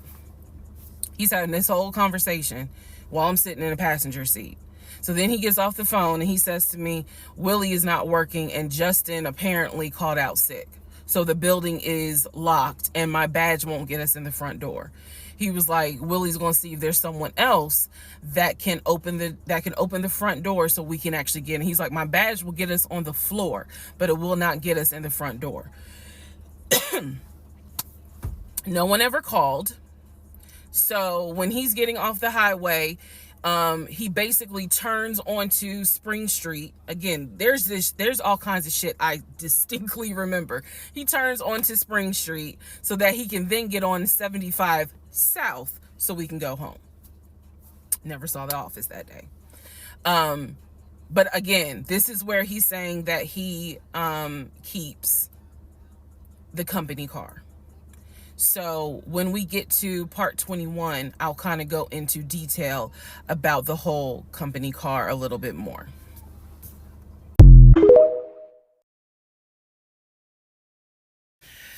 Okay, part 18, who the fuck did I marry? So he says to me, the way you're acting is real suspect because I told you it was fine. I took care of it. He was like, I ain't even worried about it. He was like, obviously, that nigga didn't know that you now married, that you've moved on. And so now he knows it.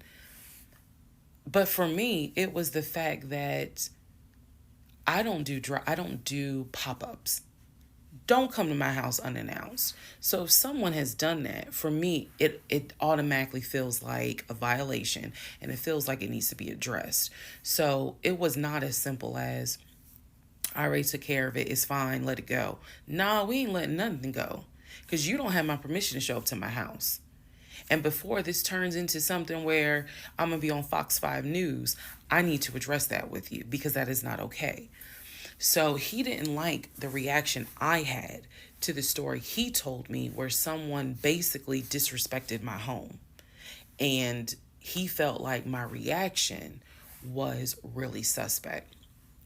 So what I'm gonna get into the little details that he did not know about. So he tells me, again, it was a black Dodge Charger. They backed into the driveway. A gentleman got out of the car and he asked for me by name, and Legion said she's not here. So I asked him, what does the guy look like? And he said, he was like, why does it matter? I said, what the fuck does he look like? So Legion proceeds to give me the most generic description you can give. He was like, well, he was shorter than me. Ex-husband is about 6'3", 6'4". He was shorter than me. He was brown skinned. I said, did he have a hat on his head? Mind you, I understand that before marriage, I was a damn fool. I understand that. But every woman has that moment where you only gonna fool her but for so long. And eventually puzzles start coming together. For me, I felt like moving into marriage, certain things started coming together. So I said to him, did he have a hat on his head? He was like, nah, he ain't wear a hat. So in my mind, I am mentally going down a list of every possible man it could be. And it was only like 4 men. I had been in that house about 3 or 4 years at this point. So I knew all of the people, and I'm talking about from maintenance down to ex-boyfriends. It was a total of like 4 men. So when he said that it was a black Charger, I immediately was like, okay, I know that crosses out one. He said he was shorter than him. All of them were shorter than him. I said, did he have a hat on his head? He said, no, that crossed out one, because one in particular was a maintenance guy who always wore a hat on his head because he had like a bruise or something, and he was just self-conscious about it. So he always wore a hat. That leaves 2. So I said, was he muscular or was he skinny? So Legion's getting all frustrated. I said, just answer the question. He was like, well, he was kind of in between. And I said, okay. He was in between. I said, so was he light skin or was he dark skin? He was like, I told you he was brown skin. I said, was he my complexion? He said, no, he was brown skin. That eliminates one. So now there's one left. And yes, the one left would have been the ex that I had dated for 2 years. And so he was like, I know it was your ex. I know it was your ex. And I was like, that don't make no sense, because the ex that in my mind, I'm saying this, the ex that I had dated, he and I had no contact with each other. And he was not the type to just pop up at your house. That ain't his style. Not to mention, and I ain't tell Legion this, that man would not be caught dead driving a Dodge Charger. He hated Chargers because he drove it as a patrol car. So I didn't say anything. I just was like, that's weird. So what Legion didn't know is that at the time I had a security system. So I had a security system where anytime the front door, the garage door, or the back door was open, basically any entry point, anytime it was open or closed, it would send me a text message notification. So when he's telling me all this, I'm looking at my phone and I see a notification where the front door was opened and it was shut, all within the same minute. So for example, if it says front door open at 1 p.m., front door closed at 1 p.m. So whatever he did was within those 60 seconds. He's telling me the story of the guy got out the car. He opened the door. He went out there, can I help you? And the guy said, I'm looking for, and Legion said, no, she's not here. And so he said the guy kind of was like, okay. And he was like, all right, thank you. And got in the car and drove off. Legion has also told me that he watched him drive out of the neighborhood, which means because of the way the house was set up, the townhouse, he would have still been outside watching this. I could be wrong, but something in me was like, that would take more than 60 seconds. So for the door to have been open and shut within the same 60 seconds, I was like, okay. So also what he didn't know, we didn't have a Ring door camera, but my neighbor did. And her Ring door camera caught my driveway. The view of the camera could see my driveway as well as her driveway. And so whoever was coming in the door, our driveways were right next to each other. And then on the other side of it was the grass. So it was a perfect view of my driveway. So So I had texted her and I said, "Hey, were you home?" I think I texted her the next day because I said, "Were you home on Saturday?" Da, da, da, da. And she said, "No, I wasn't. What's up? Everything good?" And I said, "Can you look at your security system and see if there was a car that came to my house at such and such time?" And I know I did not tell her the reason I was asking, but I was like, "Is there any way that your security camera caught if someone came to my house at this time on Saturday?" She's like, "Yeah, sure, I'll look." And so maybe about a couple of hours later, she texted me back and said, "Hey, I looked at the camera, but I didn't see anything." And I said, "Okay, by any chance, did it catch if someone maybe walked up the driveway? Like maybe it wasn't a car in the driveway, but someone walked up." She said, "I didn't see anything with your driveway yesterday." So I said, "Okay." And I knew that something in me again was like, nobody came to the house. So now here we are, a month and a half married, and now is when I'm like, why the fuck did he make that up? Because no one came to the house. No black Charger came to the house, pulled backed into the driveway. Nobody got out the car and asked for me. Nobody was looking for me. So now I was sitting in the bedroom thinking through all this, and I'm like, why the fuck did he make that up? Because that's what happened. I'm looking at the text messages on my phone where he's telling me someone just came to the house looking for you. But no one came. So what was the purpose of that? And then something said to me, something in me said, he wanted to see your reaction. He just wanted to see the reaction. You had been too calm, and so he wanted to see a reaction. So this man gaslit me like I was Georgia Natural Gas just to get a reaction. Welcome, ladies and gentlemen, to part 20 of Who the Fuck Did I Marry?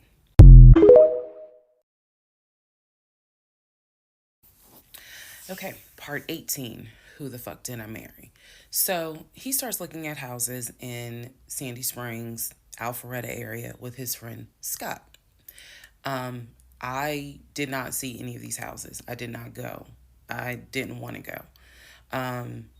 So what was starting to change is, remember I said before, he would leave the house every day at around 6:15. He would be home every day between 3:30 and 4 o'clock without fail. It was so, I shouldn't say it was annoying, but I could set my clock by the fact that I would hear that garage door open between 3:30 and 4 o'clock every day that he went to work. Even during lockdown, he still had to go to work. His job was only locked down for maybe a week. For me, I was allowed to work from home, but unfortunately, I did not handle it well. And so I would fall asleep and not check email. So my boss was like, "Yeah, you're going to have to come back to the office because you're not trustworthy." And I wasn't. I mean, I would watch Netflix and not even be on my computer. So I had to start going back to work every day, 5 days a week. And I was, me and another lady were the only two in there because we were the only two who did not handle work from home properly. Anyway, that's another story.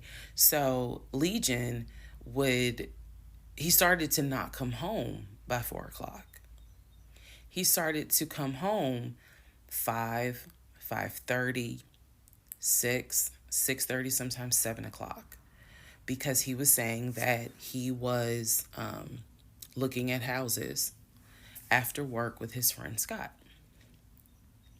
So it definitely was noticed that things are changing. And at this point, kind of emotionally and mentally, I was just like, I don't know what to do. This is the end of January. Remember, I told you in part 15, I got married January 5th. By January 31st, I kind of knew I was in trouble. And by the end of January, sure enough, I knew things were changing in a way that I was like, I hate to sound redundant, but what the fuck is going on? So he's still maintaining the story of looking for a house, looking for a house. I had already let him know my lease is up in August. When my lease is up in August, I am moving to Cobb County. And then my attitude was kind of like, you can go with me or you can stay here. I don't care, but I'm moving. I'm leaving Clayton County. The reason why I was so adamant to move was not because of Clayton County. It was not because of the house that I was in. It was because Legion had started to create this narrative that he was beefing with my female neighbor. He was trying to get me to believe that my female neighbor to the left of me somehow was interested in him. And so she would make these little comments, and he would come in the house complaining about her and her music and the fact that she had, different men over to the house. It was driving me crazy. And all of this was kind of starting in January. So when I say that, it really seems like we got married January 5th, and then we had 2 weeks of peace, and then something just snapped. I literally mean something just snapped. So he's looking at houses. Now we're moving into February. February obviously is my birthday month. He did good. He did good to make Valentine. He went all out for Valentine's Day. He went all out for my birthday. My birthday and Valentine's Day are February 14th and February 15th. So he went all out on both days. Y'all ain't even gonna believe this story. But I said I would share even when it makes me look bad. So, the weekend after my birthday, and what I mean by that is if my birthday was on a Tuesday, we're talking about Saturday. The weekend after my birthday, he gave me money to go to the nail salon, go get a manicure and pedicure. So I leave the house. I take his car. His car was in the driveway. We had a key to each other's car because, again, we're married at this point. We're talking February 2021. So I take his car and I drive to the nail salon over in Morrow. I'm in the chair getting a pedicure, and I get a text message from my husband saying, someone was just at the house looking for you. And I'm like, who was looking for me? Who was it? And he said, I don't know. I think it was some, this is through text. I don't know. I think it was some dude you used to mess with. Okay. I was like, what are you talking about? He was like, I'm telling you, some guy just came to the house looking for you. I told him you were not here. So at this point, y'all, I'm in the chair at the salon. I'm freaking out because I'm like, who the fuck has the audacity to come to my home unannounced, uninvited, talking about they're looking for me? Especially because before I met my husband, I was working the last shift at Amazon as a part-time job. So I had not dealt with, dated anything with anyone for about a year before I met him in March of 2020. So I really was like, who the hell is this coming to my house? So I finished the pedicure. I head home. Once I get home, I'm like, what are you talking about? What happened? And so I'm frazzled in a way. And he's calm. He was like, yeah, it was a black Dodge Charger. They pulled into the driveway. They backed in. They backed in as if they had been here before. So clearly this was someone who's been to your house. He got out the car. He said, I opened the door and I went out there and I said, is there something I can help you with? And he said, the guy said, I'm looking for, and gave him my name. And he said, I'm sorry, she's not here. And he said, he was like, oh, okay. All right then. And just got in the car and drove off. And I was like, my brain stopped working. because I'm thinking, who the heck could this be? A Dodge Charger? I was like, are you sure that it wasn't law enforcement? Like, was it the sheriff's office trying to serve me with a lawsuit for a credit card I didn't pay? He was like, no, he was in regular clothes. He was like, and it was not a police car. It was on a marked unit, basically. And so I'm just like, who the heck could this be? And he was like, I know who it was. And I said, who? He was like, I think it was your ex. I said, what ex? He was like, the one that you had dated for 2 years. Remember back in like part 3, part 4, I told y'all he told me about his ex. I told him about mine. I thought we were being honest with each other. So now, fast forward to February 2021, and he's telling me, yeah, I think it was the ex that you had been dealing with for those 2 years before you met me. I said, so you think that he showed up to the house uninvited after 2 years? And he was like, well, whoever it was clearly was comfortable backing into our driveway, getting out the car, and was like, I'm here to see, and gave him my name. And so he was like, she's not here. Is there something I can help you with? And the guy was like, nah, it's cool. And then just got in the car and drove off. So, again, brain is like, who could this be? So then Legion says to me, you know what? The way that you reacting to this is real suspect. And I'm like, what are you talking about? He was like, you over here freaking out. I told you I took care of it. I told you it was fine. And you over here freaking out, which makes me wonder, what have you been up to? Now, let's go to part 19.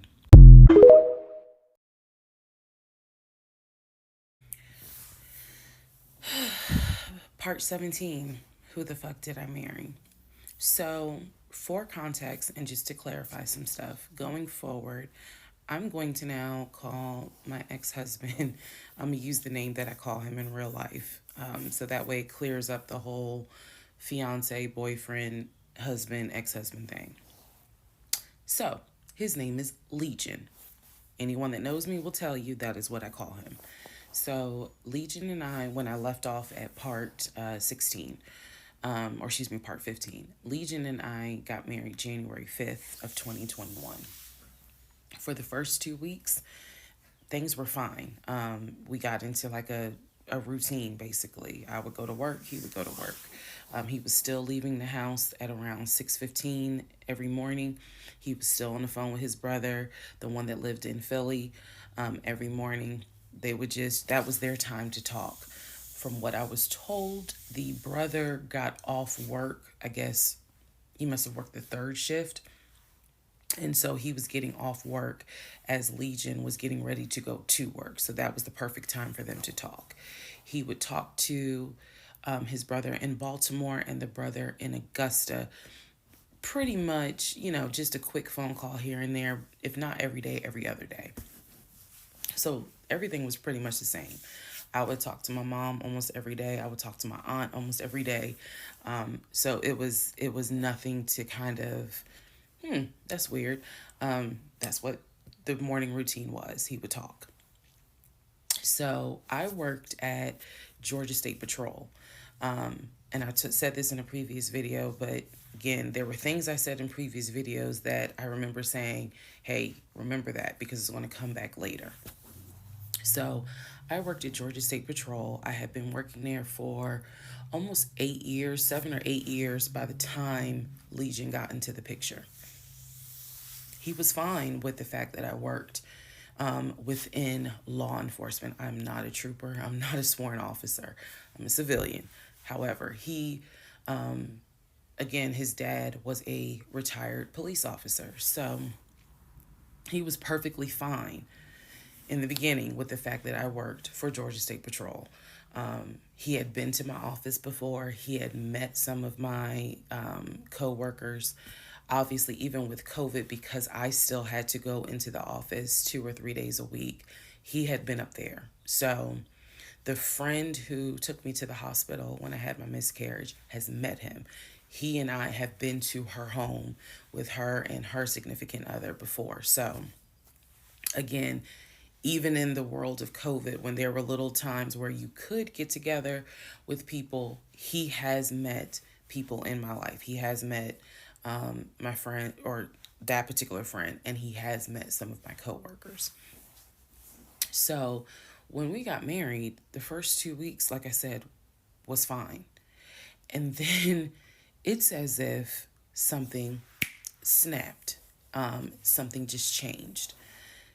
What was totally acceptable before, suddenly little comments were made. Why are you wearing that to work?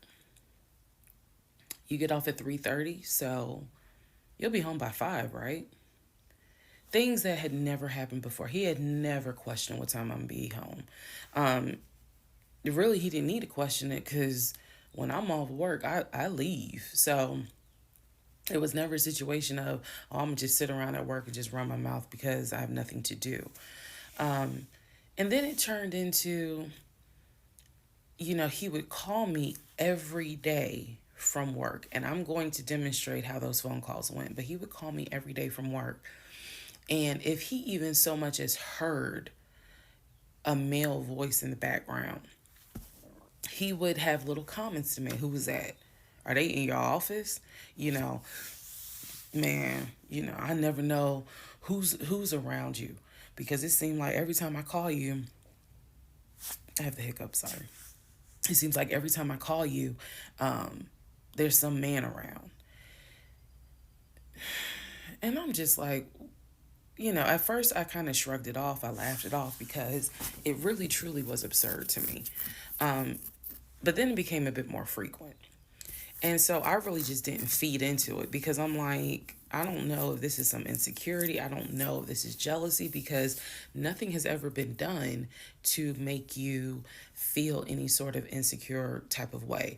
I've never entertained another guy, never flirted with another guy. Like, I don't know where this is coming from. So it is also important to note, we got married January 5th. Things started changing around 2 weeks later. And the reason why I know it's 2 weeks is because I had recorded an audio diary on January 21st is the date of the audio diary. And I talk about how maybe I had unrealistic expectations, because it seemed as if things were changing with he and I.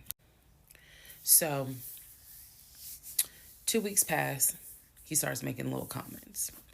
End of January comes, he informs me that he wants to start looking for a house again.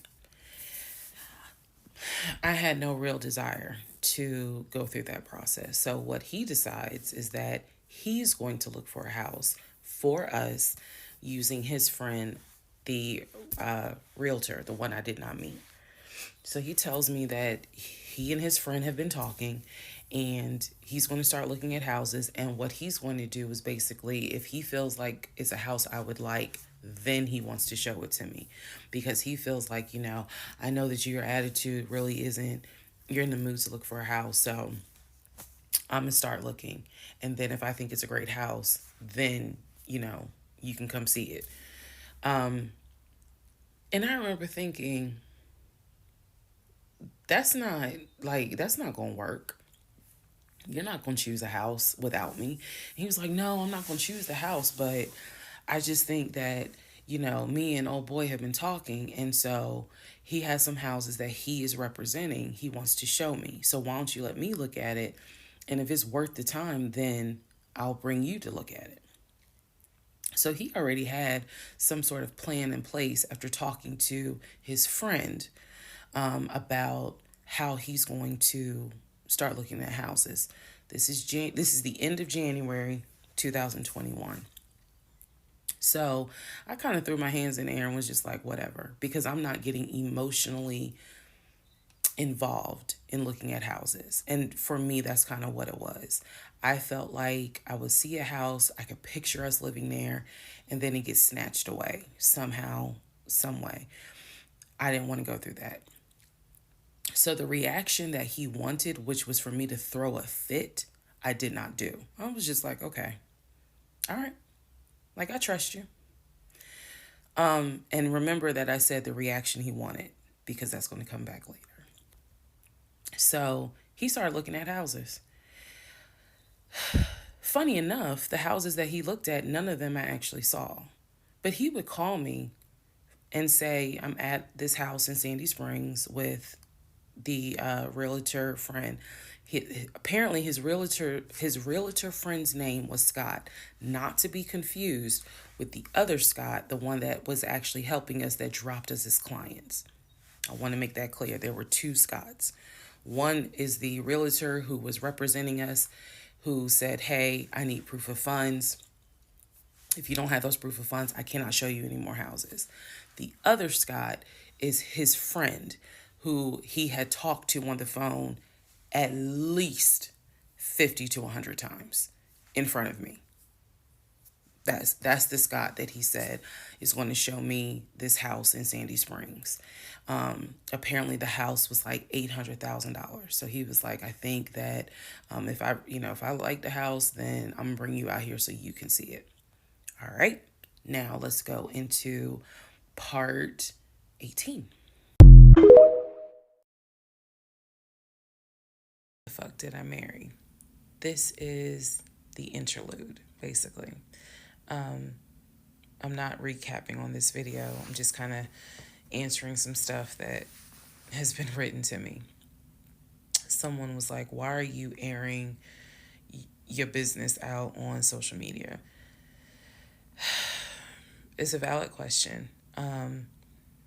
For me personally, I feel like this was traumatic to experience, to live through. And I'll expound on that on another video, the aftermath of the toll that this took. Honestly, and I know some people are going to be like, that sounds crazy. It is kind of cathartic to get this out, because I cannot tell you how much of this has been internalized since 2020. Also, I don't want to seem like a cautionary tale to other women, or to men for that matter, but to my sisters, to my ladies, white, black, Hispanic, Asian, doesn't matter. If something does not sit right with you, investigate it. I cannot stress that enough. If just one woman watches these videos and she's like, you know what, something don't sit right with me, let me look into this, then it was worth it. Yes, it is a Lifetime movie. Yes, it is Netflix. Yes, it is crazy. Yes, it is hilarious also. And I understand all of those reactions. As someone who lived it,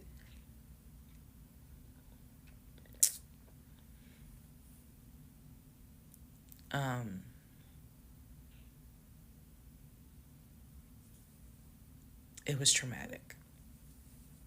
But I feel like, God, it feels good to finally admit what the fuck I went through. And again, by the time this is uploaded, I'm only to January of 2021, right after getting married. So when I think back on it, there's things that I'm very, very grateful for.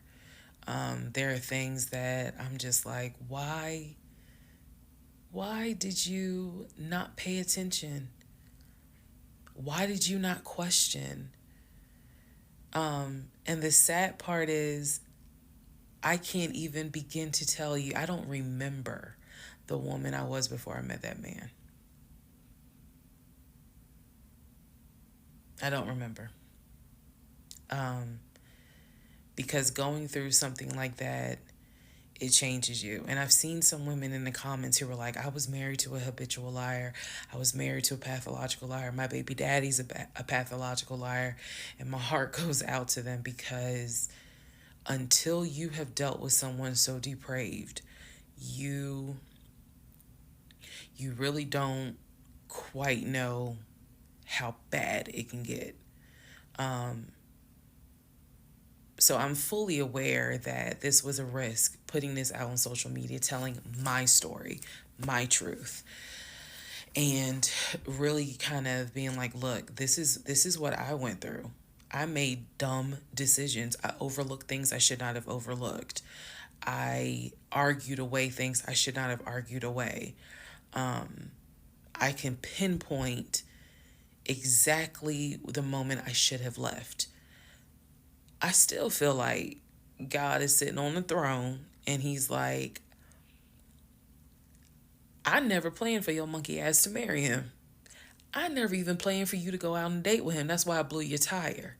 But you hard-headed and you went anyway. And then I tried to go ahead and show you signs. You ignored them. Like, I feel like God did everything to help me as his child be like, this is not who I created to be your helpmate. And I was like, God, you taking too long. I want to get married. You taking too long. I want to have a family. You taking too long. And these are the consequences that I am paying for basically telling God, you took too long. And I feel like God's grace is sufficient. It is. But at the same time, and I'm not perfect. I mean, not perfect at all. None of us are. But I do feel like when I sit back and I replay the events that happened, I truly cannot believe that was my story.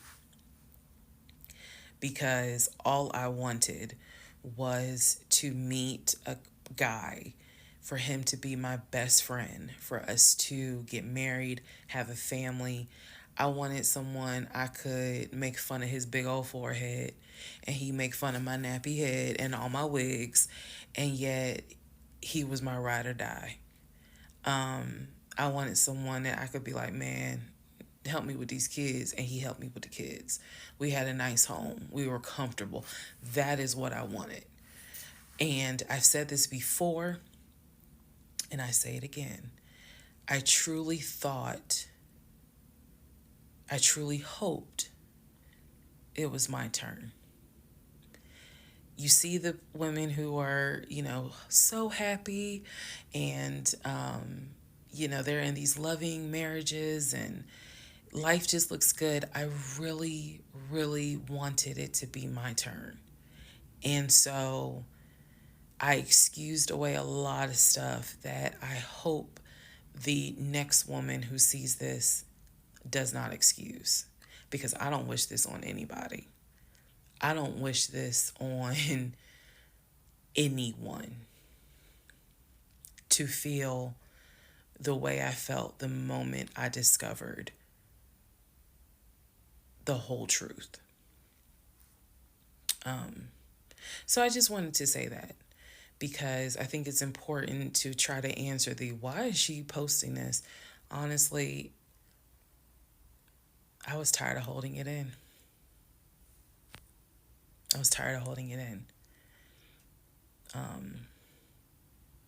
And I hope it helps somebody. Okay, let's all take a deep breath. Let's all get some sleep. If you don't have anything to do and you just want to wish me a happy birthday, wish me a happy birthday tomorrow, February 15th. Shout out to Team Aquarius. Good night, y'all.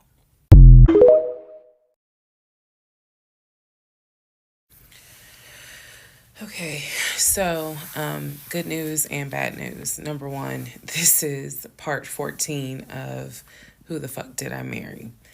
Bad news, this is going to be the last post for the night. And the reason why, good news, tomorrow's my birthday. So I'm just going to make this video, post it, and then I will pick back up probably Friday, because honestly, I truly want to enjoy my birthday tomorrow. I just want to enjoy my birthday. All right, so y'all don't be upset just, if anything, watch parts 1 through 14, then we'll be ready for part 15. So the house fell through in October 2020. And what I told him was, I said, I don't want to look at another house. I don't want to talk about cars. I want to get through the holidays, because it was going to be a holiday season where I could not celebrate my family because of COVID. So I said, I just want to get through the holidays. I want to get through the end of the year, and we'll revisit stuff in January. I was very calm when I said it. No argument, nothing like that. And he said he understood. A lot of what fueled me staying in this situation really was the fact that, number one, I didn't want to be alone. Number two, I didn't want to look stupid by having the relationship end so quickly for everyone to be like, we told you something was up. And number three, I was ready to get married. And ready to get married fueled a lot of stuff. And again, I was still making my audio diaries.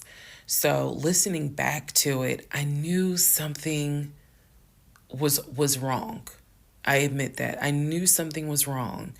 But what I thought it was, truthfully, was like, why does it seem like there's always something? Like, why can't we just go ahead and get the house? Why is it always something? Why can't I just get the BMW? It still didn't dawn on me how deep the something went. And for the people who keep asking, I'm going in order of events. So yes, there will be a video where I explain how everything came out and what came out, what was true, what was not true. It's coming. I'm just getting all of this out in order. So I told him I didn't want to look at a house no more. I didn't want to talk about houses. Do not mention the word Zillow. Do not mention the word realtor. Nothing. Let me just get through the holidays. And for myself, the question was, what do you want to do? You want to stay with him? Or do you want to cut your losses? And the part that kept me constantly second guessing myself was, what if he's not lying? What if he's not lying? Literally the conversation I had with myself was, there's no way he is lying about having money. You saw the paper from Chase. They don't just approve $750,000 for a mortgage for anybody. I've seen his checking account. You see how much money's in his available checking. Like I don't think he's lying. I don't think he's lying about that. But what is it? Is it that he doesn't trust me? Like, I second guess myself so much. Is it that he doesn't trust me? Is it that maybe he doesn't really want to get married? Like, what is it? Because I know what I saw. I know what I heard. I know that he's having conversations about move the money from this account to that account. I know he's paying my car note and all these bills. Like, clearly this man is making money. I know that I saw the letter from HR that states his new salary is 200 and something thousand. And I remember thinking, like, God, what am I missing? I'm missing something, but what is it? Because I know what I've seen. I know what I have touched. I have physically touched these papers. Like, I know how to read. So what is it that I am missing? He's close to his family. He talks to them all the time. He's just a regular guy that just likes to watch NFL football. He leaves me alone when I want to watch Georgia football. He's paying the bills. groceries. I haven't had to worry financially since I've met him. And as a woman who had lived on her own, paying her own bills, my God, that is the most intoxicating feeling when you meet a guy who just takes your stress and your worry away financially. But the downside is he took away the stress and the worry financially away and instead brought a mental fuck job I've never in my life had experienced. And I could not put my finger on it. I couldn't really talk to anybody about it because I'm a big believer in what happens at home stays at home. So I didn't talk to my girlfriends about it. I didn't talk to my family about it.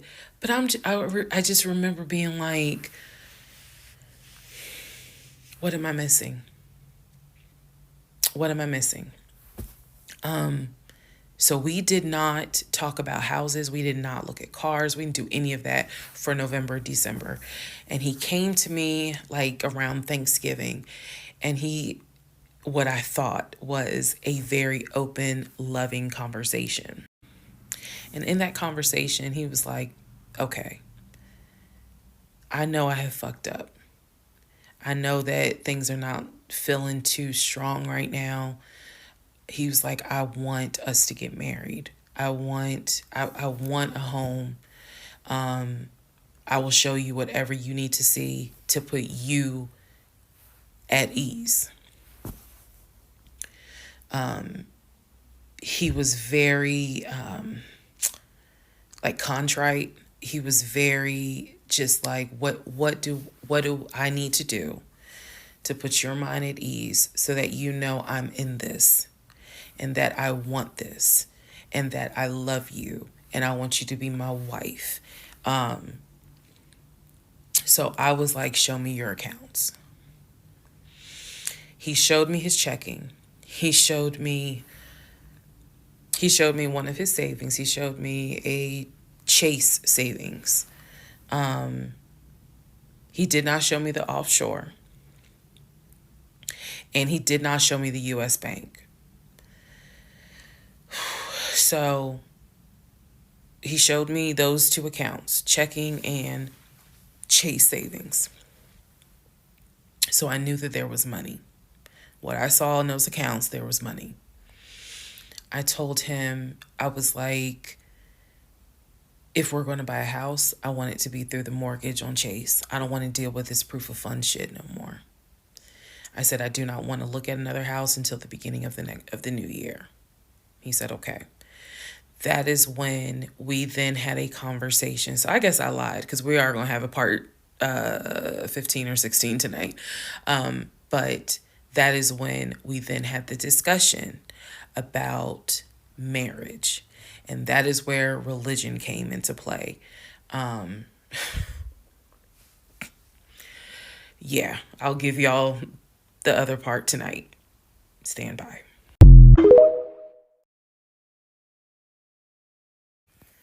Okay, I know I look rough, but it's okay. It's okay. Anyway, so this is part 12 of Who the Fuck Did I Marry? So this is the backstory on what I was told for the ex-wife.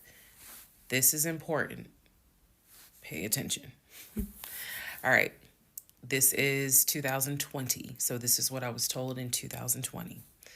I was told that he and his ex-wife used to be friends. Then they started dating and subsequently got married. They got married in California. He had bought a house with the money that he made from arena football. They had apparently had gotten married on the downward of the arena football career. Had a nice house. He showed me a picture of the house, showed me pictures inside the house.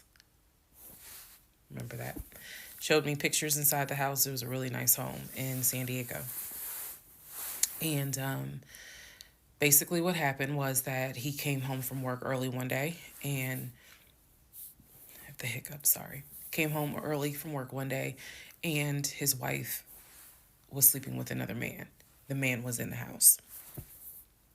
He and the man get into it. Her son, who is about 17 years old in 2020, She had 2 kids, a daughter and a son. The son apparently was on his way home from school when my ex-husband found his previous wife in bed with another man. So the story goes that he and the guy fought. He kicked the guy out. He kicked his ex-wife out, but told her the kids could stay. The kids are not biologically his. Those are his stepkids. She was like, "You must be kidding. Like, I'm not leaving my kids here." The kids are old enough to where they were like, we don't want to go because you fucked up. We don't want to leave. So apparently she leaves. The kids stay with him for a few weeks. And then she gets her own place. The kids move in with their mom. He files for divorce in California. He files for divorce in California, and it was an ugly divorce. She was asking for spousal support, all kinds of stuff. And then it turned into, you know, I'll help you with the kids, not child support, but just I will give you some money for the kids, because apparently he was very close to the kids and he wanted to keep a relationship with the kids. Their biological fathers, apparently there were 2 fathers, their biological fathers were not in the picture. So the divorce starts out contested and ugly, eventually becomes amicable. Eventually they become cordial with each other. So my ex-husband moved. This is all before he ever met me. So I'm telling you the story of what I was told in 2020. So eventually, about 2 years later, is when his job approached him about an opportunity to transfer to Georgia. And so he took it. New beginning, fresh start. He has family in Georgia. He took it. He told me this story pretty much the second or third conversation we had. So it was always from the beginning that she had cheated. He caught her, and he had filed for divorce, but he was still close to the kids. They still had a great relationship. I've heard him on the phone with the kids, you know, just encouraging them, helping the 17-year-old like with homework. The kids really apparently wanted to meet me, and I was fine with that. He would send them money, you know, if they needed something, because he loved the kids as if they were his own. I'm telling you the story as I was told it in 2020. So, let's see, around April or May of 2020, he informs me that his ex-wife has moved to Georgia. Apparently, she's staying with her sister in Gwinnett County. So, she has moved to Georgia. The 2 kids are now in Georgia. And so, when he tells me all this, I'm like, so what's that supposed to mean? Now, I will say this. He never made it seem as if she wants him back. He never presented that. It was always, no, you know, we're cool for the kids. We're cool for the kids. But he's never presented that she was trying to get him back. I feel like it's fair to her for me to say that. And again, stay with me. It all comes out. But that was the backstory in regards to the ex-wife, that they got married in California, they divorced in California, and then she eventually moved to Georgia, to Gwinnett County, after he had transferred to Georgia for his job.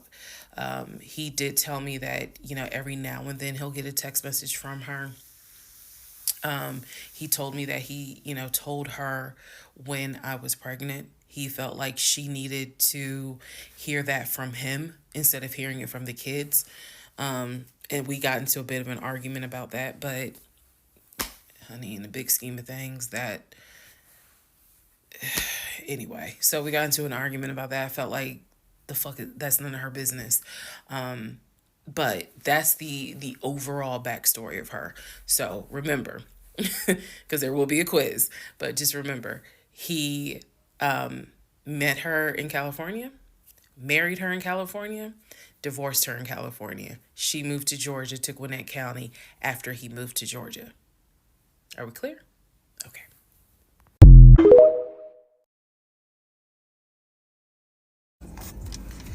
Okay, part 10. Who the fuck did I marry? Okay, had to sneeze. All right, so at this point, I had test driven all these cars. Kias, hell, he even had me test drive a Nissan Murano, but the main two were BMW and an Audi. He had told my grandfather he was getting me a car. He had told my aunt he was getting me a car. That he was going to, he was like, she's going to be my wife. I want her to be in something secure.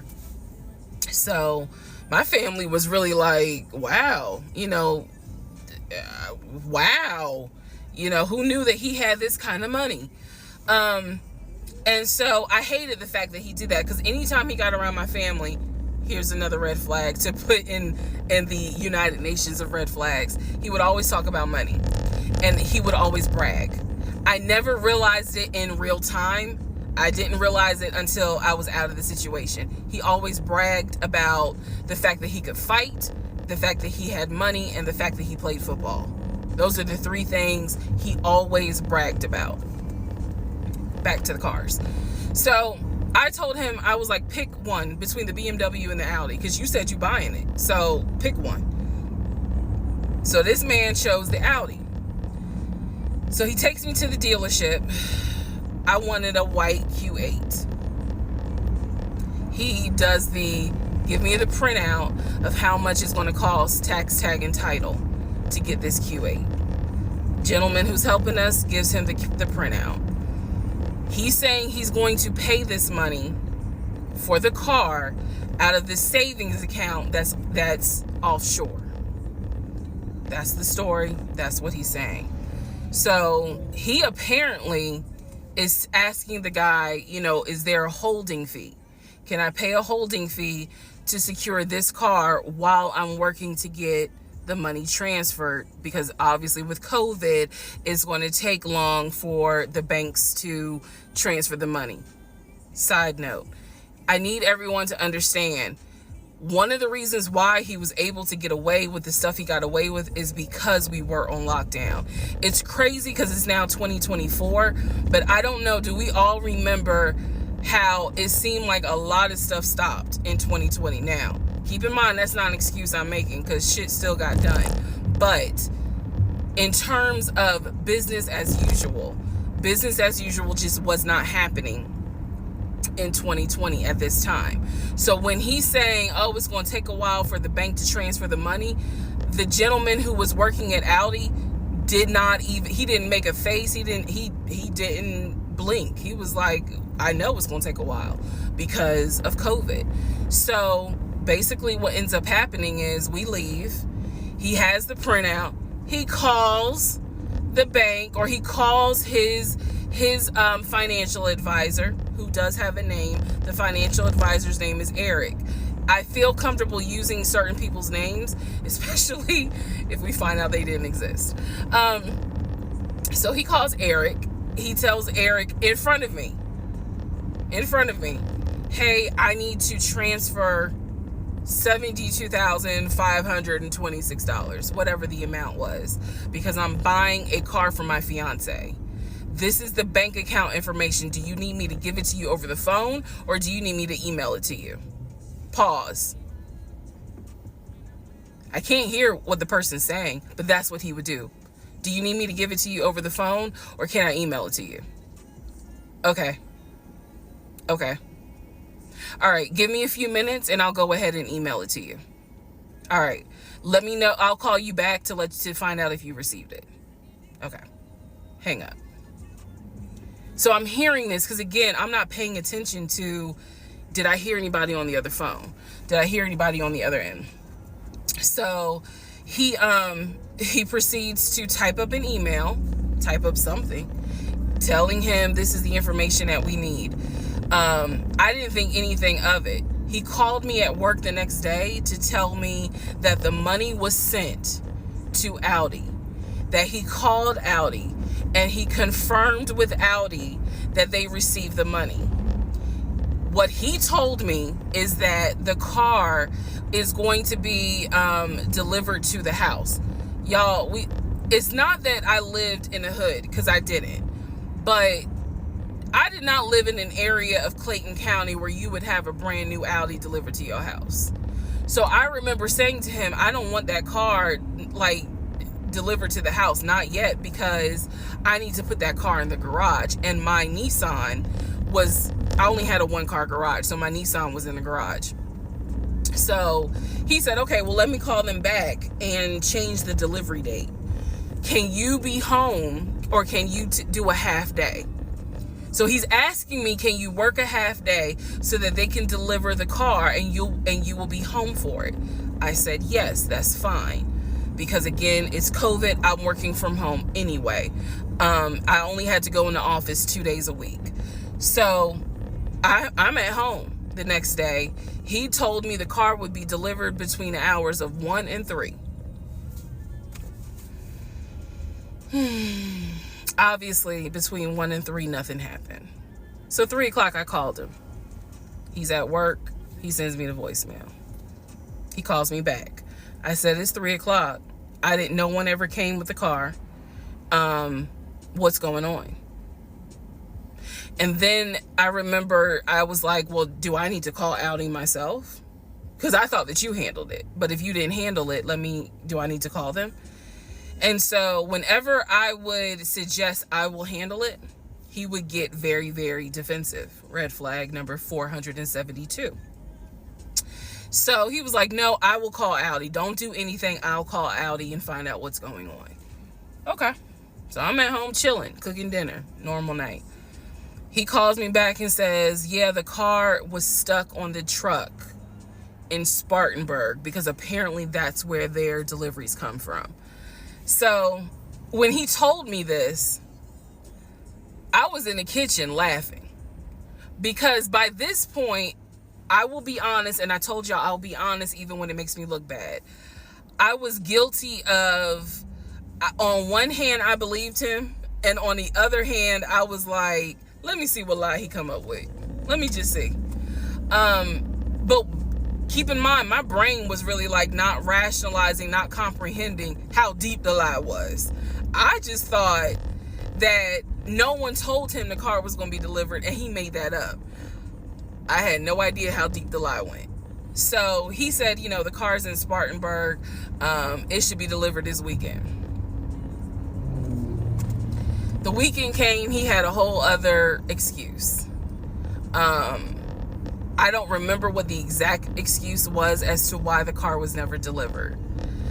I do remember we got into an argument, and I was like, don't even worry about it. I'm going to get a new car my damn self. I don't even need your help. Which is probably one of the worst things you can tell a narcissist, because they love to be the hero, it's all about them. But I was like, don't even worry about it. I'll get when I have the money to get a car myself, I'll do it. I don't want to hear anything else about a new car. I don't want to hear shit else about a car. Because at this point, I was spending way too much time trying to figure out, are we getting a car? Are we getting a house? Like, what the fuck is going on? Always there was an excuse. So when I told him I don't want to hear anything else about a car, and I am not going to a dealership to test drive another car, that ended that whole discussion right there. So this is where I'm going to interject what I believe was happening. I believe that my ex-husband is the type of person, he gets off, nut. He gets off on you being excited about something that he knows you will never get. So I believe that he enjoyed going to car dealerships. He enjoyed watching me test drive a car and get excited about it, knowing I was not going to get it. It is the level of cruelty. And again, I'm telling y'all stuff that I found out way later on. It is the level of cruelty that I still cannot comprehend. So the whole issue about the BMW and the Audi, I think he just enjoyed seeing me get excited and then pull it away. Part 11 coming up.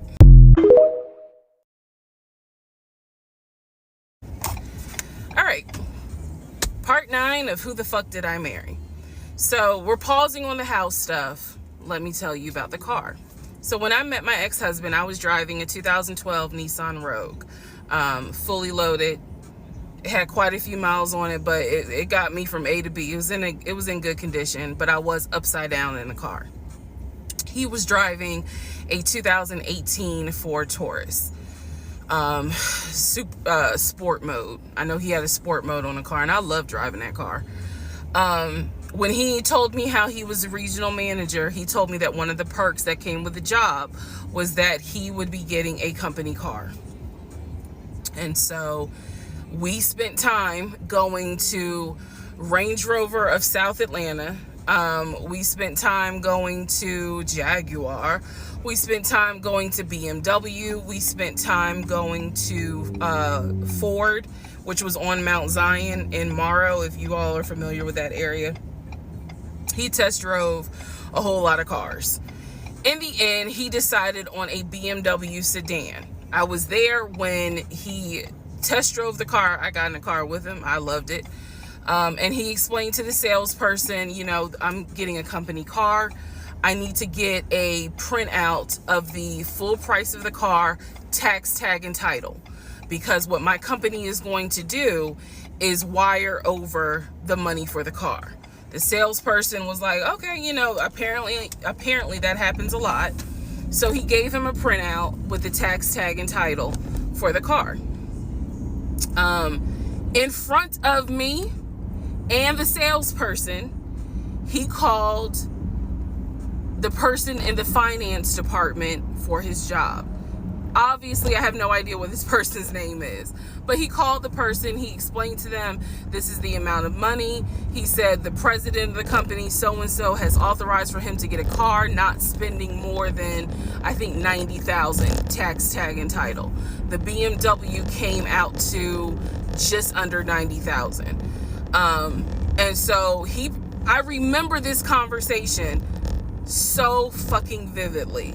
So he's on the phone in front. I'm sitting down, the salesperson sitting down at their desk, and he's like, they put me on hold.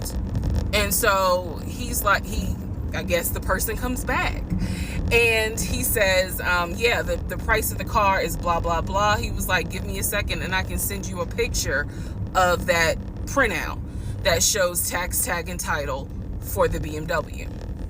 He gets off the phone. He takes a picture of it. He sends it to whoever.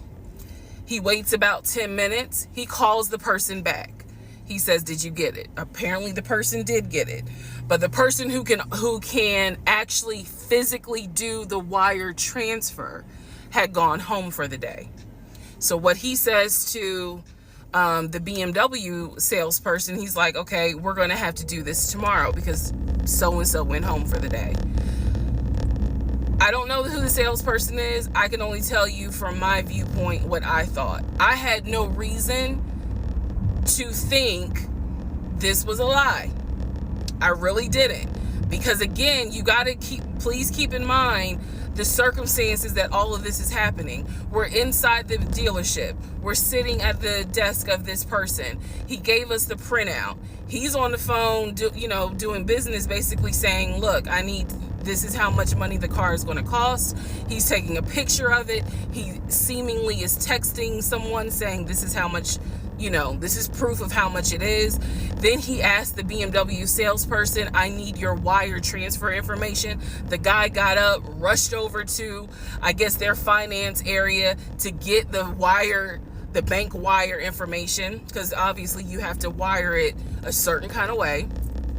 Rushes back over, gives it to my ex-husband. My ex-husband's like, okay, first thing in the morning, we will get this wired over, and then, I'll come and pick up the car.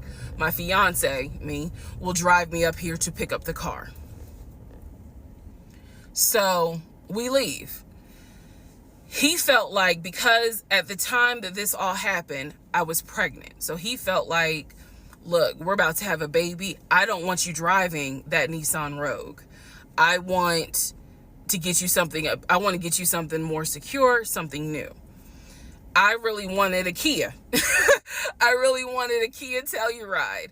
And he was like, well, let's look at the warranty. This man knew a lot about cars. He knew a lot about the warranty. He knew a lot about the depreciation value. And so he did talk to me a lot about what will we get the most for our money. We test drove, when I say we, I test drove a Kia Telluride, a Kia Sorento. He didn't like either of those. He had me test drive a Ford Explorer. He didn't really care for that. Then came time where he really wanted me to get a BMW. He really wanted me to get a BMW X5. So he took me to Global BMW Imports, which, if you know anything about Atlanta, it's off of Cobb Parkway, but you can see it off the highway. I believe 285 is where you can see the Global Imports BMW dealership. He took me there. He had me test drive an X5, an X6. He also had me test drive I think I'm gonna get the numbers wrong, a 525, which was a sedan. I did not like that. I wanted an SUV. I loved driving the BMW. He also had me drive an M Series, test drive an M Series. So he was very adamant that I should get a BMW. The reason being is because, according to him, he had a BMW in California when he lived in San Diego. He had a BMW that he loved. It was a white BMW. He showed me pictures of the BMW. So he showed me pictures of this white BMW that he had, and unfortunately, the car got totaled about 2 months before he moved to Georgia. So he had received money, not a lot, but some money to get another car, and he used it to get the Ford Taurus because he was like, I just need a car that's going to get me from A to B until I get into a house and I'm much more settled. For him, he was like, I'm really giving myself 60 days to get settled here in Georgia after moving from California. But then he met me. Again, that's the story. So he had me test drive the BMW. So much so, I loved the BMW. Loved it. I wanted a dark blue BMW with cognac interior. I wanted an X5 and I wanted an M Series. So I can clearly tell y'all that's exactly the car I wanted. We were online looking for that particular car because not every dealership had it. I was okay with a black BMW if needed. But I really wanted dark blue, and I really wanted that cognac colored interior. So he felt like, I want you to consider all of a sudden an Audi Q8. Let's just see how you like it. If you don't really like it, then we will go back to the BMW. I cannot tell you why he switched up. I can't. But I can tell you he took me to an Audi dealership on Peachtree Industrial. He test drove an Audi and I test drove an Audi Q8. I loved the Q8. Loved it, loved it, loved it. But I was tired of test driving cars. By this point, I had test driven so many cars. Our weekends were spent either looking at a house or test driving cars. And I was picky, I will admit that. So he had me test drive the Q8. I really liked it. I finally just told him, look, I'm good with either the BMW or the Audi, because I'm tired of test driving cars. He told my family he was buying me a new car because, keep in mind, let me let y'all know. He had met my family initially on Zoom because, again, we were locked down. He had met my family. He also had met my family in person because at this point, it was like, look, if you're not showing any symptoms, maybe we can do family dinner. And so we had. So he had met my family in person. And now we will go ahead and move towards part 10 of this series.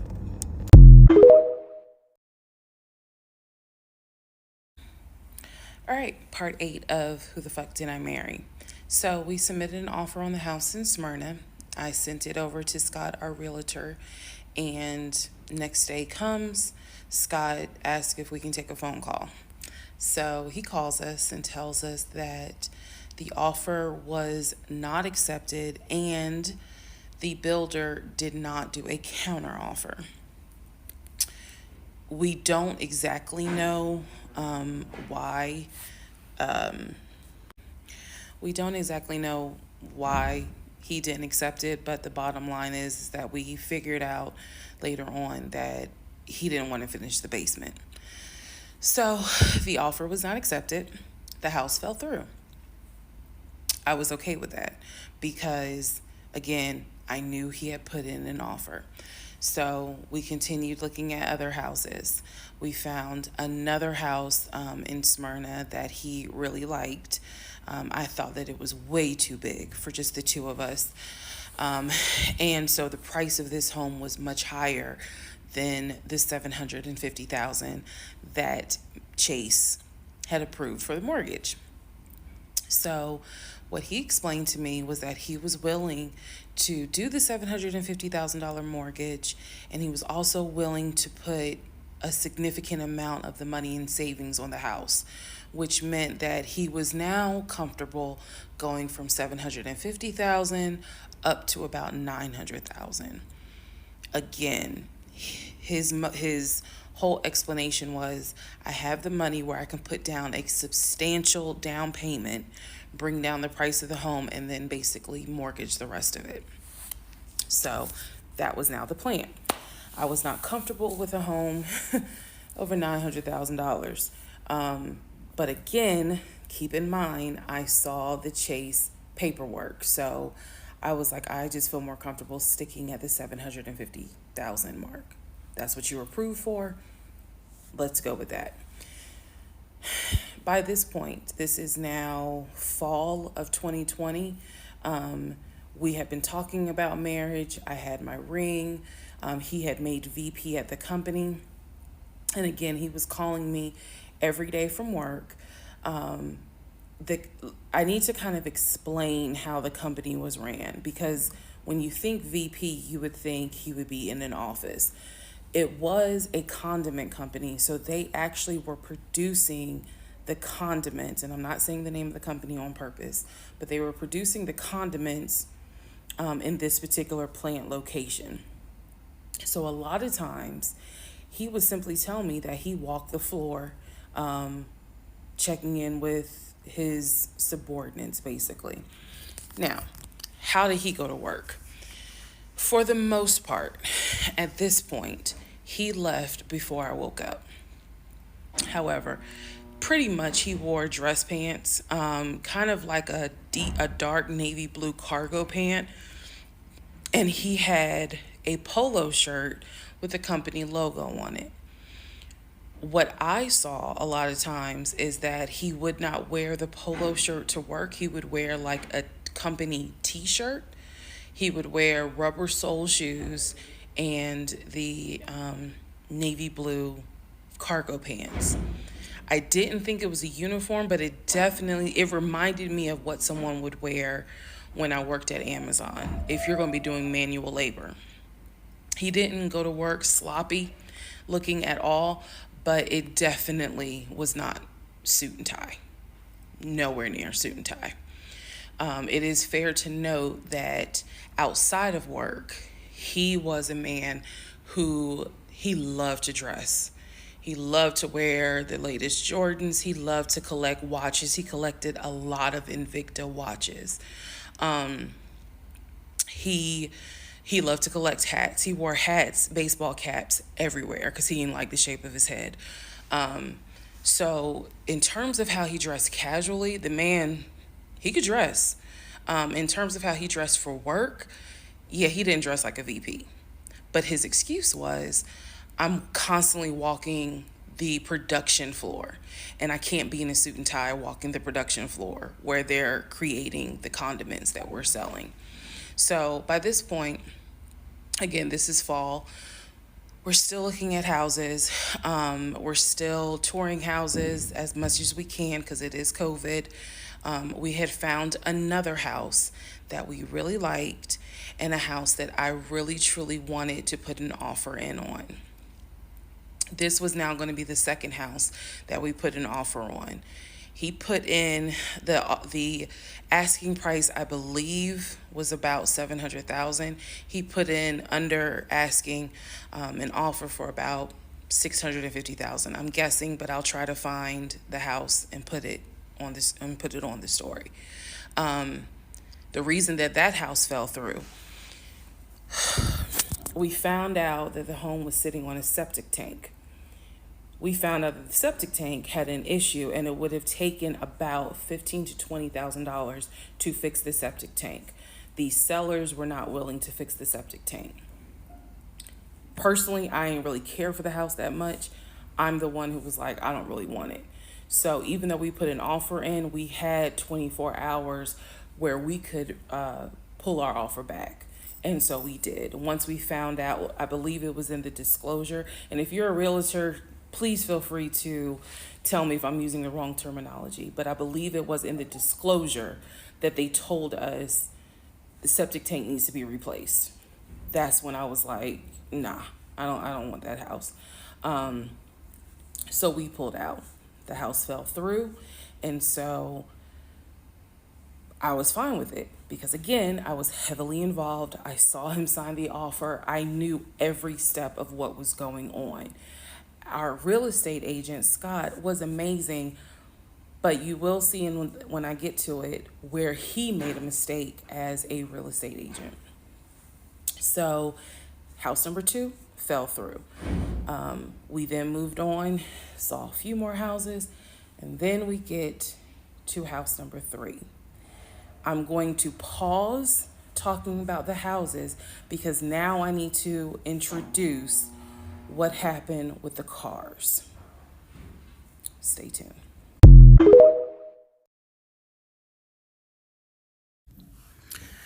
Okay, so this is part 6 of Who the Fuck Did I Marry? So, where we left off. So, obviously, my doctor had called and told me there was no heartbeat, the pregnancy was not viable at that point, and I was cramping and spotting at work. Went into my best friend's office and immediately started crying. She was like, "What's going on?" And I said, I told her what the doctor said, and she grabbed her keys, grabbed her purse, and was like, "Let's go, I'm taking you home."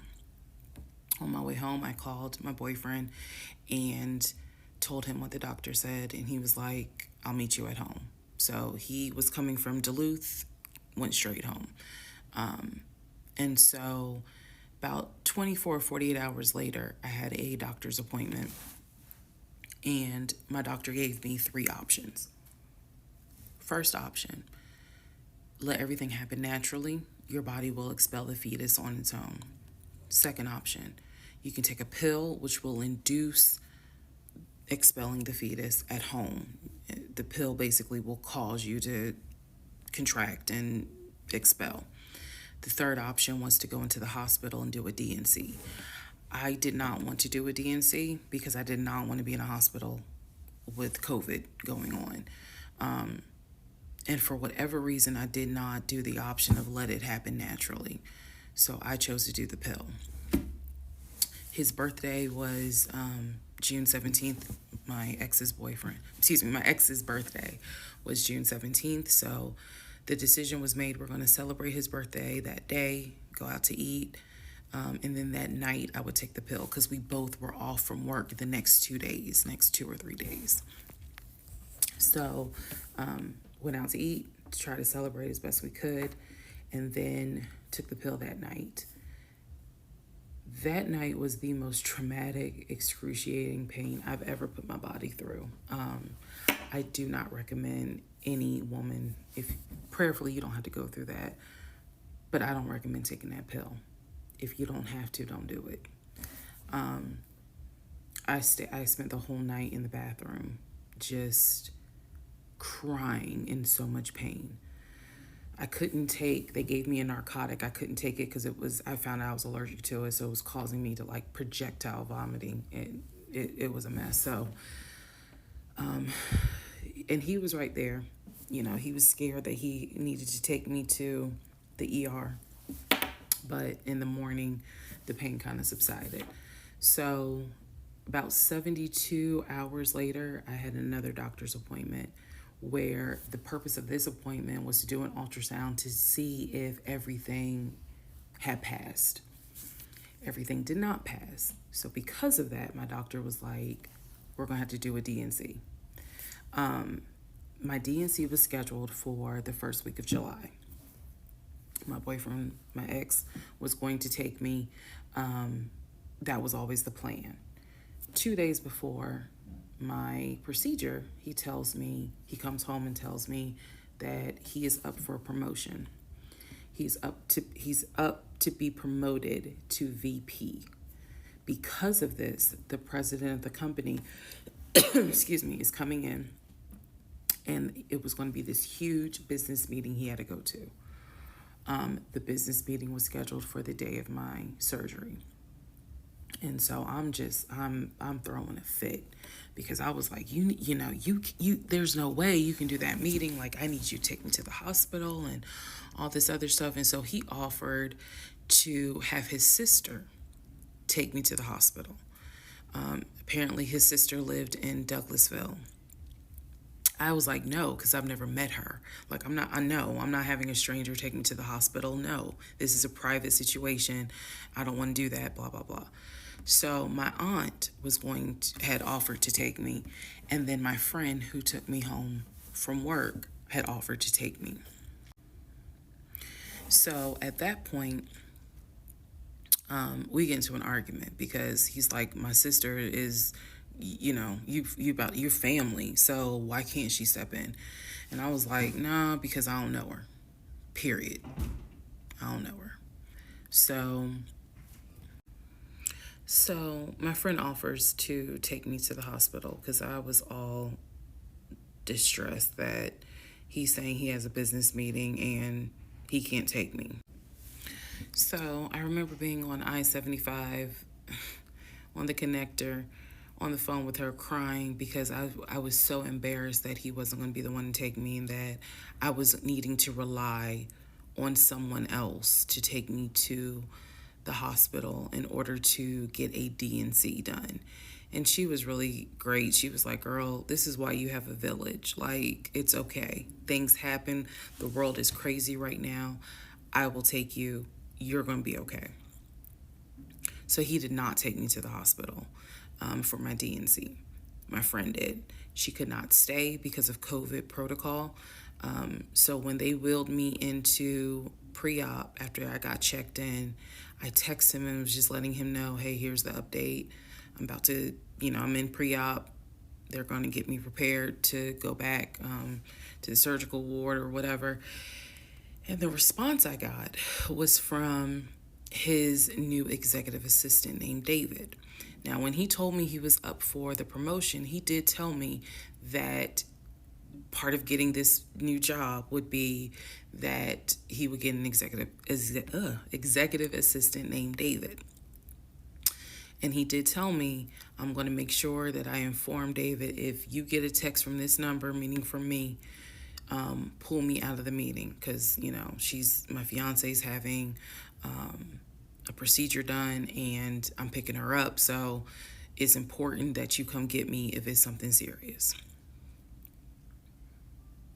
So I text him. David responds. He said, yeah, Mr. Blah Blah told me that you are having a procedure done. If you need me to get him, I can go get him. He's in a meeting. Just let me know what you need. And I just said, no, don't bother him. I'm just giving an update that they're about to take me back. And David responds and says, I'm so sorry you're going through this. Please let me know if there's anything I can do. So I have the procedure. I wake up and I am now in recovery. I should be in recovery 45 minutes up to an hour and a half. I wake up, first thing I ask, and I remember asking, is where is so-and-so? The nurse who was so sweet, she was like, everything went well. You're doing great. She said, we spoke to your fiance. He's on his way. So I said, okay, I kind of dozed back out, but I could still hear everything that was going on. I just could not keep my eyes open to save my life. So I hear her talk to the other nurse. And that's when she said, yeah, Dr. So-and-so called her fiance and his executive assistant picked up. And the executive assistant said that he was in a business meeting and that, you could relay to him what you need to say and he'll tell the fiance. And my doctor was like, hell no, HIPAA, I need to speak to him. So apparently my fiance called the doctor back about 30 minutes later, and the doctor informed him she'll be ready to be discharged in about an hour. You can make your way and come pick her up. He said he was on his way. He was on his way from Duluth to Atlanta, which is not a huge distance, but the time of day, one thing about Atlanta, there's always traffic. So he should have been there within the hour. I should have only been in recovery an hour and a half.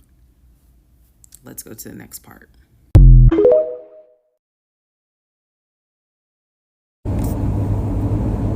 Okay, part 5. Who the fuck did I marry? So, I'm questioning all this stuff in my head out loud on my audio diaries. And then once again, I'm like, but look at what he's giving you. Like, he's paying, it wasn't a question about money. It was just a question of, are we really about to move into this house? And keep in mind, he's paying all the household bills. He still is. So we were supposed to close before Memorial Day. We didn't. There was an excuse. There was always an excuse with him.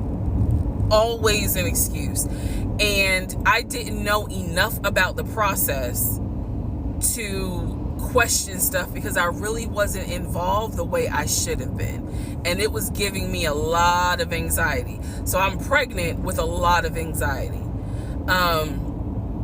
And if I'm gonna be 100% honest with y'all, I was not expecting that I was probably going to have a healthy pregnancy because I was stressed. And what I was stressed about is I didn't know what was going on because I wasn't really involved the way that a normal relationship would be involved. Just being honest.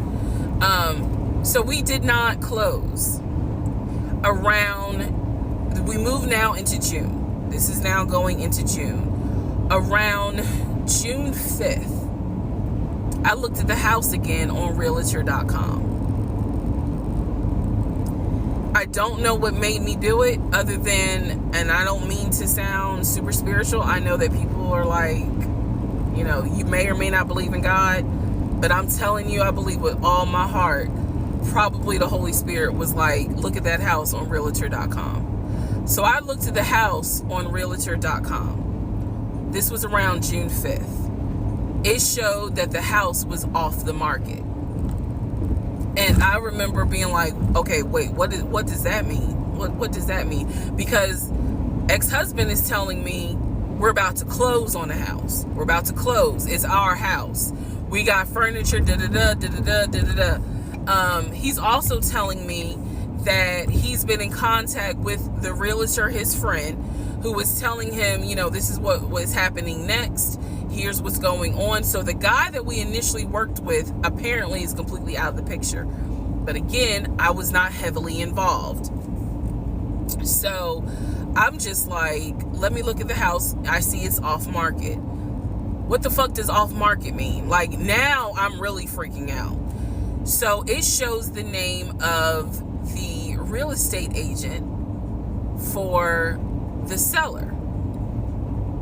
I don't remember her name. I called her and I said, I said, my husband and I, even though I wasn't married, my husband and I were looking at this house at 123 Main Street. And we really wanted to tour it, but now I'm showing it's off market. Is it not available? Or, I pulled that card and she was like, oh, no, ma'am. The home closed yesterday. It closed June 4th. Again, there are certain dates I just remember. And I said, oh, it closed June 4th? I was like, really? And she said, yes, ma'am. She was like, my sellers sold the house. And I was like, oh, man, okay. Well, I said, my husband and I really wanted, we love the pictures of it. And we're getting ready to start a family. So I would have loved to have been able to, have the opportunity to see it. I asked her something. I don't remember the specific question I asked her. And I know why I asked the question, because I was anticipating that my boyfriend at the time was going to have some sort of excuse. So I asked her something about the buyers. And I remember, and somehow, again, forgive me, I don't remember the question I asked her. But the answer was that it was an older white couple. So I get off the phone with her. I record an audio diary, and in the audio diary, I specifically say, okay, there is no house. He's going to have to get out of this lie somehow. Because now I realize, at the very least, he was lying about him being the one who was under contract. I knew enough about that. So I was like, what, how was he going to get out of this? Again, I've listened to the audio diary in 2024. I literally said in that audio diary, how is he going to get out of this lie?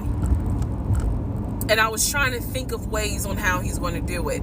And something said to me, because I say it on the audio diary, I said, he's going to say it's a bad deal.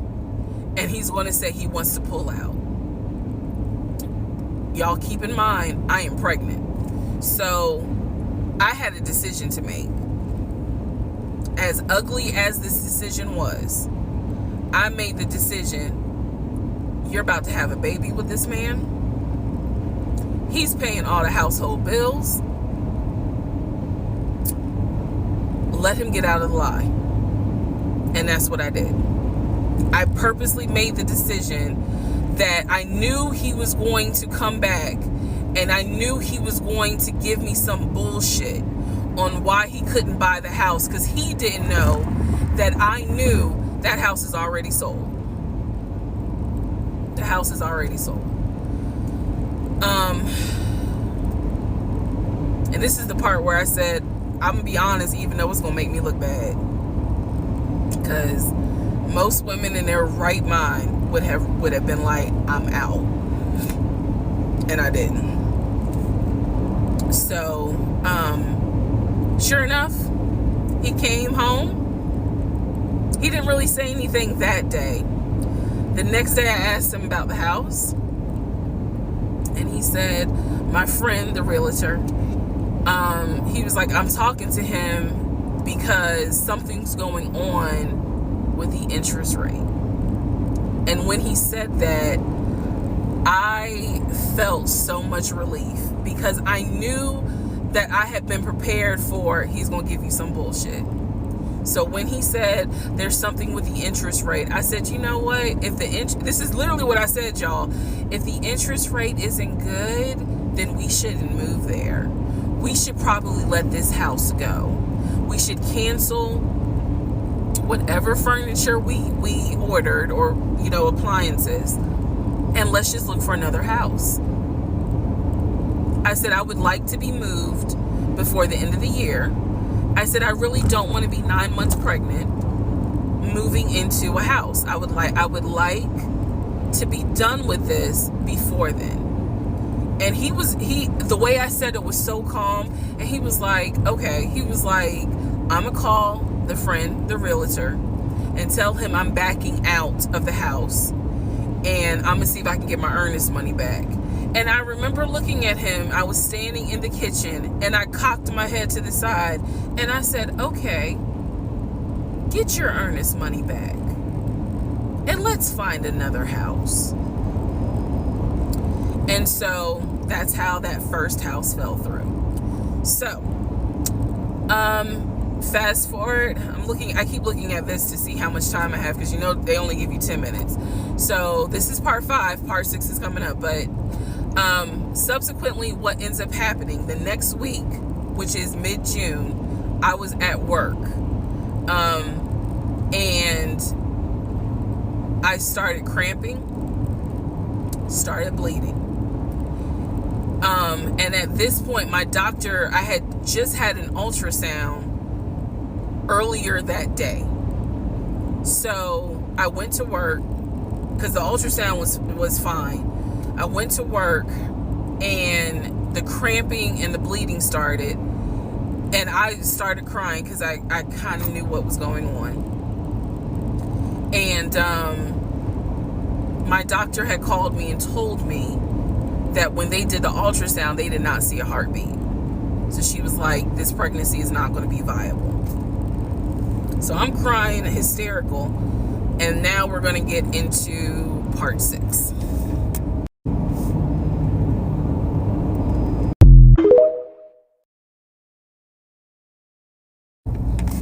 All right, part 4. So we go to Home Depot, we go to Lowe's. I'm choosing all these appliances. He's taking pictures of the SKU number. We have representatives helping us, and he basically explained to them, hey, we're buying a house. We should be closing sometime in June. Can we order this stuff now? Can I put a hold on it? Like, what can we do? Because we're not ready for delivery. I stood there as the Home Depot rep said, we can hold it in our warehouse. Like, you can buy something and we can hold it. People do it all the time, especially with COVID.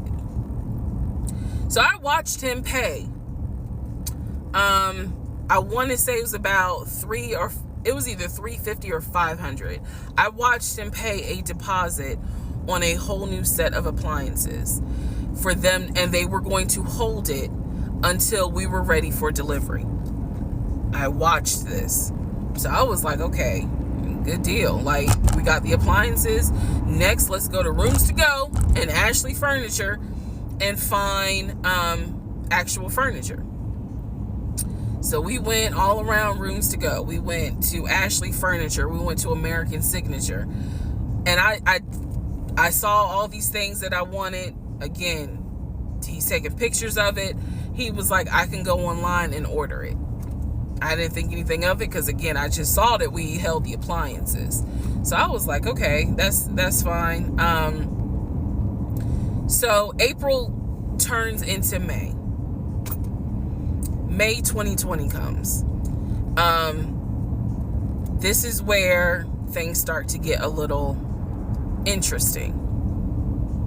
May comes, and obviously we had not done inspection. And I'm asking him all the time, what's the deal with the house? He was like, oh, because of COVID, they're trying to get someone to do the inspection. But the guy that they had, it was always something. The guy they had caught COVID, so they're going to have to get somebody else. And he's like 15 houses backed up, so it'll be a while. So at this point in May, I know I look crazy. In this point in May of 2020, I started recording audio diaries.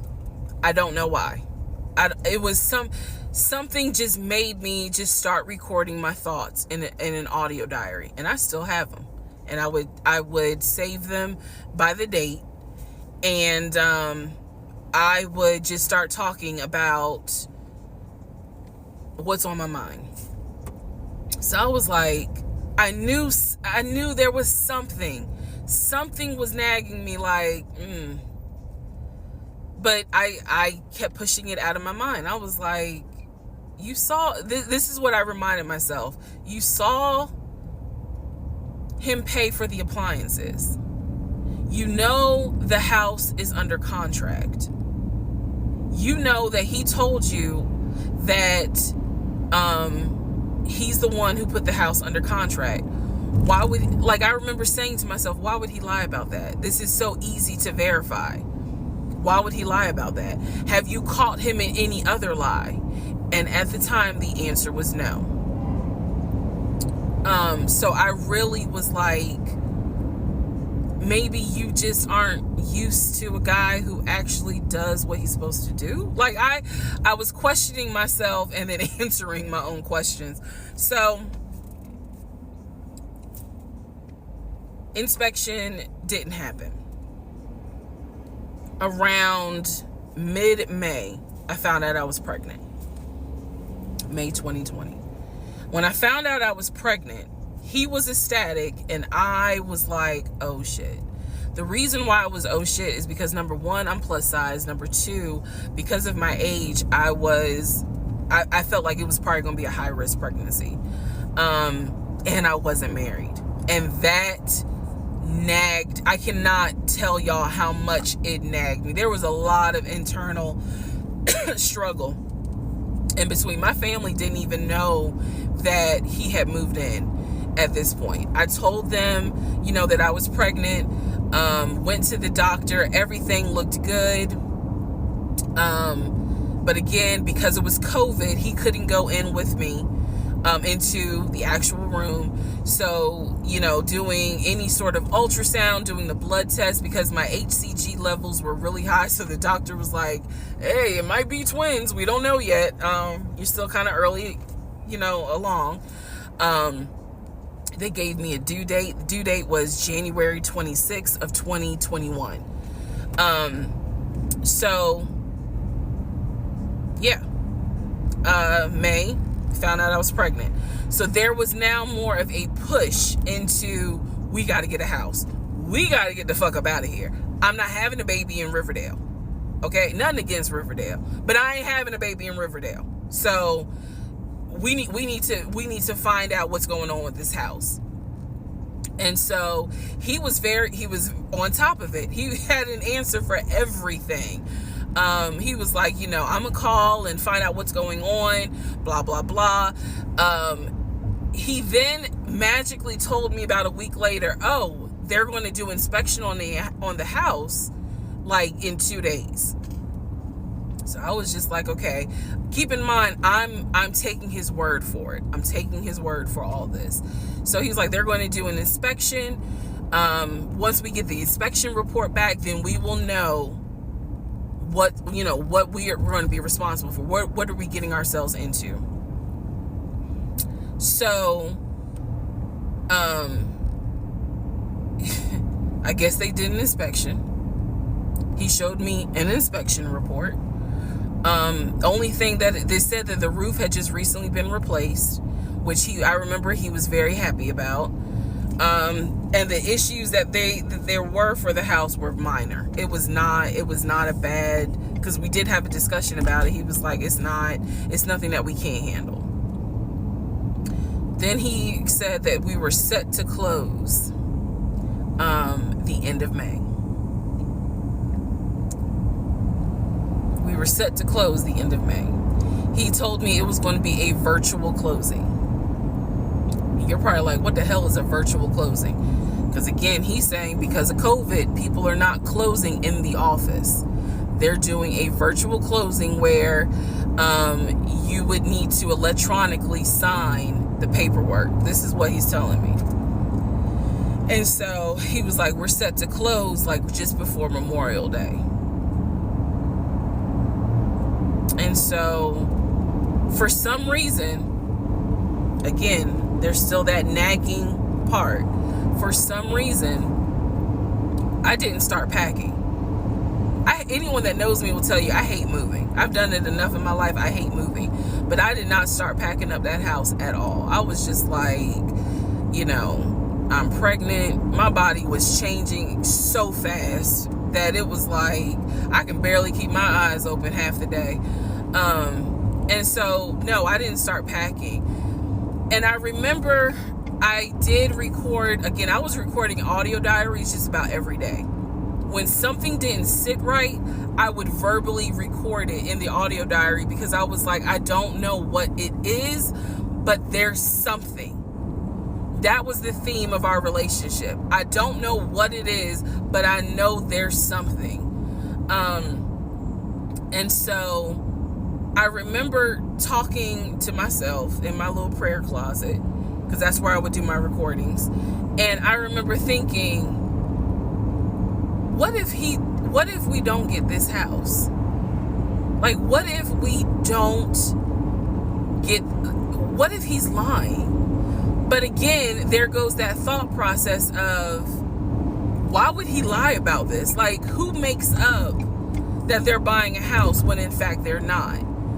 And then he's showing you all this paperwork. Like, come on, you can't be that jaded that you don't even believe what's in front of you. All right? So now we're going to go into part 5.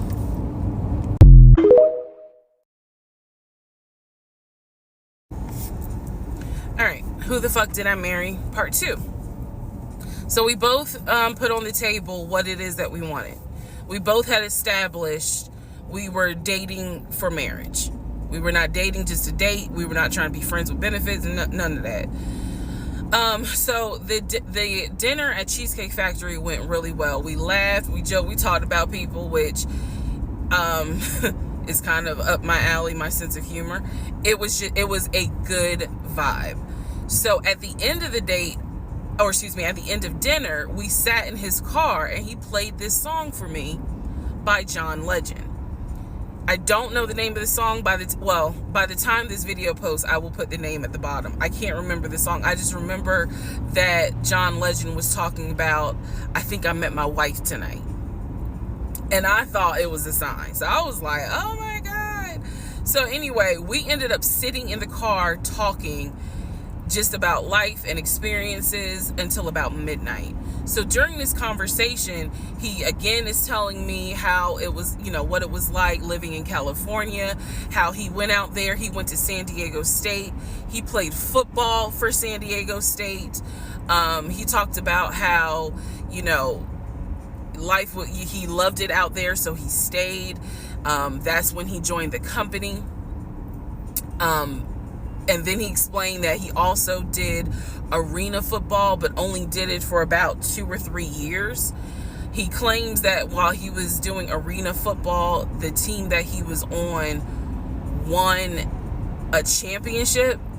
But again, keep in mind, I don't know anything about arena football. So I was like, okay, I didn't know that they had championships. And he was like, he got a little offended, like, yeah, they got championships. And, he was on that team. So he talked to me about how he worked at Apple. He worked something in the IT area of Apple, but it within the store. Again, it was one of those, it's like when I tell people I used to work at Amazon. I really wasn't paying much attention to it. Why? So we talked about all that. We talked deeply into what happened with the ex-wife. It's because I asked. He was not volunteering all this information. So in other words, I get very uncomfortable when men start talking about their ex a lot. That's not what happened. I was asking questions because I was really trying to figure out, okay, are you ready for a relationship, or are you still missing her? So we talked about that. We talked about my exes. That was a mistake I made because I talked about how I dated at one point in time somebody I worked with. That will come back later. And he seemed real cool about it. He was like, that was before me and blah, blah, blah. So the conversation was good. Midnight comes and I go home. Yes, I went home. We ended up talking. Mind you, our first date was March 7th. And within about 2.5 weeks, Brian Kemp, our governor, shut Georgia down. We were going to be on lockdown. So during those 2.5 weeks, we talked every day. We went out again at Red Lobster. I remember Red Lobster. But everything was going great. The issue was, where are we going to quarantine? So the question was, are we going to quarantine at his place, which he had like a studio type of situation. Like, it clearly, where he was staying, I was like, it's like a studio apartment, but he kept telling me like, this is temporary because I'm looking for a house. Like, he showed me the email from a woman who worked at the company where she was out on maternity leave, but she was putting him in contact with a realtor to help him find a townhome or a single family house. So I was just like, okay, this is definitely temporary. Like, he's not trying to stay here long term. And she was apologizing in the email. I'm so sorry, this should have been taken care of before you got here, but it wasn't, da da da da da. I saw the email. I read it. I read the email. So the decision was, we're going to quarantine at the studio, or we're going to quarantine in my house? First mistake I made. Well, there's a lot, but this was a mistake I made. So ladies, caution moment. During one of our dates, because keep in mind, in those 2 weeks, we were seeing each other quite a bit. Nothing physical or anything like that. Just two people who I thought were really on some, all right, let's see if this is going to grow into something. He came to my house. When he came to my house, I had a 3-bedroom, 2.5-bath townhome. He was in a studio. Now, I'm telling you guys all of this in order of how it happened. So some things I'm probably going to insert what I was thinking and the mistake I made. Can I turn this off? No. Okay, I still need that.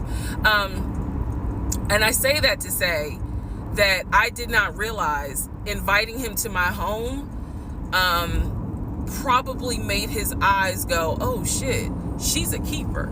She got this 3-bedroom, 2.5-bath townhouse, and I'm in like a little studio. Yeah, let me go ahead and pursue this. What I need to do to quarantine here. The decision was made, quarantine at my house. So the state went on lockdown. He came and stayed with me in my home, and for the most part, in the initial beginning, it was fine. It was fine. The reason why I hesitate is because I grew up in the church. So for me, it was really like an internal struggle of, bruh, you always said you would never live with a guy unless he was your husband. And now you living with a dude and he ain't your husband. Like, it was a struggle for me because I knew better. And don't come for me. I'm just telling you the way I grew up. It was like that. It was not sitting right with me. But at the same time, I didn't want to quarantine by myself. I did not want to. So there we go. So he moved in. We talked about the bills. Let me clear something up that I said in the other video where I said he paid all the bills. He paid all the household bills. He did not pay my car payment, my cell phone, or my car insurance. He paid the rent, because my rent at the time was less than $1,000. He paid the utility bills. And so when he's telling me that he's a regional manager, I was like, wow, okay, so you got money. And so he paid all the household bills. So my check really was just taking care of me, myself, and I. And I am not, this is where it's not going to make me look good, but it's the truth. It was intoxicating to not have to worry financially about how to pay the bills. It was a wonderful feeling. And so I kind of pushed to the side the fact that, yeah, you shacking up, because it's like, but your paycheck, you don't have to worry right now. Like, he's taking care of all of April's bills before April even comes, because this was still March. So we're living together, and I'm cooking, I'm cleaning, he's helping to cook and clean, and then we have a conversation about house. Is he still going to buy a house just for him, or is he going to buy a house where it's for us? Because we are going to try to make this thing work, be official, get married, have a family. So the question now on the table is, what are we going to do? Because I didn't want to stay in Riverdale, Georgia. I did not want to raise a family there. I refused to have a baby in Clayton County. So the decision was made, let's start looking for a house for both of us. Remember, he was already looking for a house for him. But then he was like, you know what? We're together. I plan to marry you. Let's look for a family home for the two of us. He was like, this is how much I was approved for. That's when he showed me the Chase paperwork. It was a letter stating that and it had the Chase emblem at the top. He showed me a letter stating that he was approved for $700.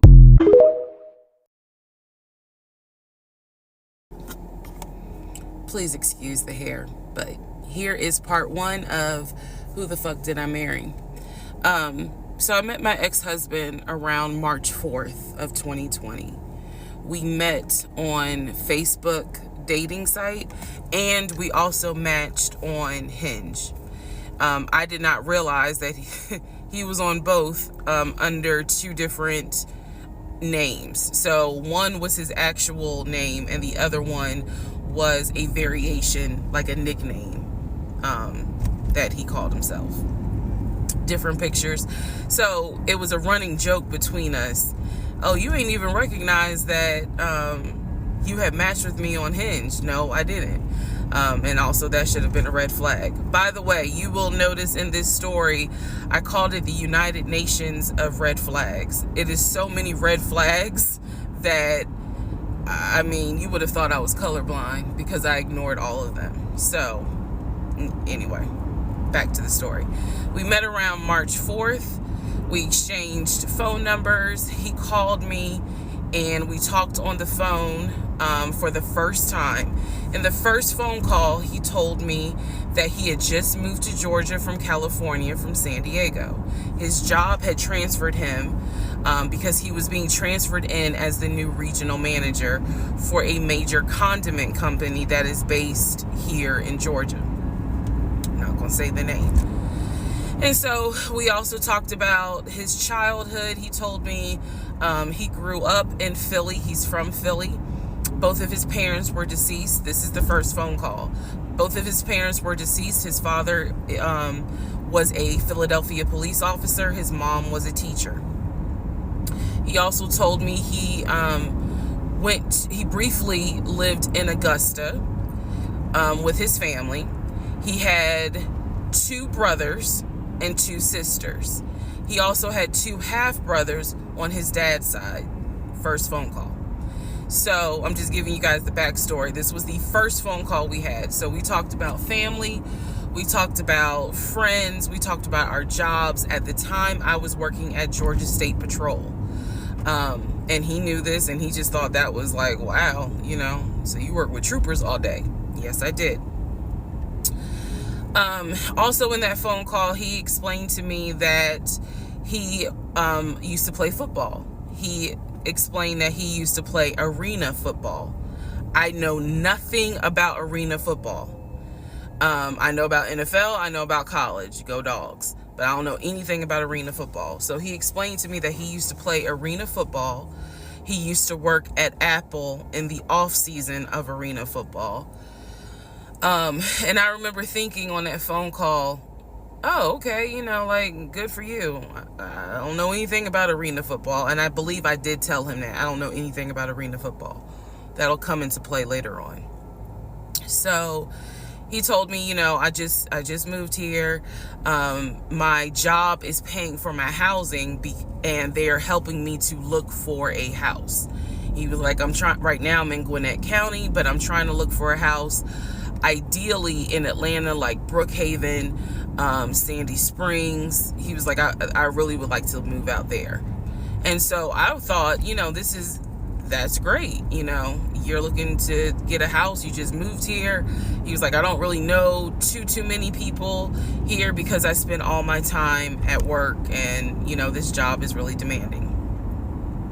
So that was our first phone call. We talked more. He talked a lot, which took me by surprise because I'm not really used to men talking more than me. He eventually asked me out on a date. Our first date was set for Saturday, March 7th, 2020. He asked me what was my favorite restaurant. I said Cheesecake Factory. And so we agreed to go out at the Cheesecake Factory in a location that was in between. I lived in Clayton County at the time. He lived in Gwinnett County. I realized that if you don't know anything about Metro Atlanta, that makes no sense. But basically, we lived about 45 minutes apart. So we agreed to meet at the Cheesecake Factory over at Perimeter Mall, which is in an area, Sandy Springs, Dunwoody area. I was excited. Like, I called my friends and was like, I got a date, you know, blah, blah, blah. We'll see how it goes. First conversation was good. Hopefully he looks like his pictures, because, you know, that's always an issue with online dating. Hopefully he looks like his pictures. So on my way to our date, I took 285, and literally right before I got to Boulder Crest, the exit for Boulder Crest, I heard a boom, and I lost control of my car. Thank God that not thank God, but I knew what to do. So I did not crash, but my tire blew out. So I called him and I said, hey, I am so sorry, but my tire just blew on 285. I'm slowly making my way off the exit. I believe I pulled into a Chevron gas station. And I said, you know, I got to get this fixed. I don't know what to do. Like, I'm a damsel in distress kind of thing. He kind of paused. He got quiet. And he was like, tell me exactly where you are. Drop your pin. So I dropped the pin. And he came to the gas station. Got out the car. And I was so relieved that he actually looked like his pictures that I was like, oh my God, he's actually attractive, because he's like 6'4", 6'5". Also, man, I apologize. So let me go back to the first conversation. Let me add something. He did tell me in the first phone call that he was divorced, and that his ex-wife, she had 2 children, a boy and a girl, who were teenagers, young adults. I think the girl was about 20. And he said that he had a very close relationship with his stepkids. But that he and his ex-wife had divorced because she cheated on him out in California. And so coming to Georgia was a new beginning for him. She was still out in California. The kids were still out in California.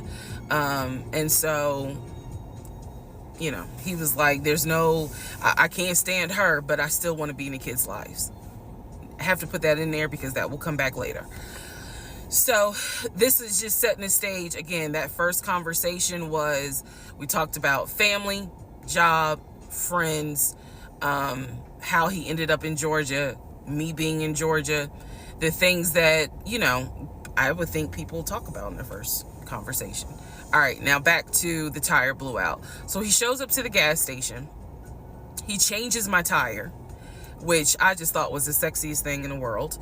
And then he proceeds to say, hey, I found a tire place around the corner. You need to get another tire. Like, you can't drive on this donut. So he followed me to the tire place, and then helped me get a tire, paid for it. So I was definitely like, wow. And so the vibe was good. So anyway, I get the tire fixed. We follow each other to the Cheesecake Factory over in Perimeter. We hold hands walking into the Cheesecake Factory. So in my mind, I'm like, this. Oh my God, I had butterflies. That's the look of a woman who had butterflies. So I had butterflies. And we go in, there's a long wait. And so we sit outside and we just talk. And the conversation's great. And this is where he tells me what it is he's looking for. He tells me, you know, I believe at the time he was 42. He was like, I want to get married and it be for real. He's like, my parents were married 40 plus years before my mom passed away. And I want that. I want marriage, family, a house. Like, that is what I want. He was like, I'm as a man, I'm ready to get married, but I want it to be for real, because the first time, it really hurt me when she cheated on me. So he's telling me everything that I wanted to hear. And so he was like, what is it that you want? And I said pretty much the same thing. I was like, I'm ready to get married. Definitely want to have a family. And I want to marry my best friend. So we both put on the table that we wanted marriage. And this is the end of part 1.